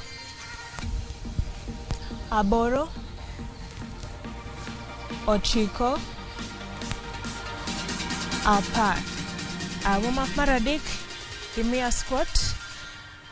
Iketo tiendi kang'iyo oko. Kasto imiya soft knees. Chest up. Asto idhi piny. Iyweyo. Kasto iyweyo malo kae kendo. Hai, wadhi. Achiel, ariyo, adek, ang'wen, abich, auchiel, abiriyo. Make sure ni chongi ok dhi mbele kama, kasto kik ikulri ni kamano. Mia ariyo kendo, achiel, aeto ariyo. Teng' tiendi matin. Koro workout mokwongo, wachako gi leg. Mae muscle maduong'. Wabro dhi kamano endo nyaka muscle matin mogik. I-squat kaeto tap piny, kibiro malo tikik. Wabro dhi korka cham nyadipar. In ready? Let's go.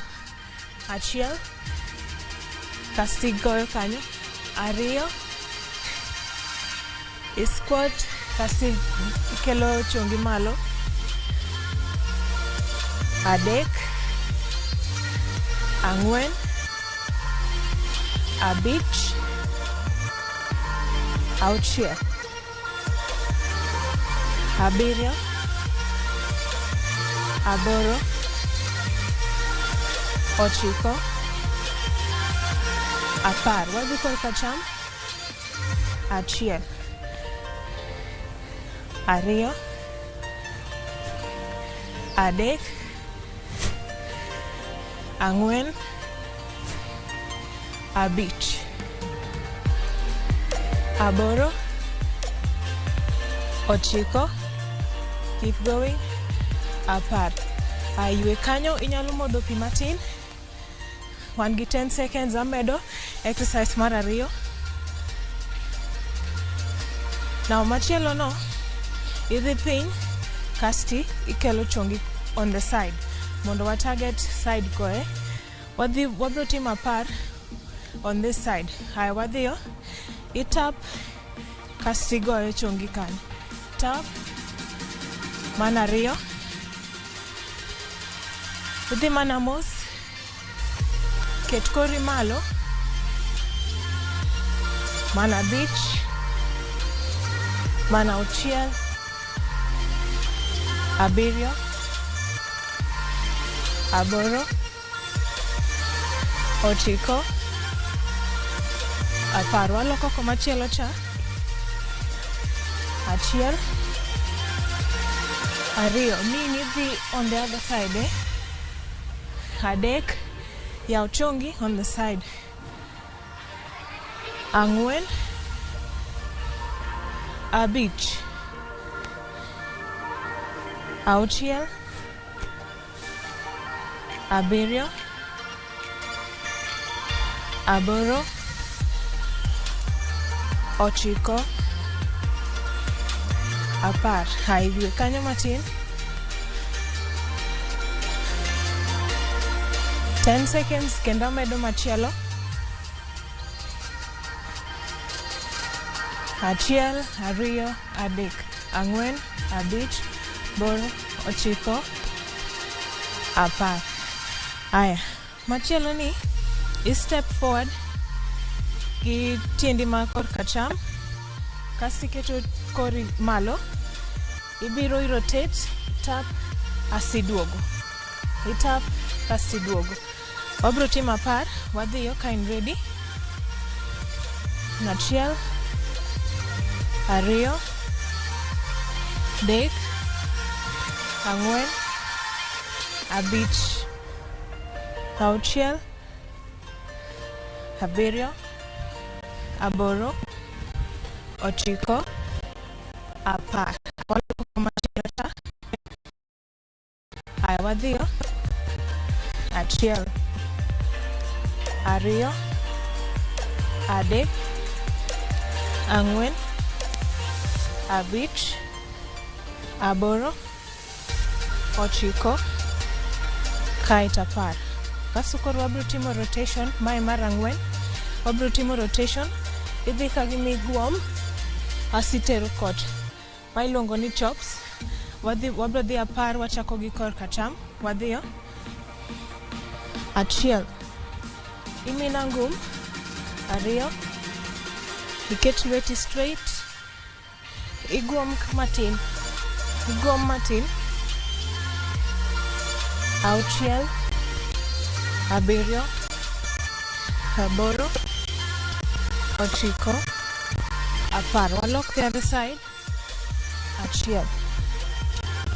Ariyo. Adek.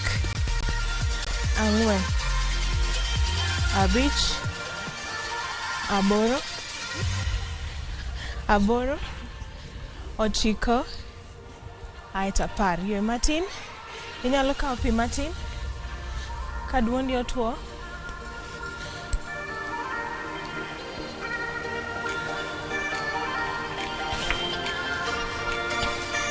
Five seconds. Wachako kendo from malo.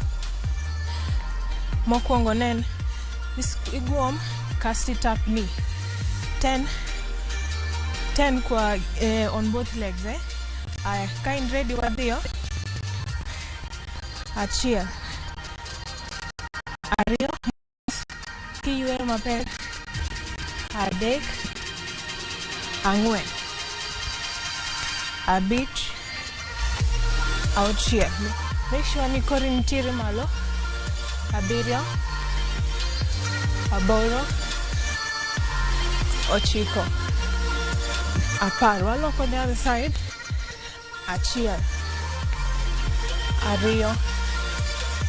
Manadek. Ang'wen. Kamano. Abich. Auchiel. Abiriyo. Aboro. Ochiko. Apar. Aya, ywe for 10 seconds. Marariyo wa crunch knee on the side. Kawa set up pin kai. Achiel, ariyo, adek, ang'wen, abich. Auchiel. Aya, wadhiyo. Hit up. Aiti crunch on the side. Odong aboro.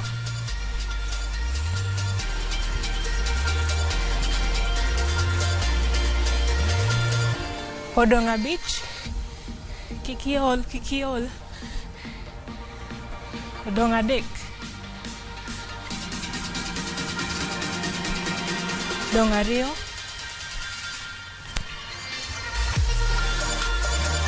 Mogik. Aito waloko the other side. Aya wadhiyo. Tap. Aiti crunch. Good. Mano watiyo gi muscles ariyo. Leg. Kaito gi side ko. Ama kihero to obliques. Sami ting'o kamae. To make sure ni ting'o chongi malo. Nyaka kuma elbow ni nitie. Tiyweyo kichopo malo kae. Kikimak ywecho ni. Kamano. Ywe matin.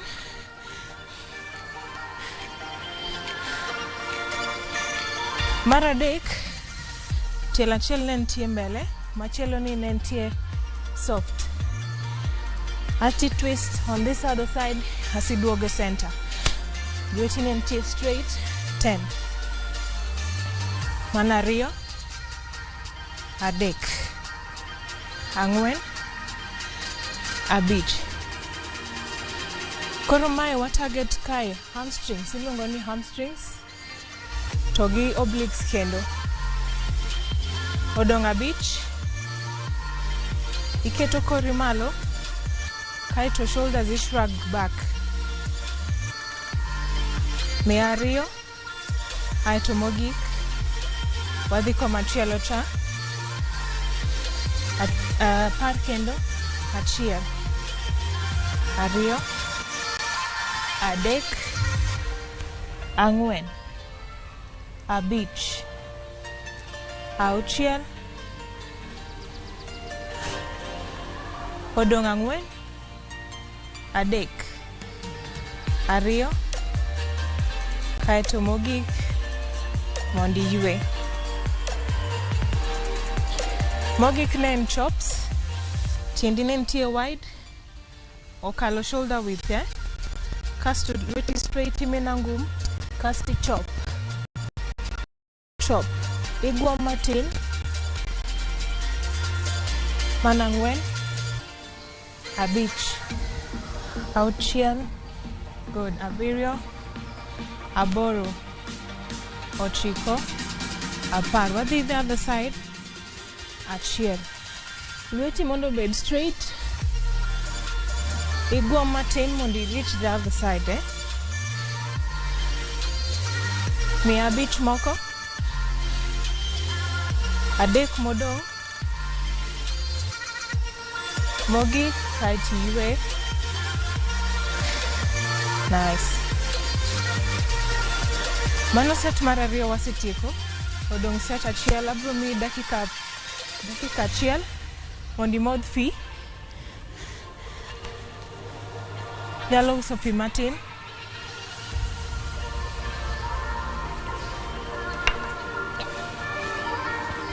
Wabro dhi set mogik. Counts pod en apar. Ae paro mokwongo. Squat. Kasi itingo ni malo. Wabro dhi 10. 3, 2, 1. Wadhiyo. 1. Ariyo. Adek. Ang'wen. Abich. Auchiel. Abirio. Aboro. Ochiko. Apar. Wadhi komachielo cha. Achiel. Ariyo. Adek. Kamano. Ang'wen. Abich. Auchiel. Kain gi form maber tibro winjo ka leg remo. Ariyo modong. Ai, yue tiendi. Machielo wa crunch kwa dhie bathe. 5, 4, 3, 2, 1. Wadhiyo. Aiti crunch. Ariyo. Adek. Kamano. Ang'wen. Abich. Auchiel. Abirio. Aboro. Ochiko. Aya komachielo cha. Achiel. Ariyo. Adek. Ang'wen. Abich. Auchiel. Abirio. Aboro. Ochiko. Aita apar. Kendo yue tiendi. Ero uru kamano nyikwa Ramogi Ajwang'. Watieko part mokwongo. Wabro duogo bang' dakika achiel.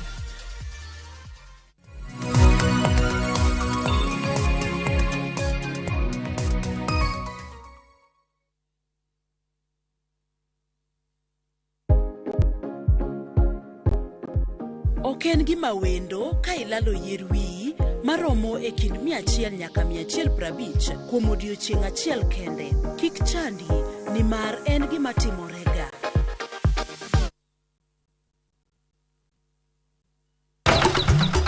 E odiochieng' mar aboro, Nyasaye nong'iyo piny moneno ni ber koketo jarit e paradiso mare mane piny ka. Emomiyo Nyasaye nochweyo japur. Chako gi kodhi achiel mopidho gi hera matin. Gweth mar koth. Kendo bang'e, oti ka okelo manyalo loso puodho maber. Mawuok kama ler. Kendo kama mor. Riwri gi alori nyaka Black e chenro mar pur gi ohala. Chieng' tich adek ka tich adek, saa 1:45 mar otieno. Mana e Ramogi TV.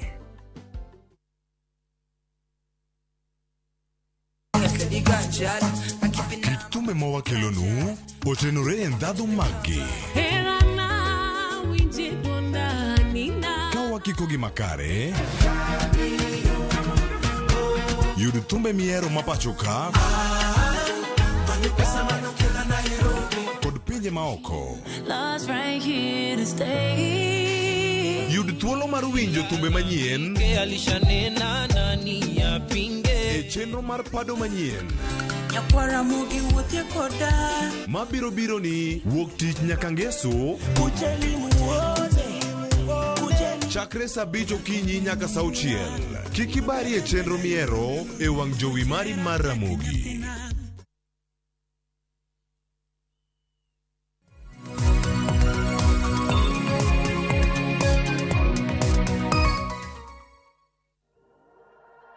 Machiegni uru kendo nyikwa Ramogi Ajwang'. Ageno ni usekao yamo. Koro wadok e set mar adek. Mokwongo wachaka chaka from malo. Tap aito ni up. Manario. Adek. Ang'wen. Abich. Auchiel. Abirio. Aboro. Ochiko. Apar. The other side. Bende achiel. Ario. Adek. Ang'wen. Abich. Auchiel. Abirio. Aboro. Ochiko. Apar. Teng tiendi. 5 seconds. Wadhi exercise mar ario. Bende watimo apar. Ay wadhiyo. Itap. Aiti crunch e bathe. Ario. Adek. Ang'wen. Abich. Auchiel. Abirio. Aboro. Ochiko. Apar. Komachielo cha. Achiel. Ario. Adek. Ang'wen. Abich. Auchiel. Abirio. Aboro. Ochiko. Apar. Gamiamo matin. Haya machielo no. Tiendi achiel mbele. Machielo chien. Haya tiket chongi soft Haya wadhiyo. Side. Haya tiduogo center. Lweti straight. Ket dir ng'eyi mondo bed straight. Mana ang'wen. Abich. Auchiel. Abirio. Aboro. Ochiko. Apar. Komachielo cha. Adhiyo. Achiel. Ario. Adek. Ang'wen. Abich. Igemo koni. Auchiel. Abirio. Aboro. Ochiko. Aita apar. Wadong' gi achiel mogik. Chops. Tiendi mondo okarre. Aya wadhi wachako gi koni. Iguom. Lweti straight. Aita twist. Adek. Ang'wen. Abich. Auchiel. Abirio. Aboro. Ochiko.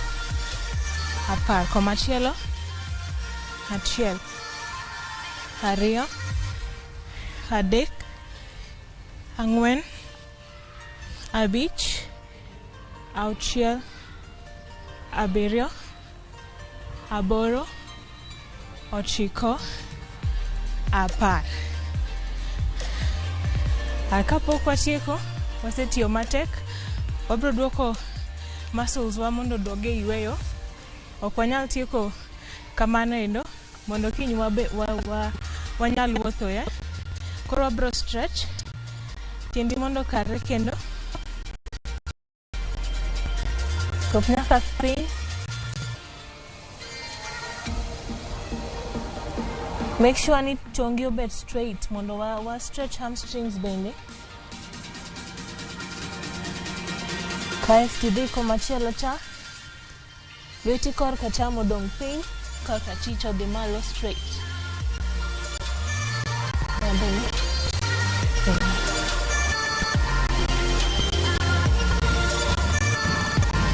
Wadok komachielo cha.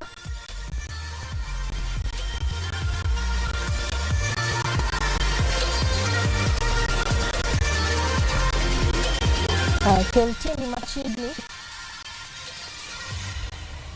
Knees ni mondo bed straight. Kinyalo chopo piny kabisa, lweti obed piny.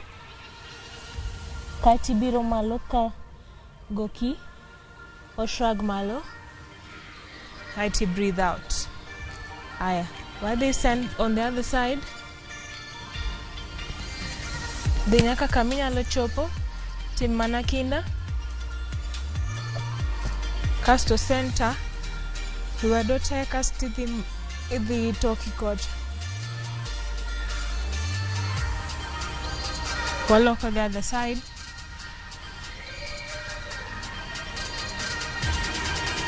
Mogik, ikaw back breathe. Kasto ikelo lweti e dho chuni kama. Inyalo wacho nani? Namaste. Ero kamano kuom timo kinda nyikwa Ramogi. Wabro nene oru kendo kiny sama chal kamae mondo watim kendo orako machielo. Ero kamano.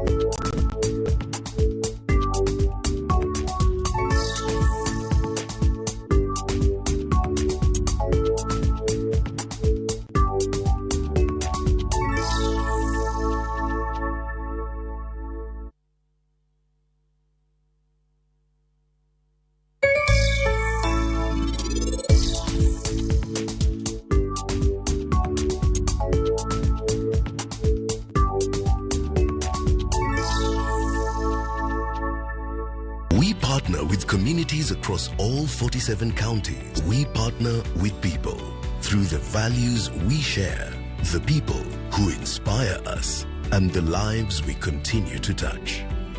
Because when we unite, there's nothing we can't do.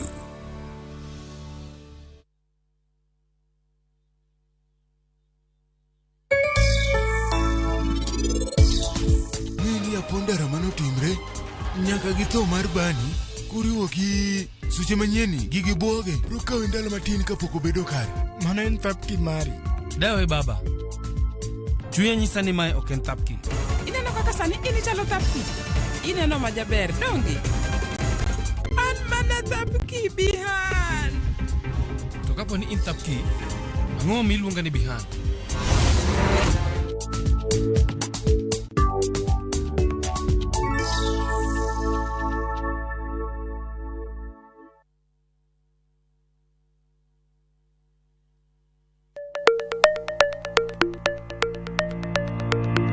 Nyakwa Ramogi, be isegombo bedo gi mwandu? Wanyiew gikwa mondo eka wagerre. Kikideu, e chenro mar ohala gi mwandu, Ramogi TV koro kelo ni puonj makare kaka inyalo timo ohala malokre mwandu. Ting'en ni goyo ohala gi rito mwandu gin weche ariyo mopogore. Tich ang'wen ka tich ang'wen, saa 1:45 mar otieno, ka ikelo ni kod Lydia Okeyo. Kik bai.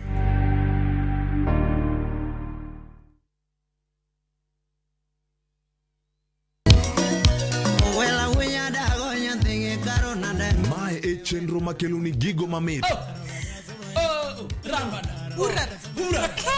Gigo gikelo ni weche mamolo e pacho ka Nyanya kaji e jungo ng'ato gero ot mochung' gi chama. gima wuok e pinje maoko Itoni kia kato koro Paris. gi twak mamulo rowere gi oganda duto. Mana kuom nyithindo ma neno wasani. Winjane janyuol. Janyuol en gima ber ahinya. Timne ng'ato gima imbe kotini to ni winje maber.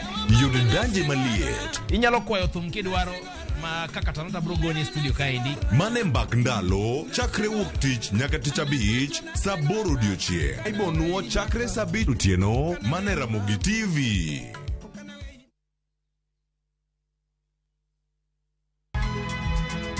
Nyakwa Ramogi. Wachaka ni giweche matimore sa. Gige dongruok en gigo eko ma en hakini, ok en gime miyi gi mich. Buch jopiny. Adier gima dhi mbele sani Trevor dhano kech nego. Alo, bera ahinya udhi nade? Wadhi maber Musa, pinjari penjo mibni godo no mar senator. Tich adek ka tich adek tudri gi jalendo Trevor Ombija jandingo panga jonyakach dendo nombija taya nyakwar guok kocha pesa. Sadek otieno mane Ramogi TV. Kik bai. Jatelo mano biro kae nyoro odwari warus kodi. Hera motwere kidi Lwanda omuoche kind osiepe ariyo. Jitengi. Neno no kende ok nyal romo. Wange gi nyaka. Miriambo thinyore lela kendo kelo mirima kod lit. Anang'ini do ng'at maber kaka. Bende anyuola kod osiepe nyalo donjo e kind osiepe ariyogi. Bedi. Eno kohera kata matin. Inyalo chopo kanya gi jal ma ihero kiling'ling'. Ne Suresh ni oko, ibende biwadhi. Ng'at mabokendo Pragia, ng'ano nigi hawi. Kikiwe ma ok ineno sigana mar hera motwere mar kumkum bagia. Ok anyal yudo yo manyalo wacho nigo ni aheri. Yud chenro mar kumkum bagia gi dholuo sani koro e View sasa.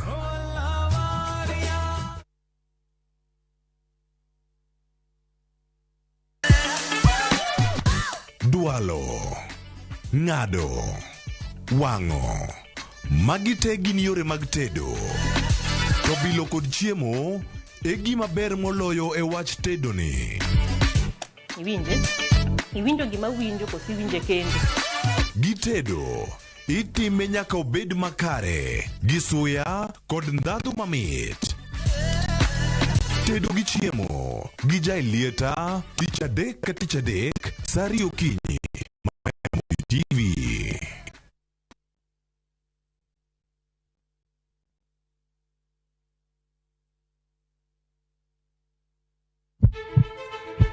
Sasa ya mawagamo muya wayudo ngima. Sasa ya mawayudo rieko wareso ngima ng'ato. Dr. Satiriosus onego beni lorore, foramen oval onego beni lorore. Pinj laktar kelo ng'eyo matut. Gero ganda gi puonj mok inyal yudo kumoro amora mag weche thieth. Diwacho ni gima koyud chon, tinyalo thiedhe ma ng'ato chang chuth. Kabisa. Or ote machuok gi penjo moluwore gi weche thieth. Tudri kodwa e nambani. Kata inyalo ywa tole nambani. Riwri kod Ruth Otieno wuok tich nyaka tich abich saa 12 odhiambo mane Ramogi TV.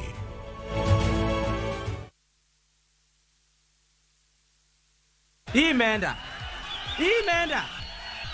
kabisa. Mi naitwa Mary Auma, natoka Siaya. Nilicheza Kaende Jackpot last week, nikaweza kupata 11 predictions out of 13. I have so many things in mind. I'm so excited about this money. I'm very happy. I'm encouraged. I'm going to do it more frequently. Shiriki kwa kutumia 50 bob pekee na ujipe nafasi ya kushinda 500k kwa kupredict 13 games on shabiki.com.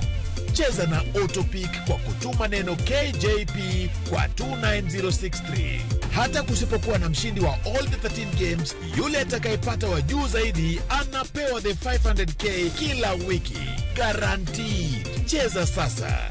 Not for persons under the age of 18. BCLB number 416.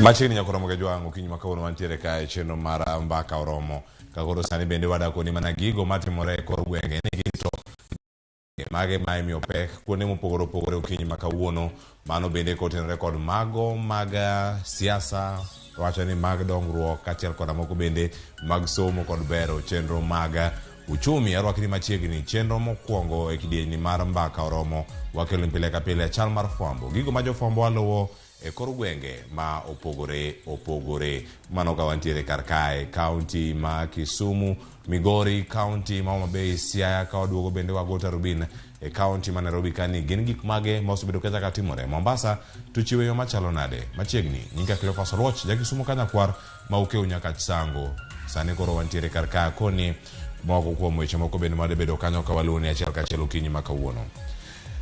Ma en Irungu Nyakera ma bende kore jal makoro oyier mano bende mowal kanyo kaka jakanyo mano kanitiere mano singo mar Irungu Nyakera ne Kemsa okinyi makawuono ochiew kanyo ka en jakom mar Kemsa manyien mano kaluwore kod yiero mar jatend piny Kenya mano timo odiochieng' manyoro owacho kanyo ni obila kata ka en chenro mopogore opogore mago mag Kemsa osebed kata ka itimogi e yo machalo nade lokruok ma kamanya kod Ramogi Jwang nobiro mano bang' ka jatend piny Kenya noriembe e apis kata ne owito oko jogo mosebedo kacha e board no mar Kemsa makoro noyiero kanyo Irungu Nyakera kaka jakanyo kata jakom mar Kemsa kachel koda kanyo moko ang'wen madhi konye kata tiyo tijno mar Kemsa nyakoro Ramogi Jwang itudo Kemsa kanyo koda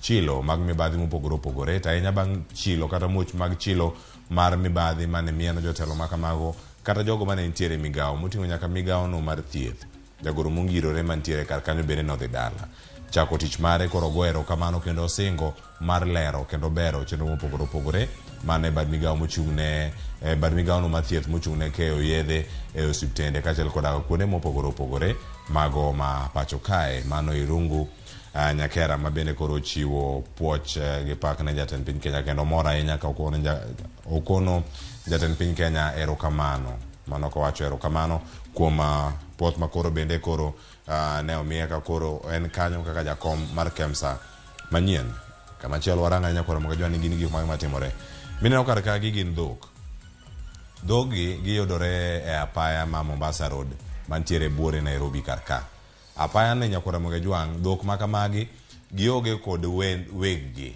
kata iwacho ni kinde ma gintiere kar kanyo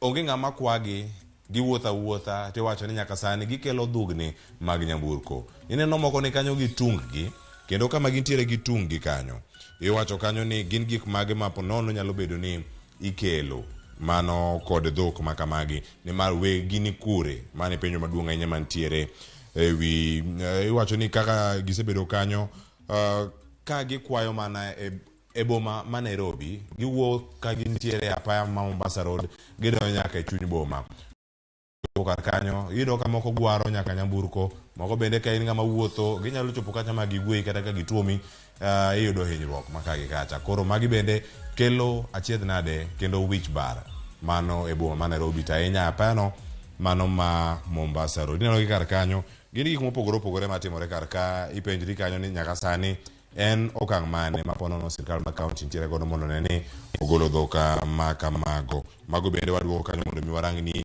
e yo moro makare okinyi makantiere kar kanyo mondo mi wayud moko okinyi makawuono bende nyakoro Ramogi Jwang ineno ka magi sekta mar somo magi mag loso budget odiochieng' makawuono gidhi bedo kacha mano ka hotel negi mano romo magidhi bedo kacha kaka sekta mar somo gino magibedo kanyo ka girango odiochieng' makawuono are okinyi makawuono gidhi bedo kanyo magawa moro mantiere gwenge ma South Sea mantiere buore Nairobi romo makamano ma igeno kanyo ni saa 3 nyaka saa 5 mar onyango mar okinyi makawuono jatelo no mochung'ne wechego mag somo tainya e sekta no mar migawo no mar somo mano Belio Kipsang jagoro mongirore dhi bedo kanyo bende katwa kod jokanye sekta mar somo tainya e kindegi mantiere kar kacha moting'o departments kaachiel koda ka agencies mamoko mantiere migawo no mar somo gino magidhi bedo kacha ka girango iko omenda mar 2023-24 gibedo kanyo ka ginono kendo gidarango budget estimates kata kwan maponono igeno ni dhi bedo kacha e budget mar wechegi mag somo kochopo kinde ma idhi som budget mano dwe manyien kaito iko omenda makoro dhi chakore kanyo dwe manyien odhi bedo kacha kotimore e yo machalo nade dwe mar 6 dwe mar 7 kanyo ka koro iko omenda manyien chakore oganda dhi bedo kanye ka choko paro iwacho ni paro makamano dhi bedo kar kanyo kaito koro mkanyo saa 5:30 nyaka koro mkanyo saa 7 kata dhi bedo kata koda jagoro mongirore mano e wechego maga iwacho ni higher education mano Beatrice Inyangala kachiel koda ka joma moko mantiere State Department ma somo dhi bedo kanyo bende karango gi e yo moro makare. Watemo mana rango bende yakora Ramogi Jwang komachielo mayo wadhi ane nyaka kamachielo e gwengewa makaluo gini mosebedo kata katimore odiochieng' makawuono wadani waranga ni apedha makamagi dhi bedo kata ketimo gi e yo machalo nade ma apedha kuom kunyo kuoyo ma oko puodhi matimore e county ma Homa Bay. Jafwambo mar Homa Bay Ale Beach luwo wach makamae kendo ka wayude yo moro makare ang' wayud nige gi kuku mare. Iwacho kanyo ni bad migao mochung' ne weche gi mag alwora kendo ler mar alwora mano mowacho kanyo ni en NEMA timo nonro kata pedha ne jogo makunyo kuoyo e gwenge ma oko yangi ni ka en kar kunyo kuoyo kata ka onego bed ni kunyo kuoyo ma opogore mano bende waluwo odiochieng' makawuono to ahinya nitiere jogo ma osebed kata ka omaki mano ka achiel kuom nyithindo mano ma nitiere gwenge mar Chuonyo North mano ne oyud kanyo ka owito ngimane mano japuonjre ma ja form 2 ma bende ne owito ngimane to kama owito ngimane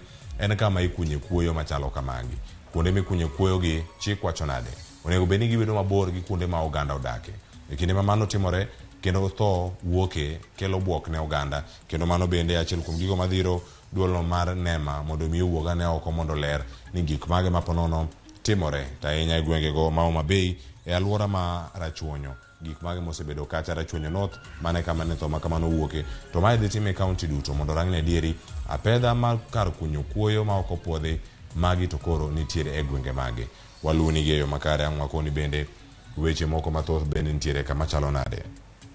Ma en duond bura mar ODM nyakora Ramogi Jwang odiochieng' ma kawuono jokanyo kata delegates maga duond bura mar ODM bade magem dhi bedo kata kod romo mane county ma Siaya gigo mag dhi twake ang' wakelo weche manyien mag migago kagi kata kod mano bende mar ang'ich welo koro kik idhi mabor odiochieng' ma kawuono ang'ich welo en chenro mar duol mano saa 1 kaito imore weche manyien ma saa 3 mano bende waluoni yo makare kaito bende ang' waranga ne kanyo gik mamoko bende matimore kagi ka mondo mi wakonie mano rom jo ODM magem kamachielo bende nyakora Ramogi Jwang ng'anyo ibago odiochieng' ma kawuono gi jogo makendo ratiro mag oganda e county ma Kisumu magi bende dhi bedo kata county ma Kisumu kotenore kod mano magiwacho nade en tiyo marach kod kata obila tiyo gi teko mang'eny kata wacho ni wechego maga police brutality ginto gintiere e gwenge mage ka gintiere county ma Kisumu magi bedo kata ka girango ne adieri ng'anyo odiochieng' ma kawuono dhi bedo e wi ang'o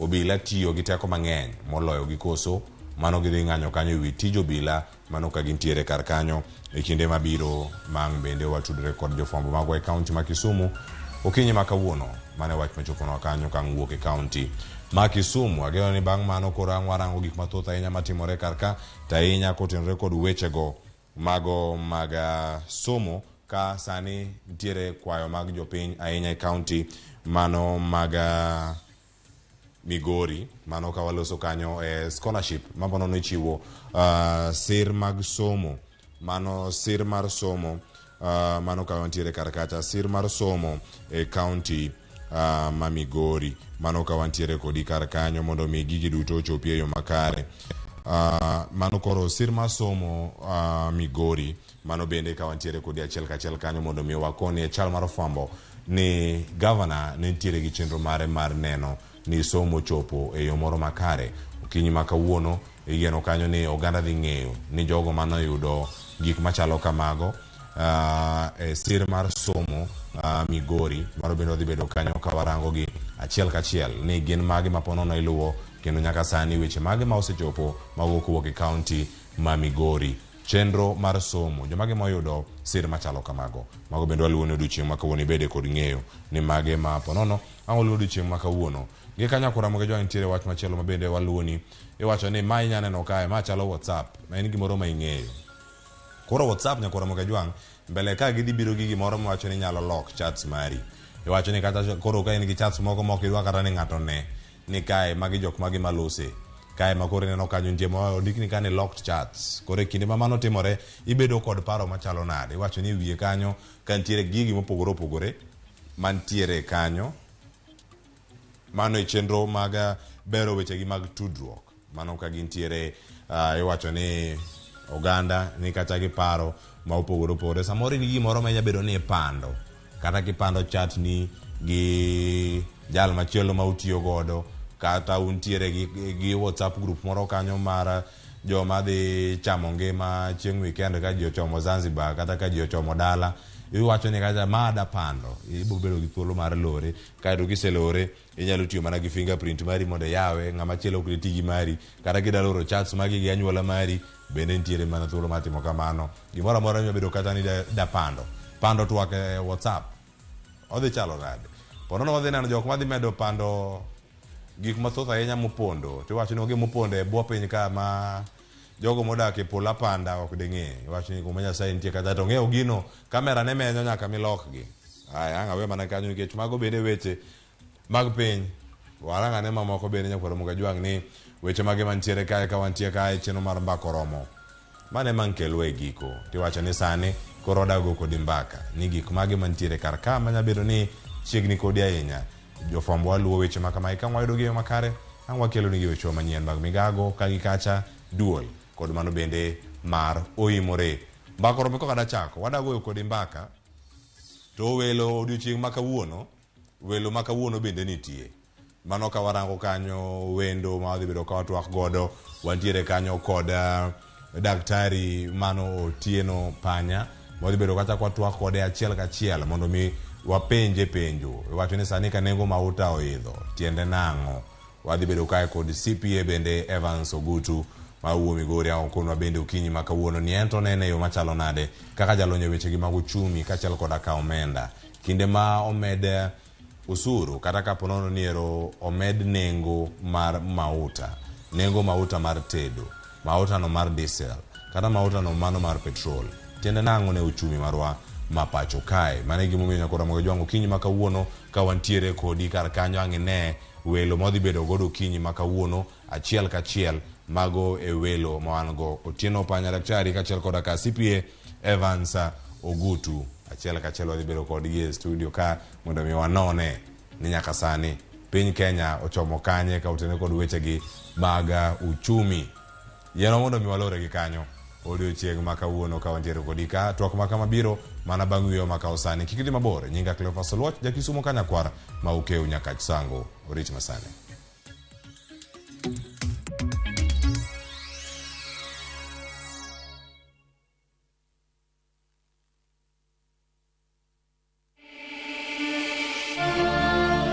In what is now Kenya's worst drought in 40 years, over 5 million Kenyans are facing starvation.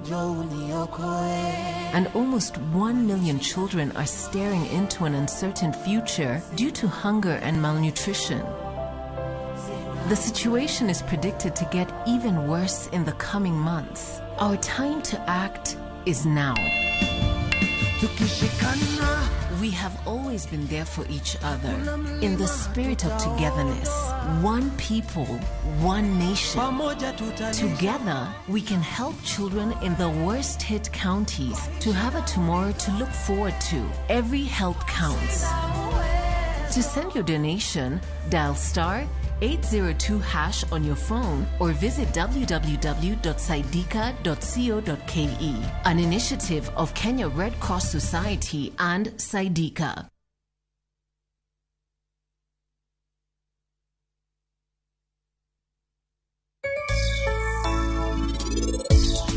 Mata ili jahera mar chenro mar penj laktar mata ye chenro ni en Andutho Otieno kamora mora ma intiere ka wawacho ni ngima en mwandu.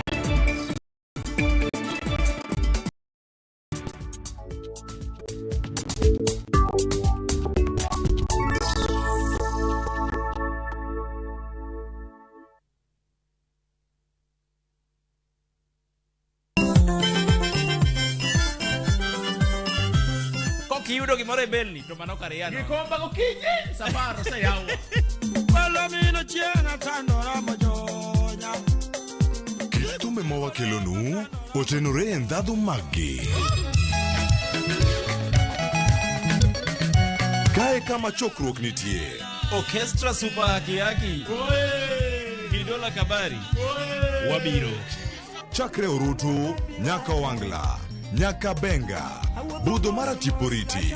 Michael Onigi DJ Kolo Call Instrumental, kod Ninja The Entertainer. Ramogi Night, Teacher Beach ka Teacher Beach, Sangwen Otieno.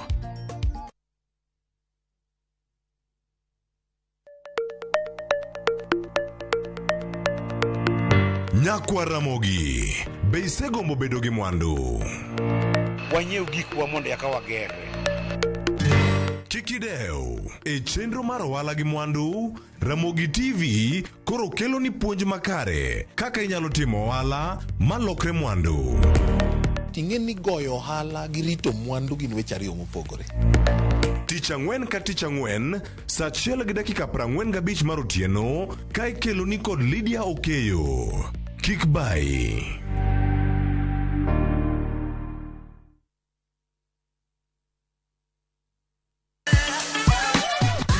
Dualo, ng'ado, wang'o, magi te gin yore mag tedo. To bilo kod chiemo e gima ber moloyo e wach tedo ni. Iwinjo gima winjo kosi winje kende. Gi tedo itime nyaka obed makare, gi suya kod ndhadhu mamit. Tedo gi chiemo gi jai lieta, tich adek ka tich adek, sari okinyi, mana e Ramogi TV.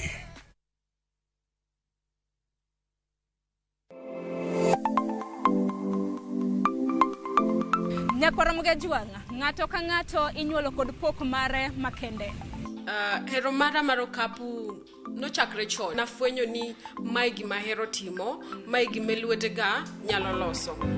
Ramogi TV koro mi pok mopogore opogore manyalo loko ngimani. Nitie gima iluongo ni giving back to the community. Like iga moantien asepuonjo ji ariyo no.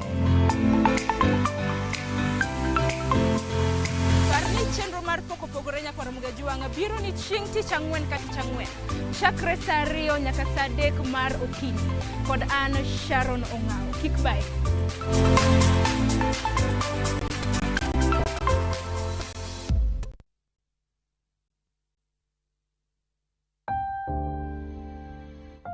Onego wachung' kachiel gi jowetewa e kinde kuyo. Kilalo ng'ato miero, to diher mar lando tho kod liel mare. Ramogi TV biro chung' kodi e miyo jalno miero kopo maber. Inyalo gocho e namba 011 09 22 773 kata 0785 40 38 20. Be inyalo oro ote e email obituaries@royalmedia.co.ke.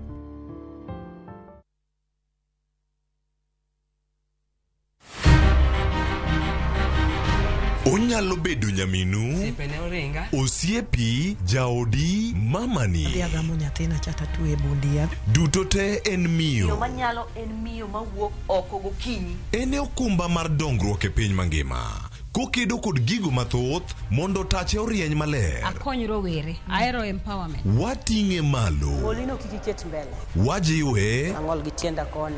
Lakini wiya to ler. Mondo warieny kanyakla e mine nyalo. Mine nyalo kabisa. Tudri kod Stella Brenda Uchieng, tich adek ka tich adek, chakre saa 8. To ibonwa Ngeso ka Ngeso, saa 7:30 odiochieng'. Mana e chenro mar Mine Nyalo.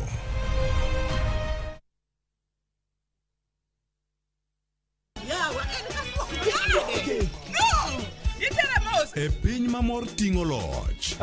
Can you handle pressure? Wakelo ni nyarko chia. Nyako chia. Kali nyako chia. Chung malo. Serikali saidia. Suon machiegni ka ng'wei. Mami nyiero gi golo paro mang'eny. Nigi gola gi ng'wei. Itera kaji. Ne kaka ngima boma gi hera nyalo kaso dhano. Wach hera gi ech dhiok wach ka kucha. Kadhengele. Wogi. Naoni. Nyarkochia, Tich Abich, saa 1:45 mar otieno.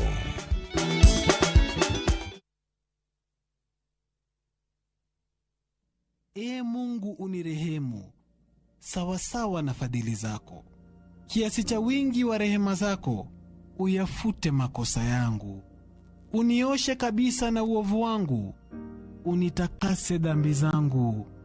Nimekutendea dhambi wewe peke yako, na kufanya maovu mbele zako yako.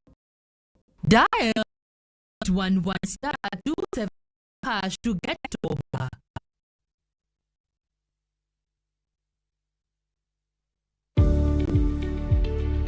Bed kod chenro mong'ith mar ohala makelo kanyakla rieko mar kwano muom midwa tiyogo, riekni mag yudo chiro kod kaka idwa tayo ohala. Ma biro miyo iketo pachi kamoro achiel moriere kendo bomiyo ikawo okenge makare ewi ohandi. As a woman in business, let KCB fire up your female-led and made enterprise, KCB Flame. To find out more, call 0711 087 000 and visit us at any KCB branch countrywide.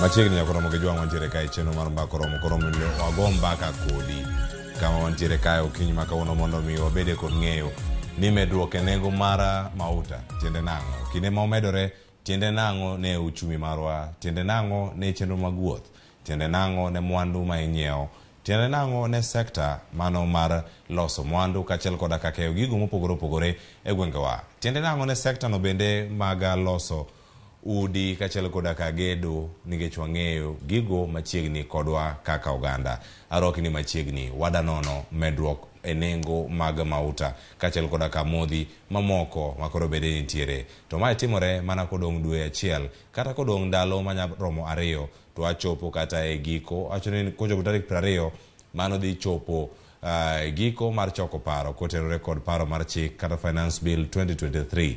Tiende nang'o ni mar bang' mano chak nitiere 8% makoro imede VAT ne nengo mag modhi, makoro mano dhi kete kata 16% mano e osuru no mar VAT e mwandu maga mauta kata modhi ma opogore opogore. Mano bende nyalo kelo pek machalo nade e ngima jo Kenya. Arwaki ni machiegni wuoth koda nyaka giko ni mar okinyi makawuono mbakani wadagoyo kodi. Chakoro ote machuok, line wa en SMS, line wa en 33600. Facebook wantiere kacha Ramogi TV, YouTube Ramogi TV, Twitter Ramogi TV, mano Ramogi TV KE. Kaka nyo bende wantiere kodi nyaka giko ikono mana ni yudo chenro yo machalo nade. Tudrikoda Cleophas Oluoch e Facebook fanpage mara, Twitter yuda kacha @Cleophas Oluoch. Nyako Ramogi jwang machiegni antiere kae kod welo mondo mitwak makama ochopeo makare nyaka bede kod yawuoto nagi mamoko bende nyien wayangu nigi okinyi makawuono ayo bang' jowi mar Ramogi TV moko kuom welo bende wasekelo kinde mokalo wabed kod kwa gombaka ni mar mbaka ni wadongore godo kaka oganda. Okinyi makawuono adachako kod wendo mabende antiere godo chieng' makawuono ma okango ne bire cheno mar mbako romo mano Daktari Otieno Panya machiegni. Erokamano Cleophas. Ichiew na. Achiew maber. Iwacho ni sani ka nengo mauta omedre, nomede mana chieng' Jumapil gotieno. Nyaka sani kama ochope ni iseyud bedo gi paro machalo nade medruok makama.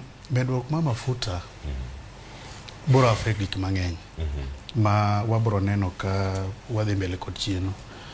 Nekech mafuta wayudo ni mafuta there's what we call over reliance kuom mafuta.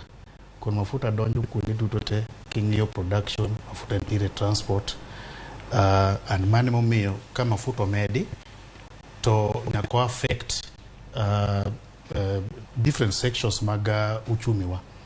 Koro in economics wacho ni nitie the macro factors to gi micro factors. Ineno kata the macro and the macro. Tieni matindo to kod madongo, effect matindo kada madongo.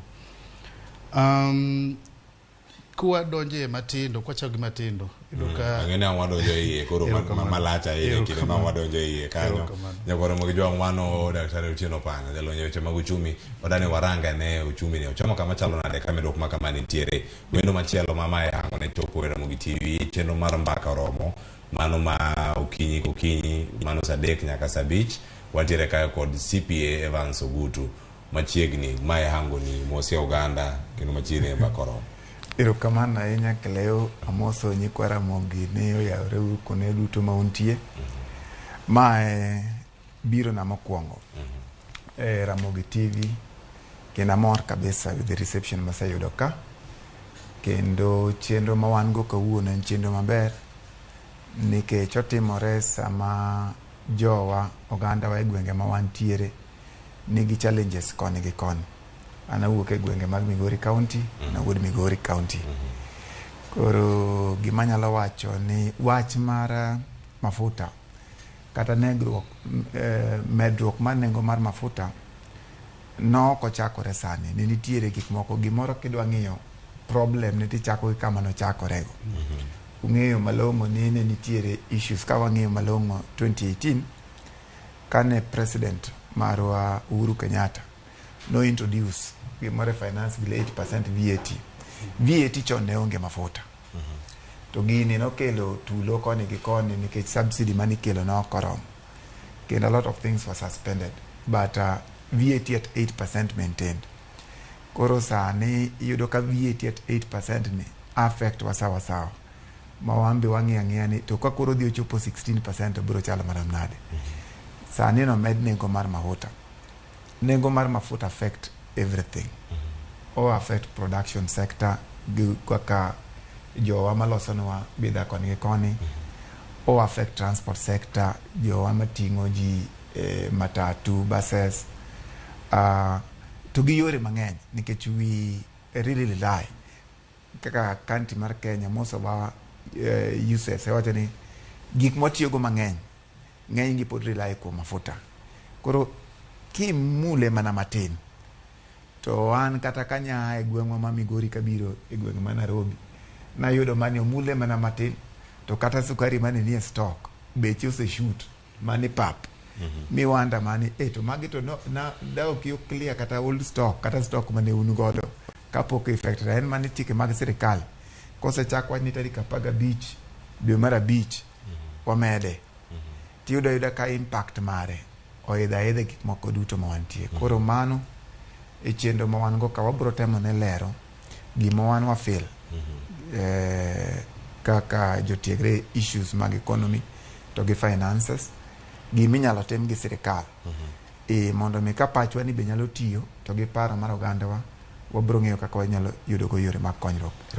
Erokamano nyakiro machiegni RAMOGITV okinyi ma kawuono wago mbaka nyakoro Ramogi jwang' ka watemo mana rango kendo kwago mana tarubini iwacho ni medruok e nengo mag modhi nyamburko e dweni en mani malo moloyo ahinya bende ka irango kanyo mosetimore thuolo mar dweche 8 ma osekalo. E dweno koth notimo sigana moro odiochieng' manyoro kendo sani koro wanyalo rango singo mane ochiw kod sirikal mar Kenya Kwanza nyaka sani medruok ma kama osechopo kama chalo nade machiegni kendo wawinjane sigana ma kama kaeto wadhi nyime kod twak. Saa 5:06 otieno ma piny ru godo wuok tich. Duol matayo nengo modhi nyamburko EPRA ne omedo siling 3.4 ewi nengo ma lita ka lita mar petrol, siling 6.4 ewi diesel, ka mauta mar tayo ne omedi kod siling 15.2. EPRA ne ogolo lendo no mana thuolo matin bang' jatend piny Kenya William Ruto tieko twak kod jofwambo kama ne owuoyo wi osuru ma ijuogo ewi nengo modhi nyamburko. Kata kamano weche mane Ruto golo ewi nengo mafuta tuomore kama pok oyangore ni ne oboth ne koso wuoyo. Mokwongo, this 8% that we are adding is going to give us about 50 billion shillings.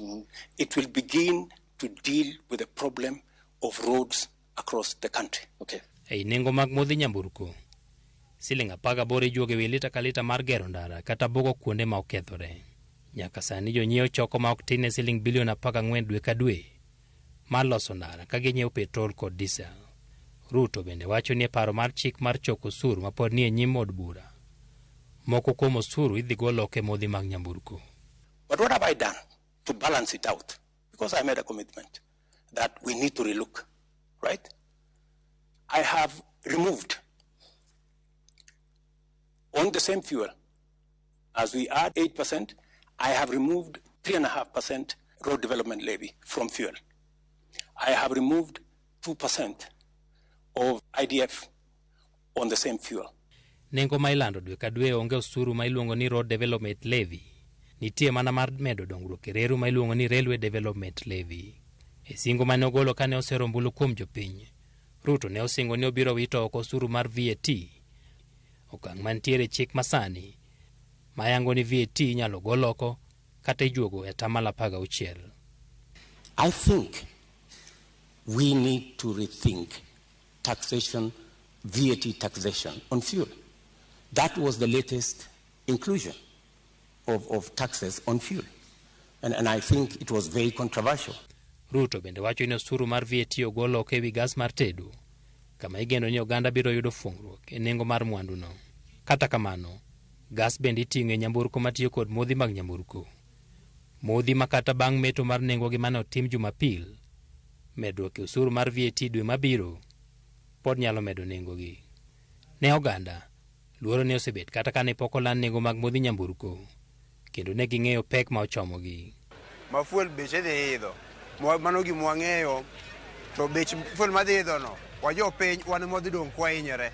Kaka wajo matiyo e matatu, wadhi dong' kwahinyore seriously, nikech jowuoth ok dhi yie medo bei.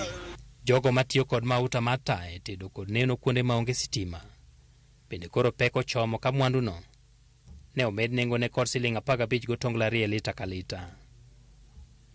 Edwin Okoth, Ramogi TV, Nairobi. Sigana no mano mar Edwin Okoth. Nitie gik mathoth ahinya moneno kar kanyo, gigo machalo miriambo mantiere iye kanyo e twak, gik mantiere mag adieri, giduto gintiere kar kanyo. Gigo ma owache makaro biro thuolo ler ne oganda.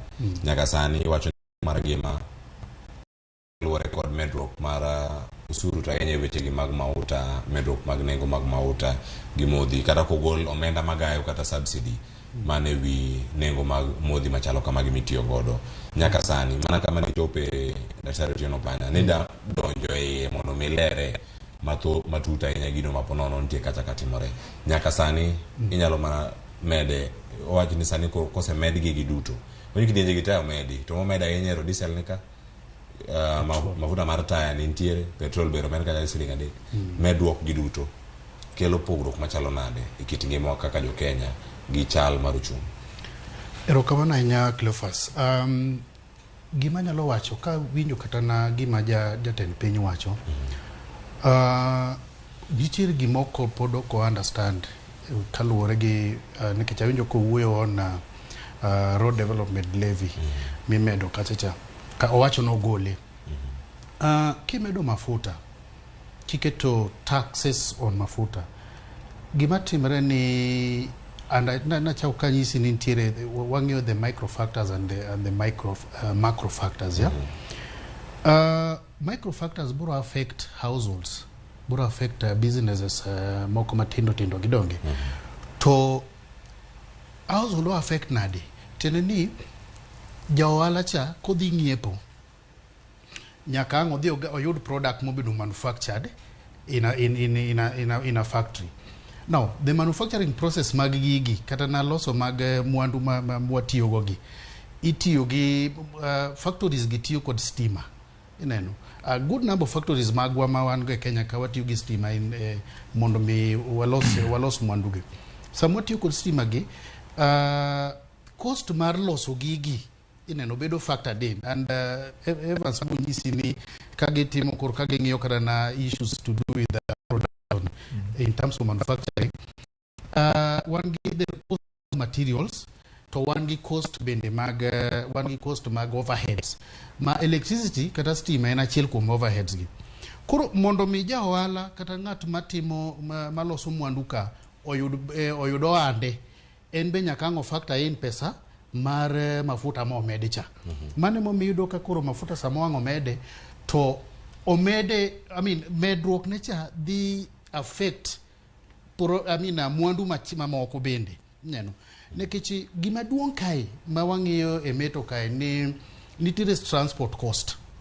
Iwinja transport cost ni mwandu kata ka en raw materials nyaka ng'iting'e kata ka en products moselosi ma koro itero ne customer, there's a process of distribution. Neno koro wang'iyo distribution, wang'iyo logistics and all that, and mage mamiyo price cha dhi medore. Then one get the other factors, man wawacho ni the macro factors makoro affect issues kaka inflation.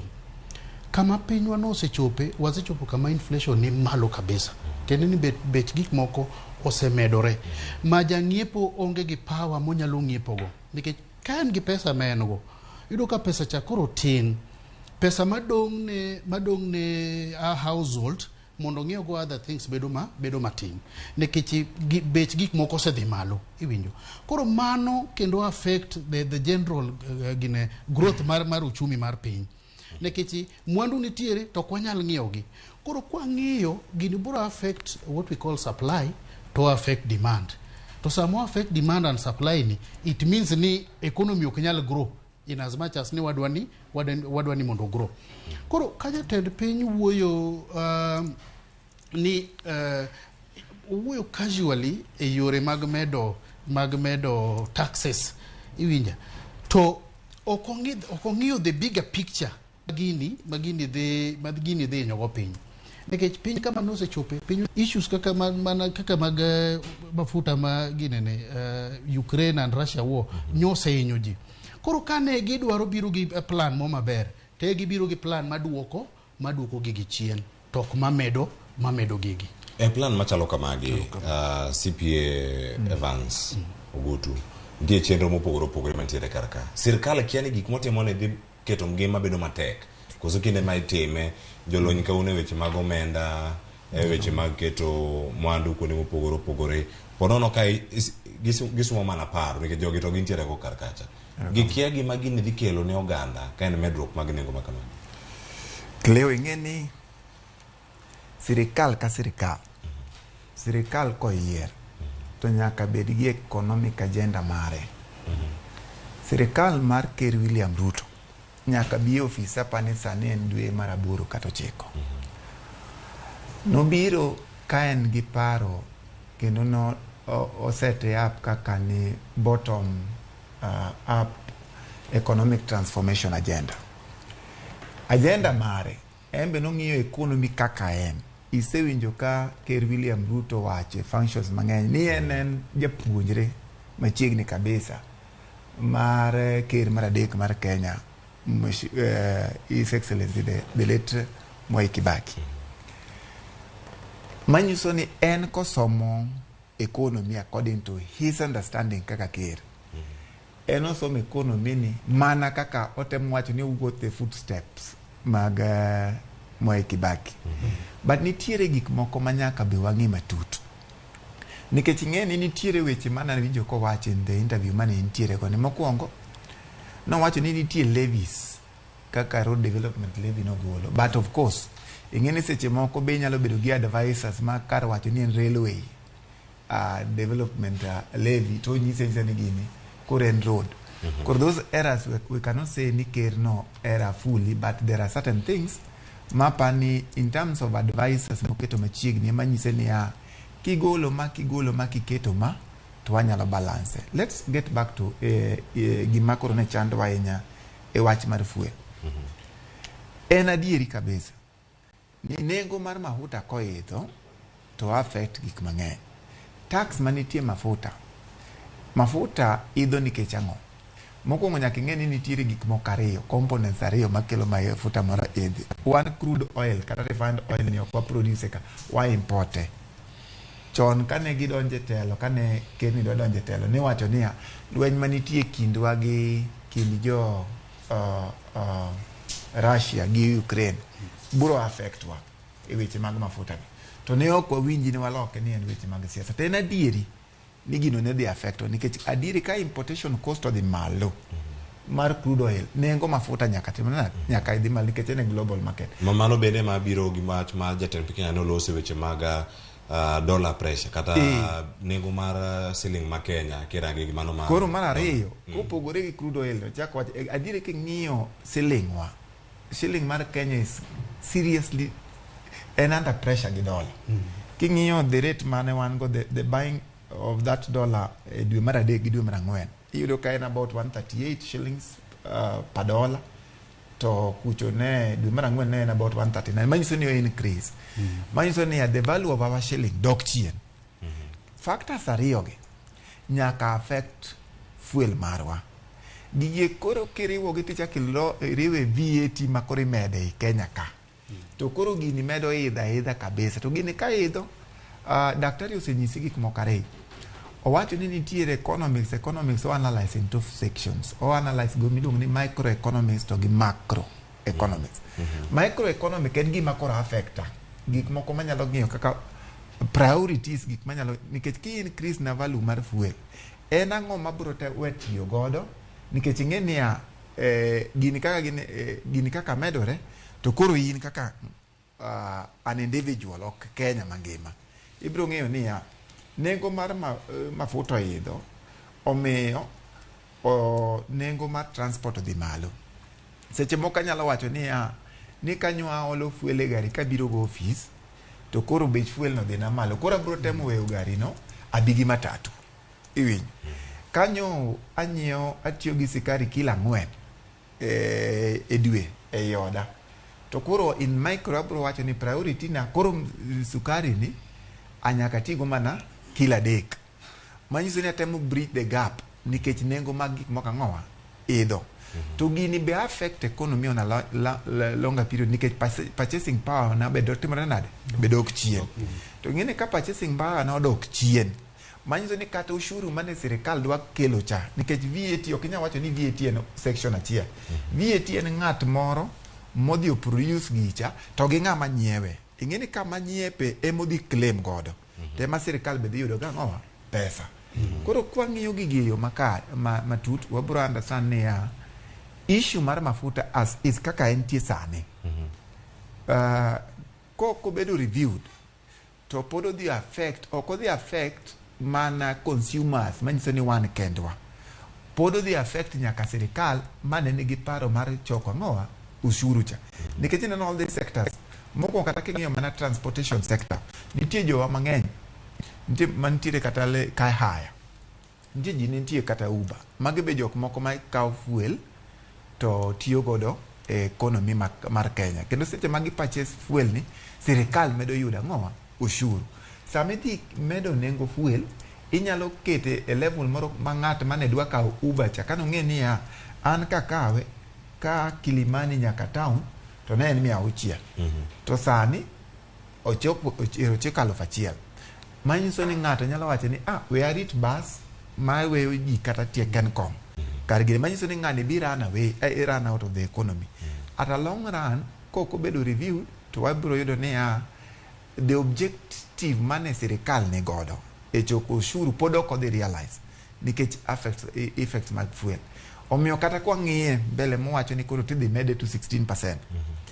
16% ni ker nowacho interview kacha ni nowacho malong'o ni liquid petroleum gas kata gas motiyo go e ot nono mar tedo mar tedo ni zero rate to ng'ama kelo gas e dhoudi no to fuel ne to nengo ne oidho iparo nade nyaka odhi ochaji nengo ne mar ang'owa mar petrol moolo kata diesel moolo kokelo ni gang'owa manyiso ni the net effect of gimite temo timo poki realize ana wacho ni gino nonego bed reviewed maber nikech ing'eni king'iyo section achiel emikawo ni nengo mar gas aduoko ni piny to nengo jakele to pod idho malo ng'ane dhi transfer nengo mar kele cha odhi kete nengo ang'owa mar gas cha manyiso ni giminyalo temo ni save kuom the consumer malong'o koro timore nade pod onge koro motemo lero ni the taxation mar fuel ma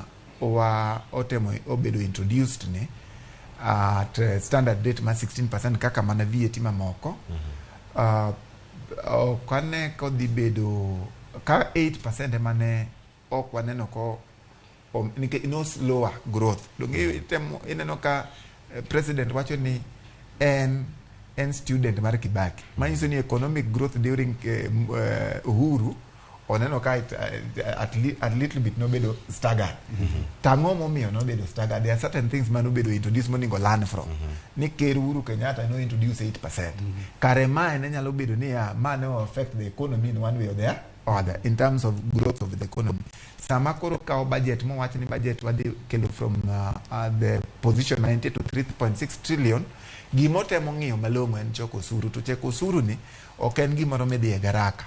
Choko osuru dwaro gimoro mibedo piny, tiparo, ti analyze, ti involve the stakeholders te. Okiti mana gi advisors magi manie boardroom kende. To bro nyisi ni to ker kwadhi kama to wadhi ma iyo marach. To kwadhi kama to wadhi ma iyo maber. Ema nyalo konyo sirikende wagi duto. Obed sirikal mamalo ka kata sirikal wa mar kor gweng'. Erokamano ahinya CPA Evans Ogutu. Iwacho kanyo ni nitie chenro mopogore opogore ma sirikal onego bed ni timo. Bang' dongo dakika 4 kende to wadhi e yweyo wa mokwongo kiny makore chon mar mbaka romo. To kapok watimo kamano, nitiere gik mopogore ma sirikal osebedo kacha timo. Nengo ma kamae bende ka kore wacho ni ero nengo neno ka nitiere ka nengo pogore Nairobi, nengo pogore ma Siaya, nengo ma Mauta pogore e gwenge ma Migori. Yudo ni ka kaunti moro ma Migori odhi kata 180 kod 3, Nairobi ka en 180 kod 2. Yudo ka nengo gi pogore. Pogruok mag nengo ma kamagi. Nyabedo ni masiling achiel, masiling 2, to gima ntiere ni omedore kaluwore gi kama ne ntiere. Medruok ma kamagi. Jopiny onego bed ni kawe yo machalo nade. Be in gi thuolo machielo mar wacho ni oyo juma manyien, dwe manyien, pod waboneno ni ntiere lokruok moro amora mantiere. EPRA ne timo chenro mag choko pach oganda e kinde mokalo. Adhi ne gichopo e kaunti ma Migori, ne gichopo dala kama Dr. Panya bende ntiere. Bar chenro gi duto ka etemo rango gi. Japiny nigi ting' mane mar na dieri kae gino setimore, ngima nyaka dhi nyime. Pacha mana golo cha bende noketi, koso macha ni golo mana paro e wi gigo mopogore. Erokamano ahinya Cleophas. Japiny nigi role. But adachako bai wacho ni differences mag nengo nyaka bedi nekech kaluwore gi distances, I mean bor mar piny in terms of ibudo ni Mombasa en cheap to Siaya omedore gi siling moko 3 kata 4 nekech bor kaka bor piny en.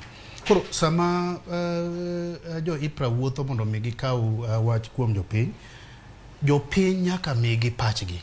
Jopiny onego migi pachgi nekech e constitution wa wan gi public participation madwarore. Koro sama gibiro mondo gichok parogi to onego bed ni wamiyogi paro. But most importantly en ni samo migi parogi, giti gi parogi, because wayudo ni paro to jopiny osegolo. But iyudo ka paro en gimitimo nekech koro chik mar Kenya owacho ni mondo wagol paro. But paro ni ok dhi ti kodgi kaka jopiny owacho. Now, nitie gima ada wacho in terms of gima CPA Evans wacho in terms of the bottom-up approach. The bottom-up economic model kano biro kur kane kiro no chako wache mana ka ndalo ma pod ne gine campaign cha. Ne wan kaka ne wa analyze ne en gima ber.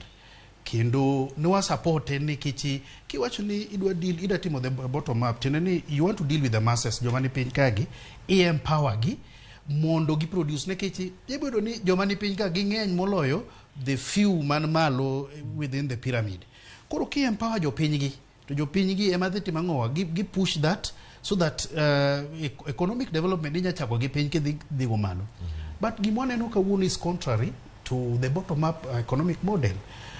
Japinye miinyo, for example, king'iyo kata the proposed finance bill, iyudo ka taxation in terms of karana omo gik mo parts mag helicopter ka gibedo zero rated. But mo mainyo japiny teno mede. Ineno koro kuonde gi ma wayudo some a bit of disconnect in terms of priorities mag the economic model. Monego beni the president champion kaka no promise jopiny.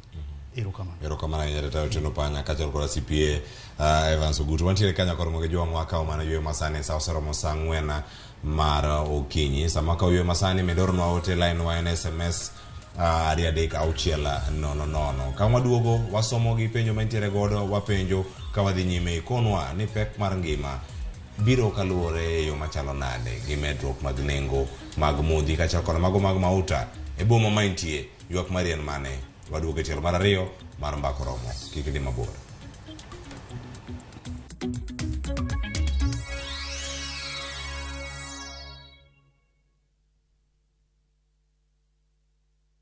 Jiboost na milioni 1 kila wiki kwa kucheza Shabiki Midweek Jackpot. Kwa 15 bob pekee, bashiri mechi 15 za Shabiki Midweek Jackpot ushinde milioni 1.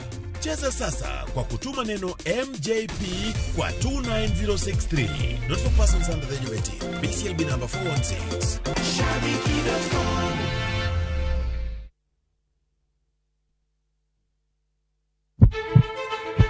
Sasa ya mawagamo muya wayudo ngima. Sasa ya mawayudo rieko wareso ngima ng'ato. Ductus arteriosus onego beni lorore, foramen oval onego beni lorore. Pinj laktar kelo ng'eyo matut, gero oganda gi puonj mok inyal yudo kumoro amora mag weche thieth. Diwacho ni gima koyud chon, tinyalo thiedhe ma ng'ato chang chuth. Kabisa. Or ote machuok gi penjo moluwore gi weche thieth. Tudri kodwa e nambani. Kata inyalo ywa tole nambani. Riwri kod Ruth Otieno wuok tich nyaka tich abich saa 12 odhiambo mana e Ramogi TV.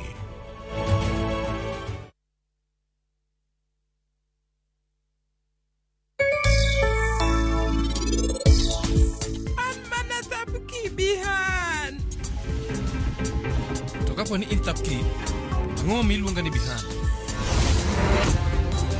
Make your mealtime more magical. Buy any participating pack. Check under the cap to get your code and stand a chance to win free food shopping for a year, plus millions in instant cash, airtime, and shopping vouchers.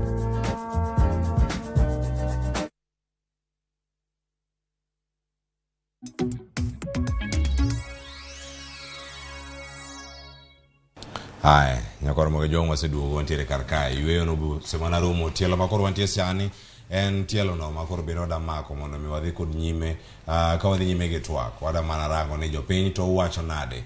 Mani gimo mi ang waduogo kendo ang wachok paro mawuok e kaunti mopogore opogore. Jo kaunti ma Siaya wacho nade odiochieng' ma kawuono e kidieny mar mbaka oromo. Nyaka sani paro chalo nade. Iwacho kanyo ni jok mopogore opogore to koro nitiere kanye.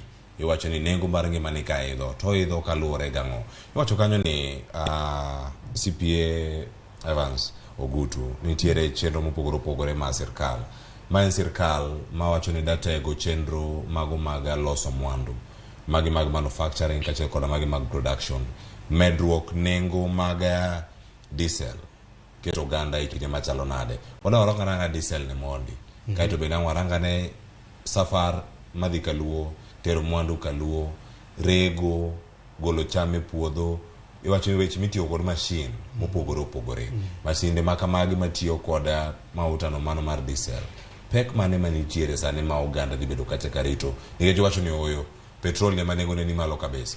To kama chelo kama wacho ni en 161 kod achiel. Mano ka intie kacha ikaw lita achiel, mano mara mauta mar taya. Jogo matiyo gi nyangile, jogo matiyo gi mauta mar taya mar kitambi ni. Ere kaka gibedo kacha ka gitiyo kode. Pek mane moganda yudo. Wachaka negi mar diesel ni mondi. Kiwacho no medore kacha. Gieta malo momedore kono kata momede wiye kanyo no. En pek mane ni japiny. Ero kama na inya king'iyo matut. Kembe wa mang'eny ma tiyo e yore mag loso mwandu. Tiyo sana gi diesel as one of factors magi mag production. Omiyo mano en adieri mantie. Sama nengo mar diesel oidho, ing'eyo malong'o niya, king'iyo factors of production, king'iyo kata gik miluongo ni production cost, nitie gik miluongo ni overhead costs, nitie gik miluongo ni direct material cost. Seche ma nengo mar diesel oidho, manyiso ni running cost mar plant no dhi malo. Manyiso ni kaka migao kata nengo mar riembo machine no koda ne mana gi mela ni mari ni to ne mana machine mar rego oduma mondo los mogo.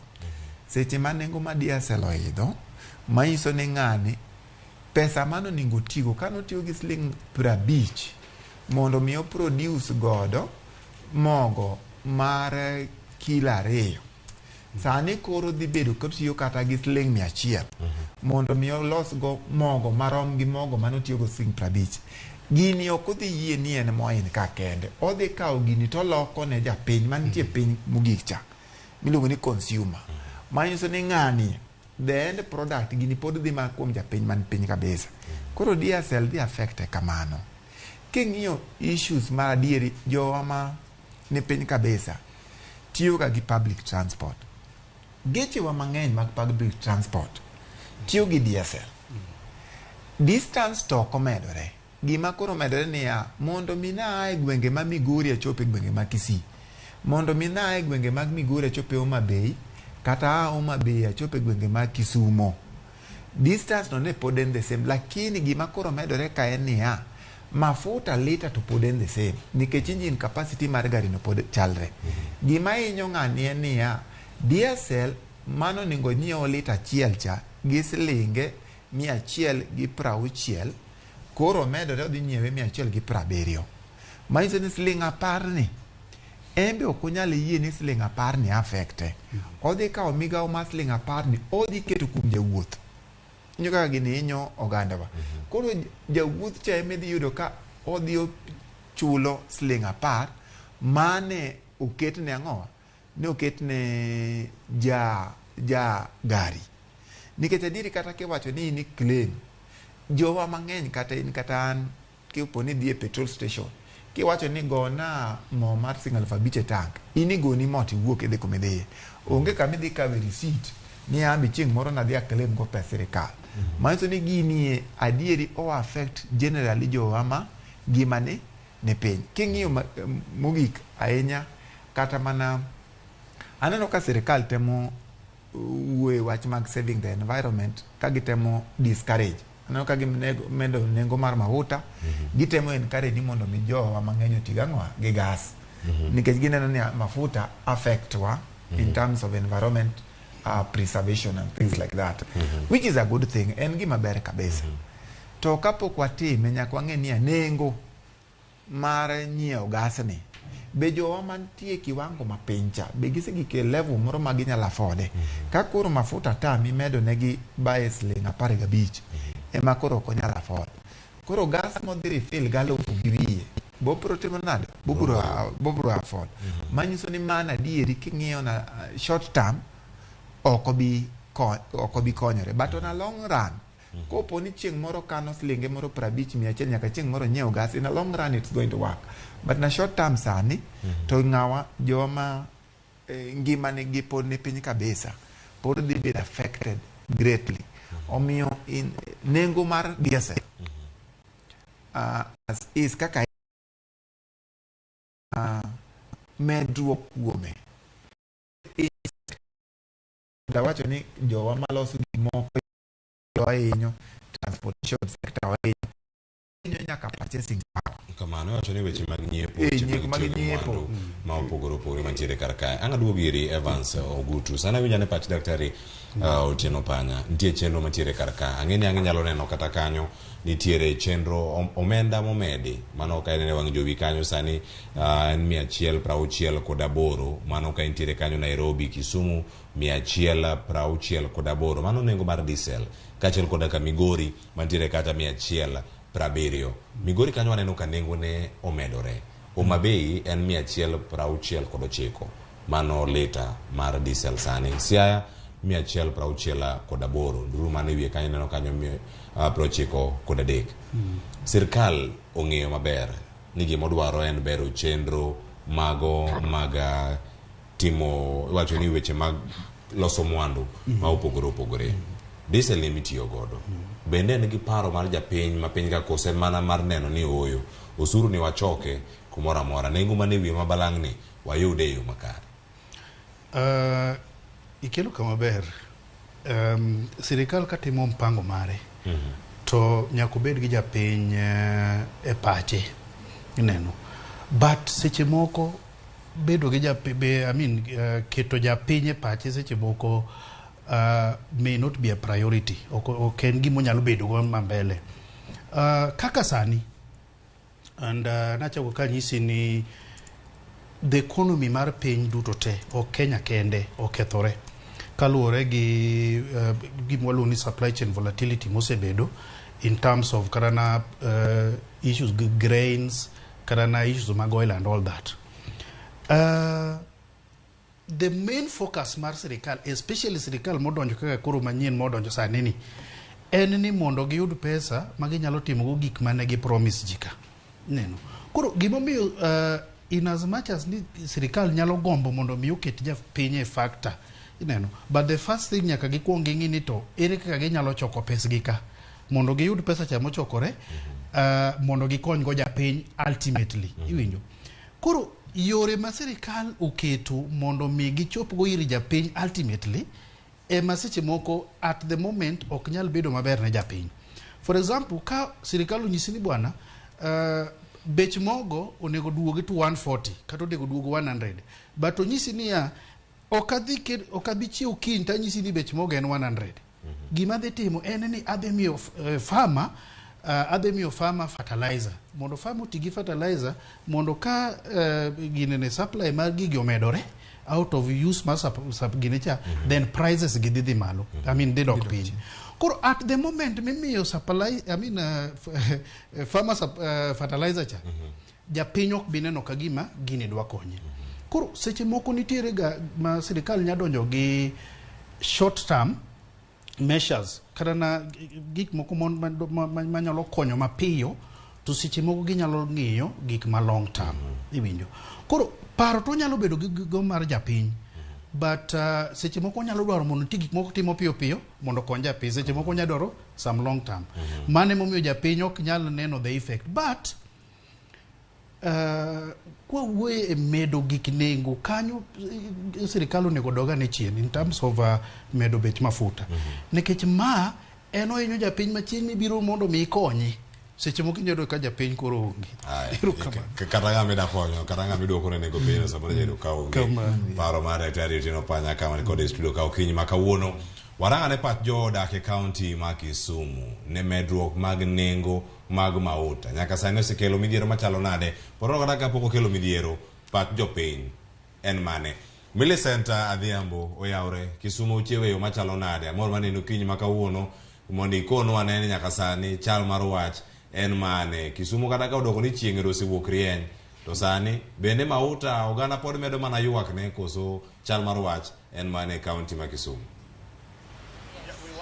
Erokamano ahinya Cleophas, achiel kachiel kwa wuok e county ma Kisumu kaendi, kabende kaendi an go ganda kowuok kuom kar yweyo ma oile alwora ma apaya ma Jomo Kenyatta. Adaka pa jotin kotenore kod twak ma wan godo e wi nengo mar mauta moidho, ma bende en gima osea are higa mokalo ka oganda ywago nengo mar ngima, ka bende achiel kuom gigo ma bende keto nengo gik moko idho malo en idho malo mar mauta. Wadang'eyo ni to jopiny ma Kisumu to wacho ang'o, to midhiero mage ma bende idho malo mar nengo mauta osekelo negi ngimagi, ka bende gi e thuolo ni ende aboteri achiel kachiel irgi mondo ginyiswa gin giwuon ni to giwacho nade kotenore kod twak ma wan godo. Machiegni abo chako kodi kaka jakom riwruok mar bus park ma Kisumu. Un thothne uno utiyo kod geche ahinya, inyalo nyisowa ni to nengo mauta ma bende sani wachore ni medo mana idho pacho kaeni ohinyo weyo mane, to midhiero mage ma bende osekelo e ngima machiegni?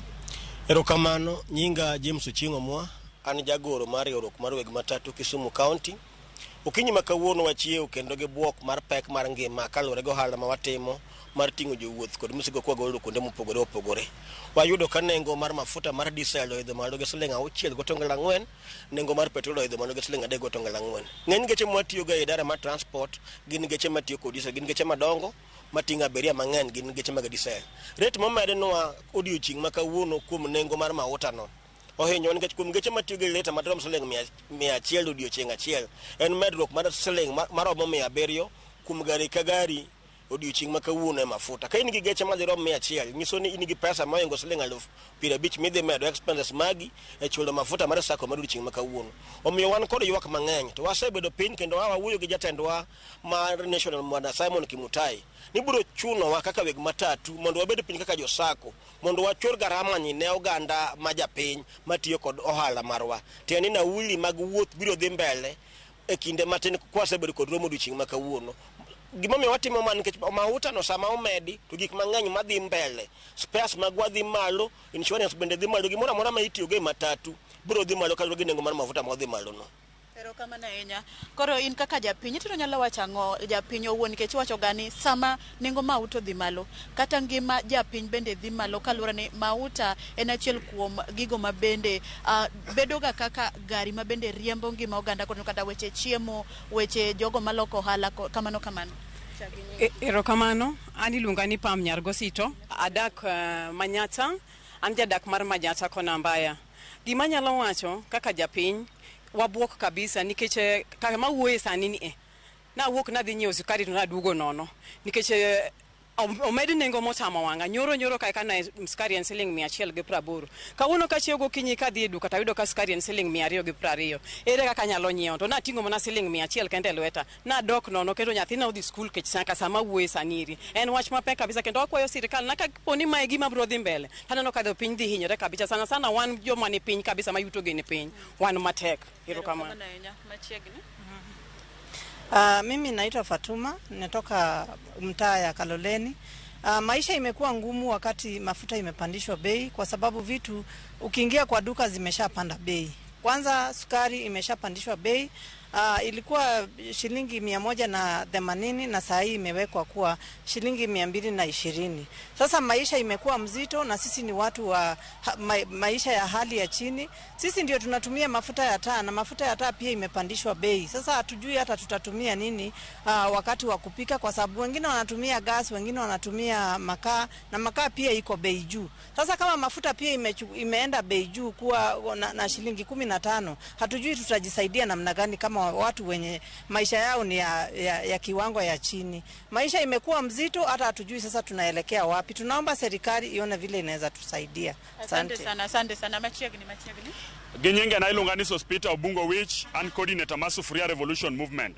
Sufuria Revolution Movement en movement ma wacho ratiro kendo wuoyo e ngima kaka japiny onego bende dak.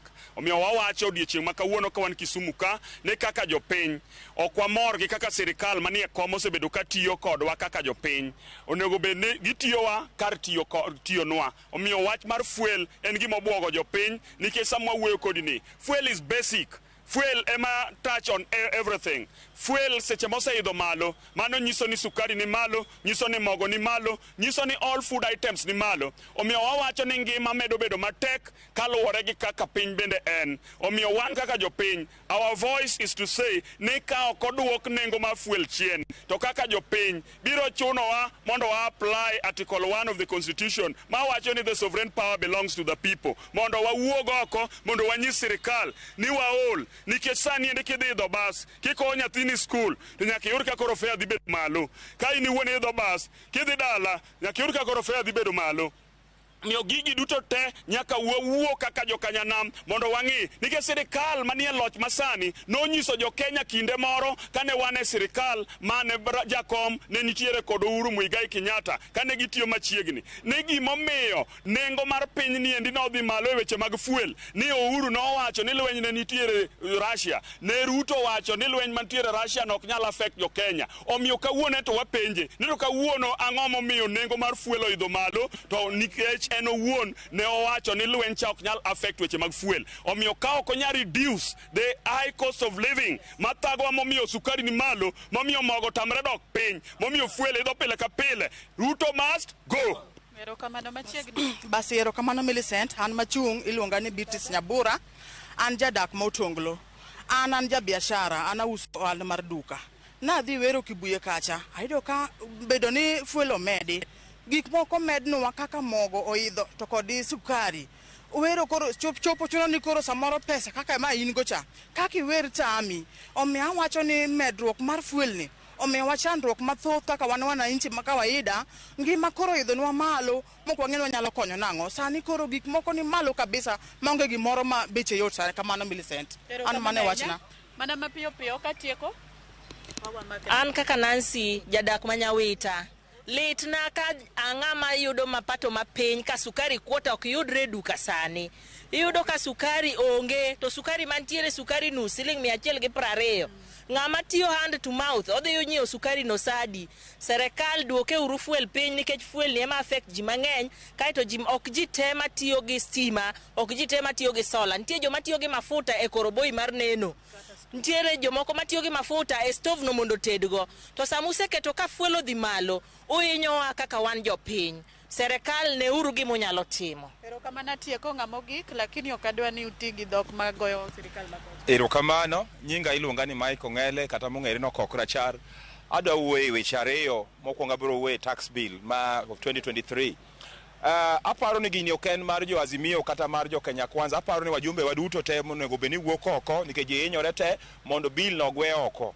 Mano atemo nyiso wajumbe waduto te mondo oriwre mondo gino gwe oko nikech japiny hinyore. Mar ariyo abiro wuoyo wach mar fuel. Fuel samise medo fuel matiende tamo jo ohala timo ohala. Omiyo wawacho kendo wakwayo ni wamiyo jaduong' William Ruto ultimatum ni mondo duok fuel piny mondo wang'i kaka wanyalo konyore e pinywa ka. Erokamano. Erokamano katieko kodima.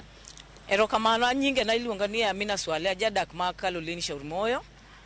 Duoko ne TV Ramogi erokamano kuom miyo mondo uwinj duond japiny nikech adier wahinyre ka fuel omedore gimoro amora ing'eni en fuel. An auso grocery.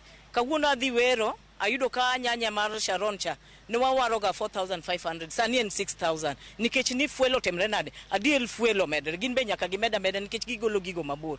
Koro wan kaka jo hand swekre wahinyore nikech fuel kodhi malo. Gima daher nyiso rais ni ong'iye japiny, nowacho ni odhi ng'iyo hasla, ong'iye maslahi mar japiny, commodities oduok chien nikech chiemo e gimoro amora to fuel komedi to gimoro amora dhi idho. Koro ong'iye wach fuel ni oduok piny nikech kaka wan jo hand aswekra onge kaka onyalo timre, wan hand to mouth, iuse kichiem. Koro ka profit ni mal gine sales ni mal ahinya onge kaka inyalo yudo profit. Erokamano katieko kodi.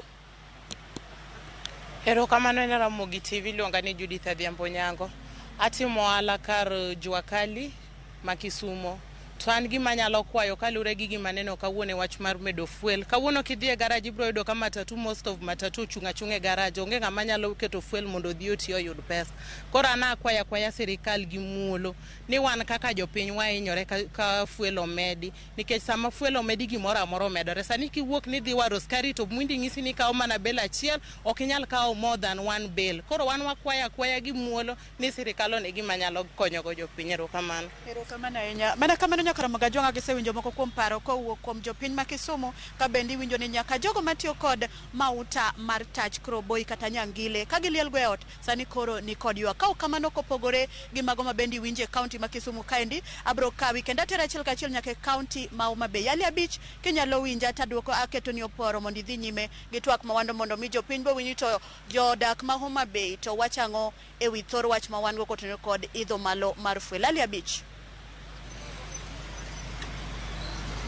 Erokamano ahinya nyaoda Millicent Adhiambo ka intiere kaunti ma Kisumu.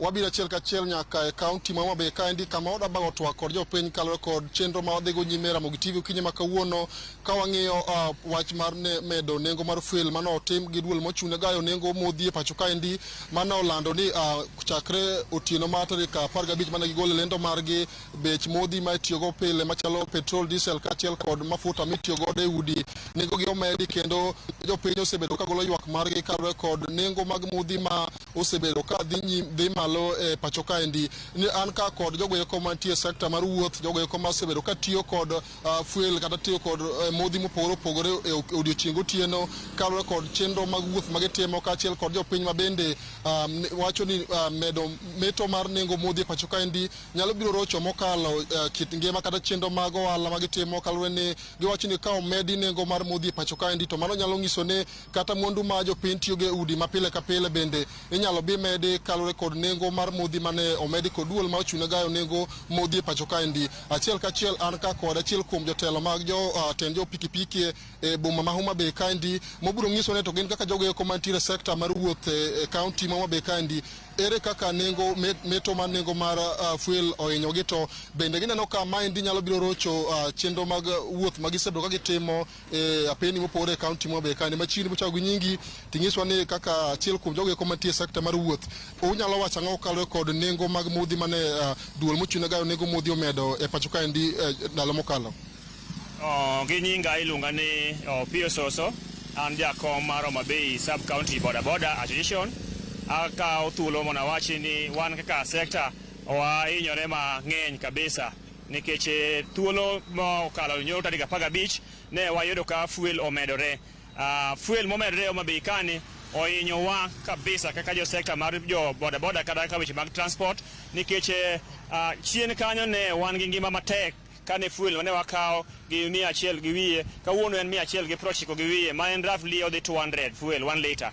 1 liter ni en fuel ma ok nyal wuogo ka midhi rodi miduogi, to customers magwa ma wating'o to oseng'iyo ni samoro oseng'iyo ni siling 50 ma odhi godo, koro gimbe giywak to wambe waywak kaka customers.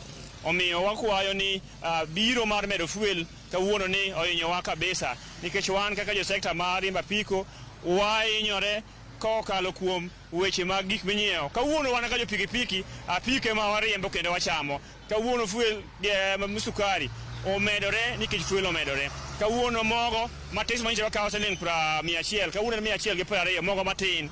Wan ka jo pikipiki inyalo agi siling 200 kata siling 300 kawuono odiochieng', ato kata giminyalo chamo e ot kawuono nyalo bedo maonge. Koro wakwayo ni sirikal ohinyowa kendo waneno ka bedo no med fuel kaka waneno wadhini osemiyo kata ngima osebedo matek ma mine kata mon mo wan go mwakawo ng'enygi wewa nikech sani onge gima ginyalo chamo kata e udi. Koro pile kaka jogo eko mantie sekta mar wuoth waneno ka sirikal omedo nengo mag wuoth, waneno ka samoro joma mantie sekta mar wuoth bende dhiga nyime mar medo nengo mag wuoth ne jowuoth ma gitiyo. King'eni kaka un jo boda boda ma Homa Bay kandi thoth yoja bedo ga ka omedi nengo mar fuel kama to medo pesa michiwe town service town ka king'eni ma be usebedo gi paro ma kama to ma be neno ka obedo nyalo hinyo jogo eko ma uting'o ma bende ywak negi matek e pacho ka.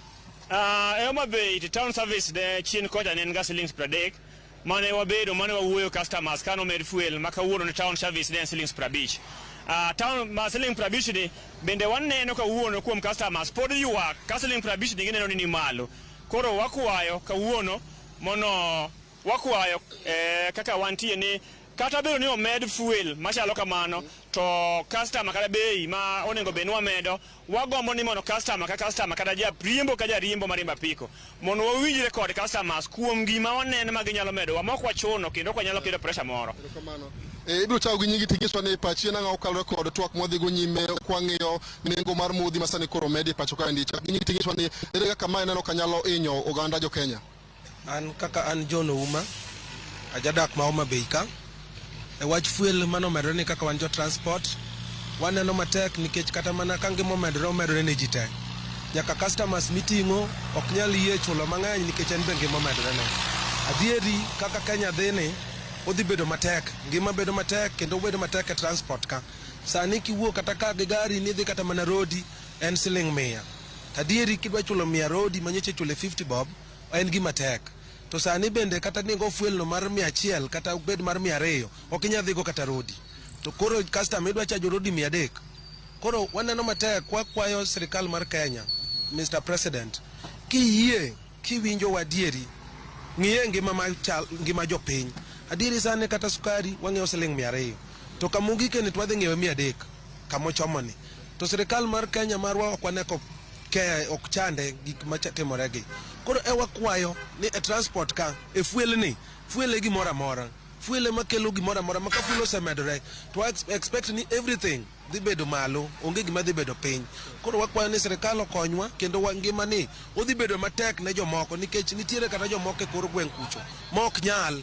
Wan bet bere nyalo wacho ni achiwa yud siling 50 to ng'ama ni dala cha dwa ng'iewo mogo siling 220, ochako ng'iewo sukari 200 gi wiye.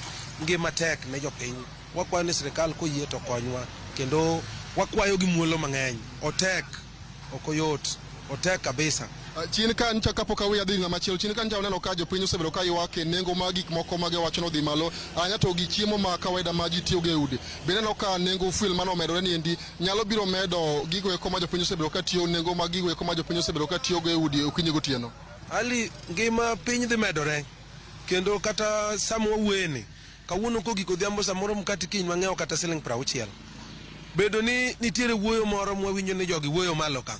Wuoyo ni okwane gima medonwa. Nikech kwa waparo ni katek to wadoge ndara mondo ka poni nyalore to gik moko dog piny nikech waneno kanyo cha president owacho ni eno ko bitiyo gi ola koko nyal tiyo gi ola nyiso ni Kenya romo ok oningo bedno medonwa gik moko. Koro mar ariyo lali wan matek nikech kata mana chien kacha no tek ne ji ywak to ndalo gi be pod tek pod wadhi mana ywak Kenya. Erokamano winja telo ibiro chago nyingi tinyiso ni pachi na ng'aw kalo ko twak modhi go nyime wach mar nengo modhi mano medi pacho kaendi bende kama endi nyalo medo inyo jo Kenya kalwe kod nengo mano medi mar fuel. Kachako gi nyinga iluongo ni Richard Wanyonyi aja biashara mar Homabay auso gas to fuel batiyo godo katimo godo delivery. Adiri sani masani Kenya ma wantiere en Kenya matek fuel ko idho malo ni kata kal tim delivery onge samoro kata malaro gas kipasi na timo ne nono to ka fuel idho malo ni kaka chop kipasi tek koro maeso idho kama okwanyal koro wakwa ma jatend piny Kenya oduoke bech fuel ma piny kamano. Kaka jawala mar gas okang'eni isewacho ni ibedo ga ki supply gas ne customers magi bende ma nyalo miyo imedo nengo ma gas misebedo ka supply kuonde mopogore e boma ma Homabay kaendi. Ne gichiko wan ni gas biro beche biro dok piny to nyaka gi sani to kwang'eyo nikech moro amora pogi communicate nikech sani kasa Homabay ka biro beche to dok piny matin kasa Homabay ka biro to dwaro mondo otimne service kaka noyudo chon nikech ngima be koro idho matek koro ka ang'e adjust ne bei moro matin mar fuel cha mondo chop kamoro mondo chope boneno matek koro en matek ngima tek. Nyakwara Moi kapok wadhi e kaunti ma Siaya mondo winja ni to jodak ma Siaya wacho ang'o kalwe kod nengo mar fuel ma mwang'iyo wach ne kawuono ni an kod ng'ato achiel mogik ma biro nyisowa pache kalwe kod wach mar meto mar nengo fuel e pacho kaendi. Ibiro chago gi nyingi tinyiswa ni pachi en ang'o kalwe kod wach mar medo nengo modhi e pacho kaendi machiegni. Nyinga en Collins Okoth, an jagoro mar jobodaboda Homabay sub county. Wach mar medo nengo ma wachiyogo kawuono ni obwogowa kendo ok wane ka dhi kodwa maber nikech ka nengo medore mar fuel to gimoro amora dhi malo nengo mar ngima dhi malo yore te nikech wuoth ema chwako gik moko duto mitiyogo e ngima mar dhano pile ka pile. Mar ariyo e sekta mar bodaboda ka nengo medore to wadhi bedo gi tabu nikech jogewa moting'o koyie mondo med e bei mar chudo mar apiko koro wadhi bedo gi pek kodhi yware kodgi to namba mar joma dhi apiko be dhi dok piny nikech ng'ato dhi neno ni afadhali odhi ong'iew kibrit to wuoth gi tiende kodhi ot to mano yutowa kaka jo bodaboda dhi dok piny koro wahinyore kabisa kuom gima wayudo odiochieng' ma kawuono. Erokamano. Nyakwara Mogajwang' mano mana paro ma jodak e kaunti ma Homabay kaendi ni godo kawinjo ka giywago wach mar ngima ma koro gineno ka nyalo biro medo ridore pacho kaendi bang' kane duol ma gayo nengo modhi pacho kaendi medo nengo modhi ma itiyo godo e pacho kaendi. Ka ok kamano to wadhi achiel kachiel nyaka e kaunti ma Siaya mondo winja ni to jodak e kaunti ma Siaya to wach ang'o kalwe kod twak modhi go nyime okinyi ma kawuono mwang'eyo wach mar medruok nengo mag modhi e pacho kaendi.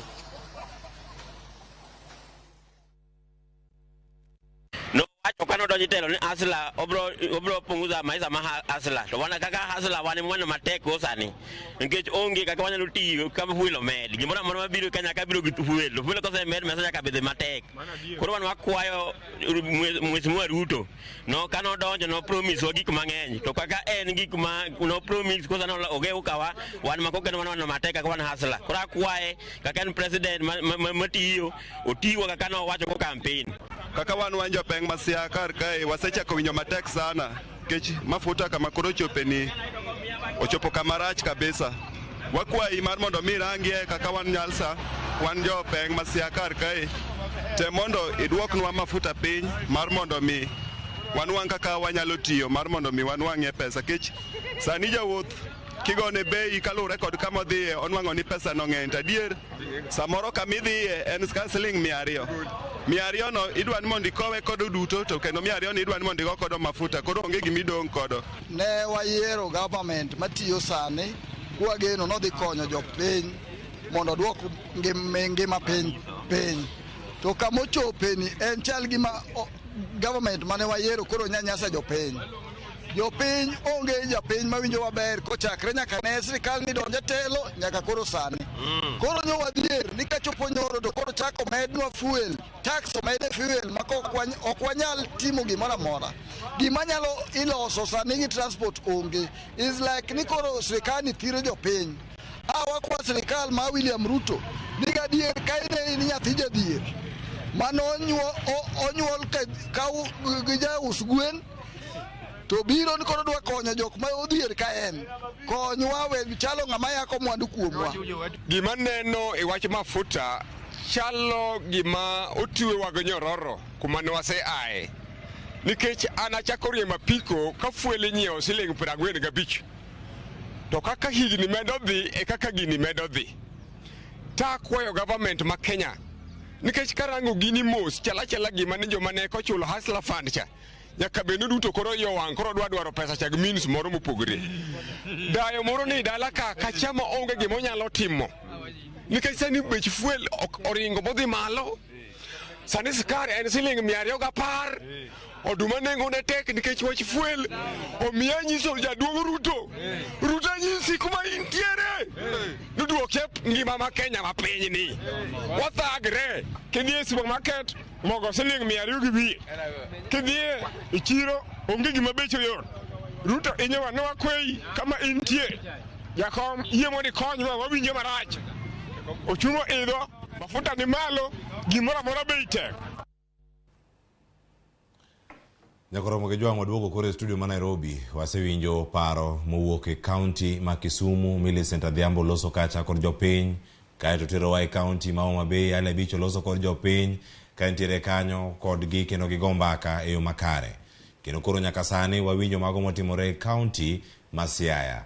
Wagoero kamana ahinya ne jafwambo marwa bende mantiere kar kacha Mulindi Kari kuom bagonwa twak ma kamano motelo ne chenro ma kawuono. Kendo wawinjo paro ma opogore. Ang'ama bende paro giduto gibiro kotenore koda medruok e nengo mano mag mauta. Tangeni an gi wele studio ka antie ka gi Dr. Tieno Panya kachel koda ka CP Evans Ogutu. Kata kapok wadhi waranga ne gik matimore county ma Kisii mana mapiyo paro kotenore kod jopiny ywak margi medruok mag nengo pek magikale inyalo wacha ngacha kodi Dr. Tieno Panya. Erokamano Cleophas.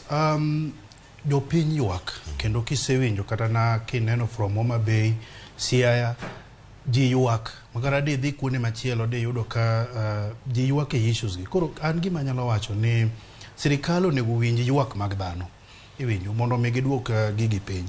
But most importantly gima adwa wacho kan jopiny bende nyaka koro ng'i ni gima timore ni gini oken Kenya ka kende.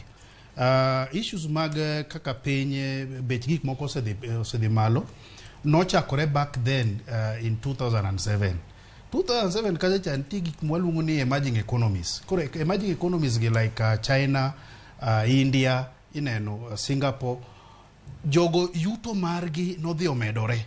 Koro ka yuto margi omedore, demand for products ma within the world market nodhi otimore nade. The demand for products odhi obedo malo. Gik matimore gi giko ohala gi duto te en ohala bedo manage gi factors mag demand and supply. Koro ntiere kaka those emerging economies and also wamedo nyaka South Africa bende. Kato corona ko biro ochako timango ochako okelo other issues bende. Mwachako wamed nyaka gi war in Ukraine. So gimanyalo wacho ne jopiny ni wabed mos ka sirikal temo mondo mi olos yore kaka ginyalo loso gini. It is true ni jito chandore, but onge yo mora ma gini inya tim go piyo. A number of things more advice sirikal mondo mi otim en mondo mi omed production. Effect mar inflation kata na medruok magik moko mwaneno sanigi de okwawinjo effect ne that much kade chiemo nitie. Yeah, but you look a number of things like drought, gik moko mabe wasewachogo omomiyo wachopo kama koro wachopeni. Koro sirikal onego winj japiny, to japiny bende onego winj sirikal katemo mondo mi wayuda a solution to this problem. Iwacho ni kanyo gima sirikal temo timo mondo bere chenro mag loso mwandu, weche mag production. To sirikal achiel ni bende makoro chak biro kata to medo nengo. CP Evans Ogutu medo nengo mar diesel, medo nengo mar petrol. Magi nyabedo mag longo ni drivers mag economy. Kata gigi makoro bende miyo uchumi nyalo bedo ni chung motegno kendo ringo yo moro madwarore. Sirikal kosegeni gigi duto dwarore, ywak jopiny bende ntiere karka. Gola ne kaunti ma Kisumu kacha Homa Bay, iwinjo jogo mantiere kaunti ma Siaya. Pachien mane kotena kod ywak ma jopiny. Well, mana kaka nwachako wacho ni medruok mar nengo mar mo en gima japiny dhi winjo immediately, ok en gima dhi budho. Tadieri gima neno ka nitiere ywak mokwongo osewuok e gwenge mag mwawinjo mag Homa Bay, mag Siaya. Magi duto kata man depo ni wa interview kata jogewa man Migori kata man e gwenge ma nono, ibro yudo ni effect kata lit mar med nengo mar fuel ni okelo oseyudre ayuda immediately, ok en gimoro ma nyalo kawo a long time. King'iyo Kinley, sirikal nigi migawo adek mar konyo jopiny. En gi short term, gima ginyalo timo machuok ne jowa mahinyore. Nitie gimichak iluongo ni mid term, gimoro minyalo tim gi diere kanyo, to gi long term. Programs gi duto nyaka riwgi together mondo mi sirikal realize goal mare. An kipacha, in a short term effect, medo nengo mar mahuta kama. Ingeni adieri sirikal chono kelo gimiluongo ni partial subsidy. Partial subsidy ne konyowa to caution, ok en gimoro mane dhi terowa muda malach. To ne o caution japiny mondo mi kik ohinyre ahinya. Unyalo yudo kudoyo puodho, udoyo keyo, to ng'ato dhi mbele ahinya, to ng'ato nitie mayom matin. Iyudo en doyo ne kare dok chien matin. Koro gima timore ni imake inywakone mondo miembo yud nguvu mar chopo kar keyo necha.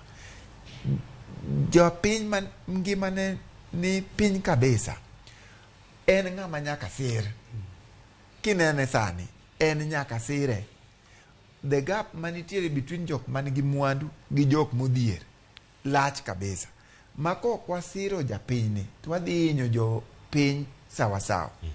Wachalo kambi mawacho niya, wan nengo mwandiko go ji ka e dwe en 3 million. To ji 3 kende ema ichulo 1.5 million. Jomodong kata ji 50 tichulo 10,000 tiwacho ni nengo mar chulo jotich ng'eny manade. Nitiere jopiny mogudore ka, gima giyudo malong'o onge. Taneno ka sirikal ok dwa kawo migawo mar sirogi. Mae gimomiyo ywak nitie. Jowa mang'eny ma riemba piko manie boda sector. Boda sector is an informal sector, more employ ondiko oganda mathoth kabisa. Sami dhi hit fuel kama, idhi hinyo dhano tara gi tara.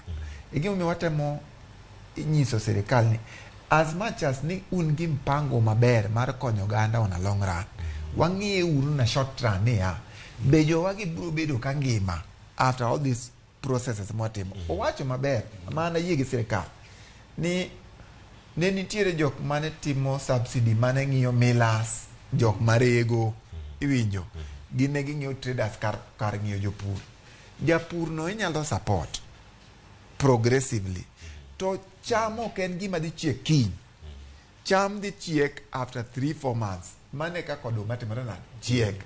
Kapok ma otimore, ere kaka ng'ane dwa bedo ngimane mondo mi cushion against kech mabro kae between these 3 months. Mane gima nyiso ni sirikal in my view onge ham nikech kata subsidy pod en mana ushuru mar japiny. subsidy no nego bed introduce mondo mi caution jowama majopiny. Thank you. Erokamano ahinya koro moge jwangi winjo paro biro mopogore opogore ang'eni weche mag subsidy no bende ang'o yudo thuolo mar range ni nengo machalo kama koro kogole tiende nang'o to paro mar chik mano mar loko chengo mag omenda higa mar 2023 mano bende ang' bedo wach mogik ma ng'ayudo kuom daktari Panya kaachiel koda ka CP Evans Ogutu ma wantiere godo kinyi ma kawuono. To sani kaka nwasingoni ni wadhi e counties mopogore opogore yena mondo mi ateri e county ma Kisii owinjane ni pat joriembo joriemb nyamburko mago joriemb trailer mopogore opogore jogo mantiere county ma Kisii giwacho nade kontenore kod pek mar ngima kabiro kod medruok e nengo mag modhi. Mafuta hii biashara tunayofanya ya matatu imekuwa ngumu sana. Sio kosa lako kuongeza mafuta, lakini tunaomba utupunguzie mzigo kidogo wa mafuta. Sio penzi lako, kwa sababu tunajua ni dunia mzima imekuwa affected na mafuta. Tufikirie kwa ajili kuna mausuru mingi tunatoa katika hii sekta yetu, na tunajua hata VAT tutakuja kulipa. Tunakuomba uturegezee, ututolee mzigo mmoja ili na sisi tupate. Hii biashara ya matatu ni ngumu sana wakati huu, na ni wakati ekonomi yetu imerudi chini. Tulikuwa tukifanya kazi vizuri sana siku za nyuma, lakini imefikia mahali hii serikali yetu mpya mimi naona inatuumiza kifedha, imetuumiza kiuchumi, imetuumiza na mambo mengi. Tulikuwa serikali iliyopita iliwacha mafuta kama akiwa shilingi 112 hadi 120 kwa lita. Sasa hii imesweep mpaka 164 na imetuongezea tena shilingi 6 juu.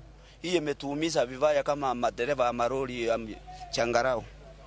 Ya pili, saa hiyo ukijaribu kuelezea customer kwamba hii mchanga tulikuwa tukiuza shilingi 15,000, saa hiyo utanipea shilingi 18,000 kutoka sehemu za Kindu, inakuta customer hataki, anasema hata yeye yako na sita na uchumi.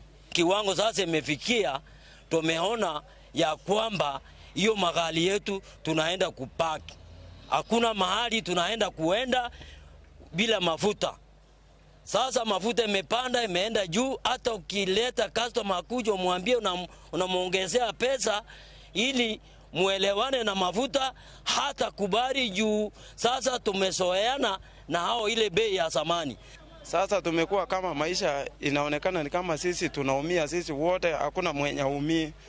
Sababu tukiangalia tangu Uhuru atoke uongozini, Kenya imekuwa maisha ni ngumu. Hata Kibaki alikuwa anaendesha hii serikali vizuri. Kwa hivyo ndugu yetu Ruto ajaribu kuona Kenya jinsi maisha itakavyoendelea katika wananchi Kenya hii. Sababu wa vijana wadogo sasa hii mahali tumefikia, tunaona itaenda kuwa ngumu hata kusomesha watoto shule. Tunaona sasa hii maisha imekuwa ngumu. Serikali tu tujadi sisi mwananchi wa chini, kwa sababu hao watu wakubwa wakubwa wenye wako serikalini wao wanatembea na magari kubwa kubwa. Hakuna siku yenye jambazi atakuja kumpata na panga, kwa sababu ataweka akiona mbele hatari anakaja na exaggerate mafuta yake, shio amepotea. Sisi mwananchi wa chini utakuja kukimbia ushinde jambazi, utamshinda. Sasa kama mimi hii stove yangu sasa hii unaona inataka kukatika na nimeweka mafuta ya 50, nimesonga tu gari kidogo na sukuma, unaona ndio inataka kukatika. Unaona baada hapo sasa sijafaidika, sijapata faida hata kidogo, ni hasara kwangu. Hali ya mafuta kuongezeka, ilikuwa nanunua ya 20 inatosha. Kwa sasa hii nanunua ya 50 ndio inatosha kwa siku moja. Imeongezeka sana.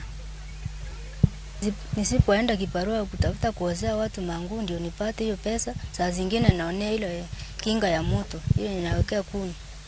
Naangalilia na niko na mtoto mchanga wa msichana. Nimeona shida sana. Kwanza serikali ingefanya mpango mzuri, ipunguze bei ya mafuta, at least gharama ya maisha ipungue.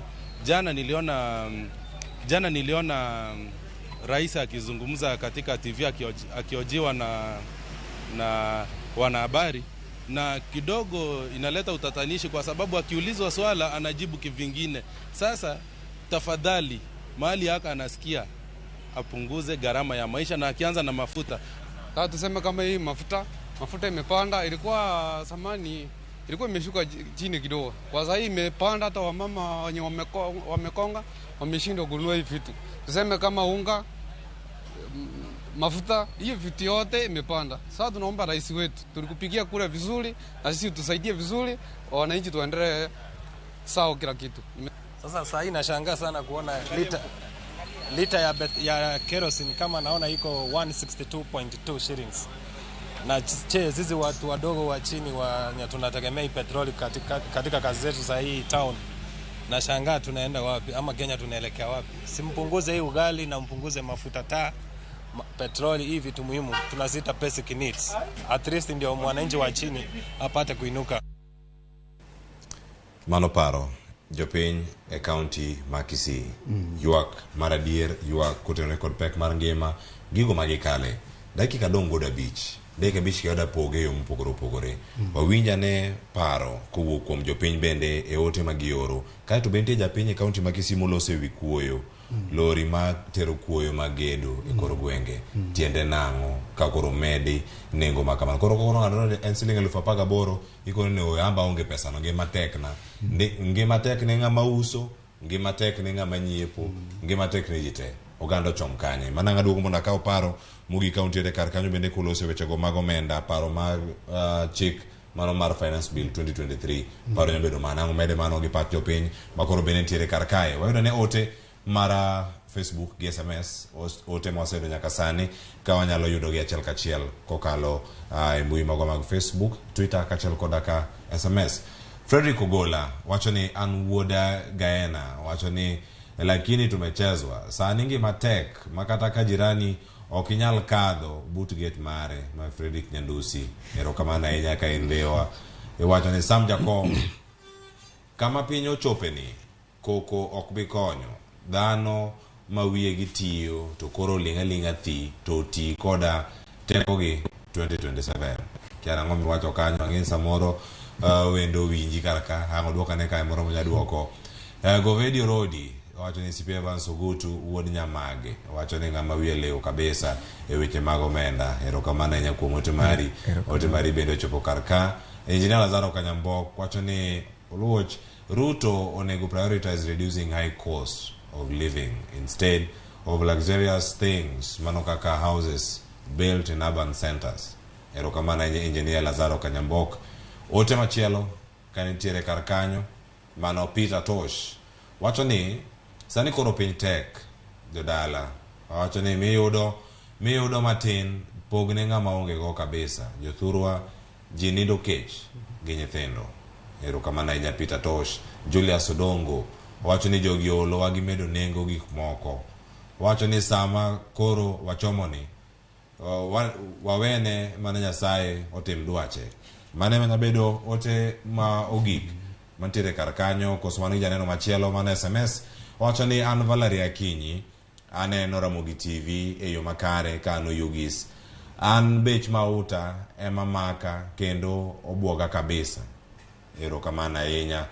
Faiza Faith wacho ni ngima tek bech gik moko be medo mana idho magi pat jopiny mantiere karka awjo dakika bich ni apoge kamano mondo wadongi dakika ariyo modongi wachiwo dakika achiel to walose wach mogik acha kodi Daktari Otieno Panya gi wach mari mogik nyabedo mane ywak ma jopiny nitie sirkal nitie mawinjo nitie jogo moyier mondo miyo konyo oganda nitie duol marango nengo makamagi inyalo wachango nengo mari nengo mag modhi makoro oidho wach mari mogik mere kanyo bende gi wach mar finance bill ni ka nitiere mano minyalo mede wi atamala paga uchiel mano mar VAT mimede modhi erokamano Cleophas gimanya wacho mogik kuom weche giduto te ni kiwinjo ywak jopiny to ineno some sense of hopelessness mochako donjo ne ji tende ni ji are losing hope kata nage life ni winyo kama macha wacho ni mamoro wach mane ni Kisii ni chopo kama koro inyalo monj gi kata gi ji an mag gina effects koro kata na impact mag gik mwaneno kata kaka increase mar price kata na mar mafuta nyalo bedo kaka ngama ne wacho ni kuoyo koro medore ngine sama kuoyo medore cha to bech gedo bendo medore but nitiere other effects for example kana na rate mag crimes ineno bedo malo So gima nyalo wacho ni kuom joma iluongo ni policy makers kachakore gi jood bura magwa ni gi make sure ni gi winj pach jopiny and gi tigi pach jopiny and some of these things kaka issues mag medo bei mag gik moko kaka mafuta onego dog piny. Kamulo matin on finance bill 2023 asindiko about it a bit Karana Gazette ka pacha ne en ni ok nyal grow economy gi medo taxes. Sami grow economy gi medo taxes kitemo mar grow economy ki medo tax imedo mana inyi. You know, the other ways minyalo tigo and achiel kuom gi we can take monetary policies or alternatively wanyalo increase our production mondo michimo bedi gik moko bedi mondo kata ka gik mo aila gi effects mag meto gi korok nere ok bi mang'eny ahinya. Erokamano ahinya Daktari Otieno Panya.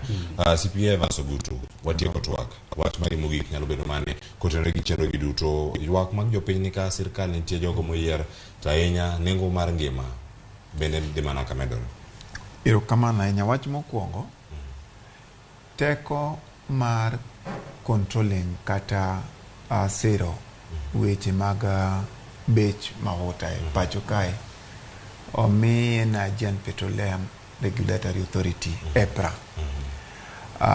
Wanyalo wacho ni president gi stakeholders mag piny owacho duto te obeda ne piny gi EPRA gi review measures mag nyalo kawo mondo mi effect mag medo bei kik bed ni bedo felt gi japiny. Ok wanyalo wacho molo kaka authority momi EPRA kuro bed piny gi president to gi stakeholders magwa. Mano is one of the measures mag nyalo kawo mondo mi nengo gik ma ywak japiny en ywak oganda nikech kata jo EPRA go gimbe gin jo Kenya. Gimbe gineno kaka effects magi kawo kata decision magi kawo temo inyo japiny. Mano mokwongo. Mar ariyo, katiba mar Kenya yienwa kaka jo Kenya ni teko ni elwetwa kata we can always wanyalo exercise kaka jopiny kata wanyalo tiyo kode gi jowa mobedo elected to represent our views.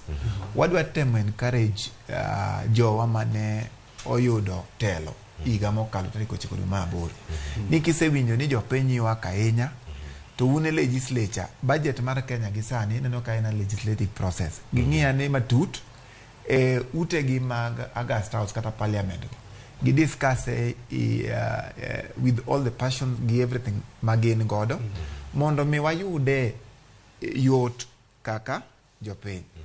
Mogik e finance bill sani ni e parliament. Wan wasegolo views wa kaka jopiny warito gima wa ujumbe wa be bro wacho gi wan to wang'iyo ni kiko bed passed without amendment. It should be reviewed. Erokamano ahinya kuom thuoloni. Agoni erokamano bende CPA Evans Ogutu kuom do thuolo ma wuok e wang' ma migori duto ma erengo michopo kar kae. Wagoni erokamano ahinya. Daktari Otieno Panya bende kuom do thuolo ma to kodwa kendo Ramogi TV wagoni erokamano. Chieng' machielo bro loso chenro moro bende mondo michok kodwa go mbaka weche gi mag uchumi kod ngima mar oganda wa ma jo Kenya. Nyakora Ramogi Jwang in bende wagoni erokamano isebedo kodwa ne wachak chenro kiny ma kawuono nyaka sani ote ma ioro wagoni erokamano ma wasomo kawuono watemo kar nyalowa kiny watimo rugi matimo kawuono ka wan gi twak ma opogore e yo ma opogore ka wantiere kodi kimiwa pachi to wan bende wan kodi nyaka giko. Jogo duto mokelo chenro bedo ni e yo makare mago jo mak duol director jo TX jo graphics nyaka jo kamera mantiere kar kae puoch gi pak mondo chopno kamoro amora ma untiere nyaka video makoro dhiro kache mbui mago mag digital nitie jogo mantiere digital desk mar Ramogi TV wagonu erokamano nyakum tich makare momedo mana timo mondo mi nyakora Ramogi Jwang oyude gigi sama dwarore. Analore gi kanyo nyinga Cleophas Oluoch jakisumo kanya kwar ma okeo nyaka sango waromo odiochieng' makinyo kinyi sa 12 nyaka sa 5 chenro mar piny kod mbaka romo. Nyasaye mondo riti korita ne waradi.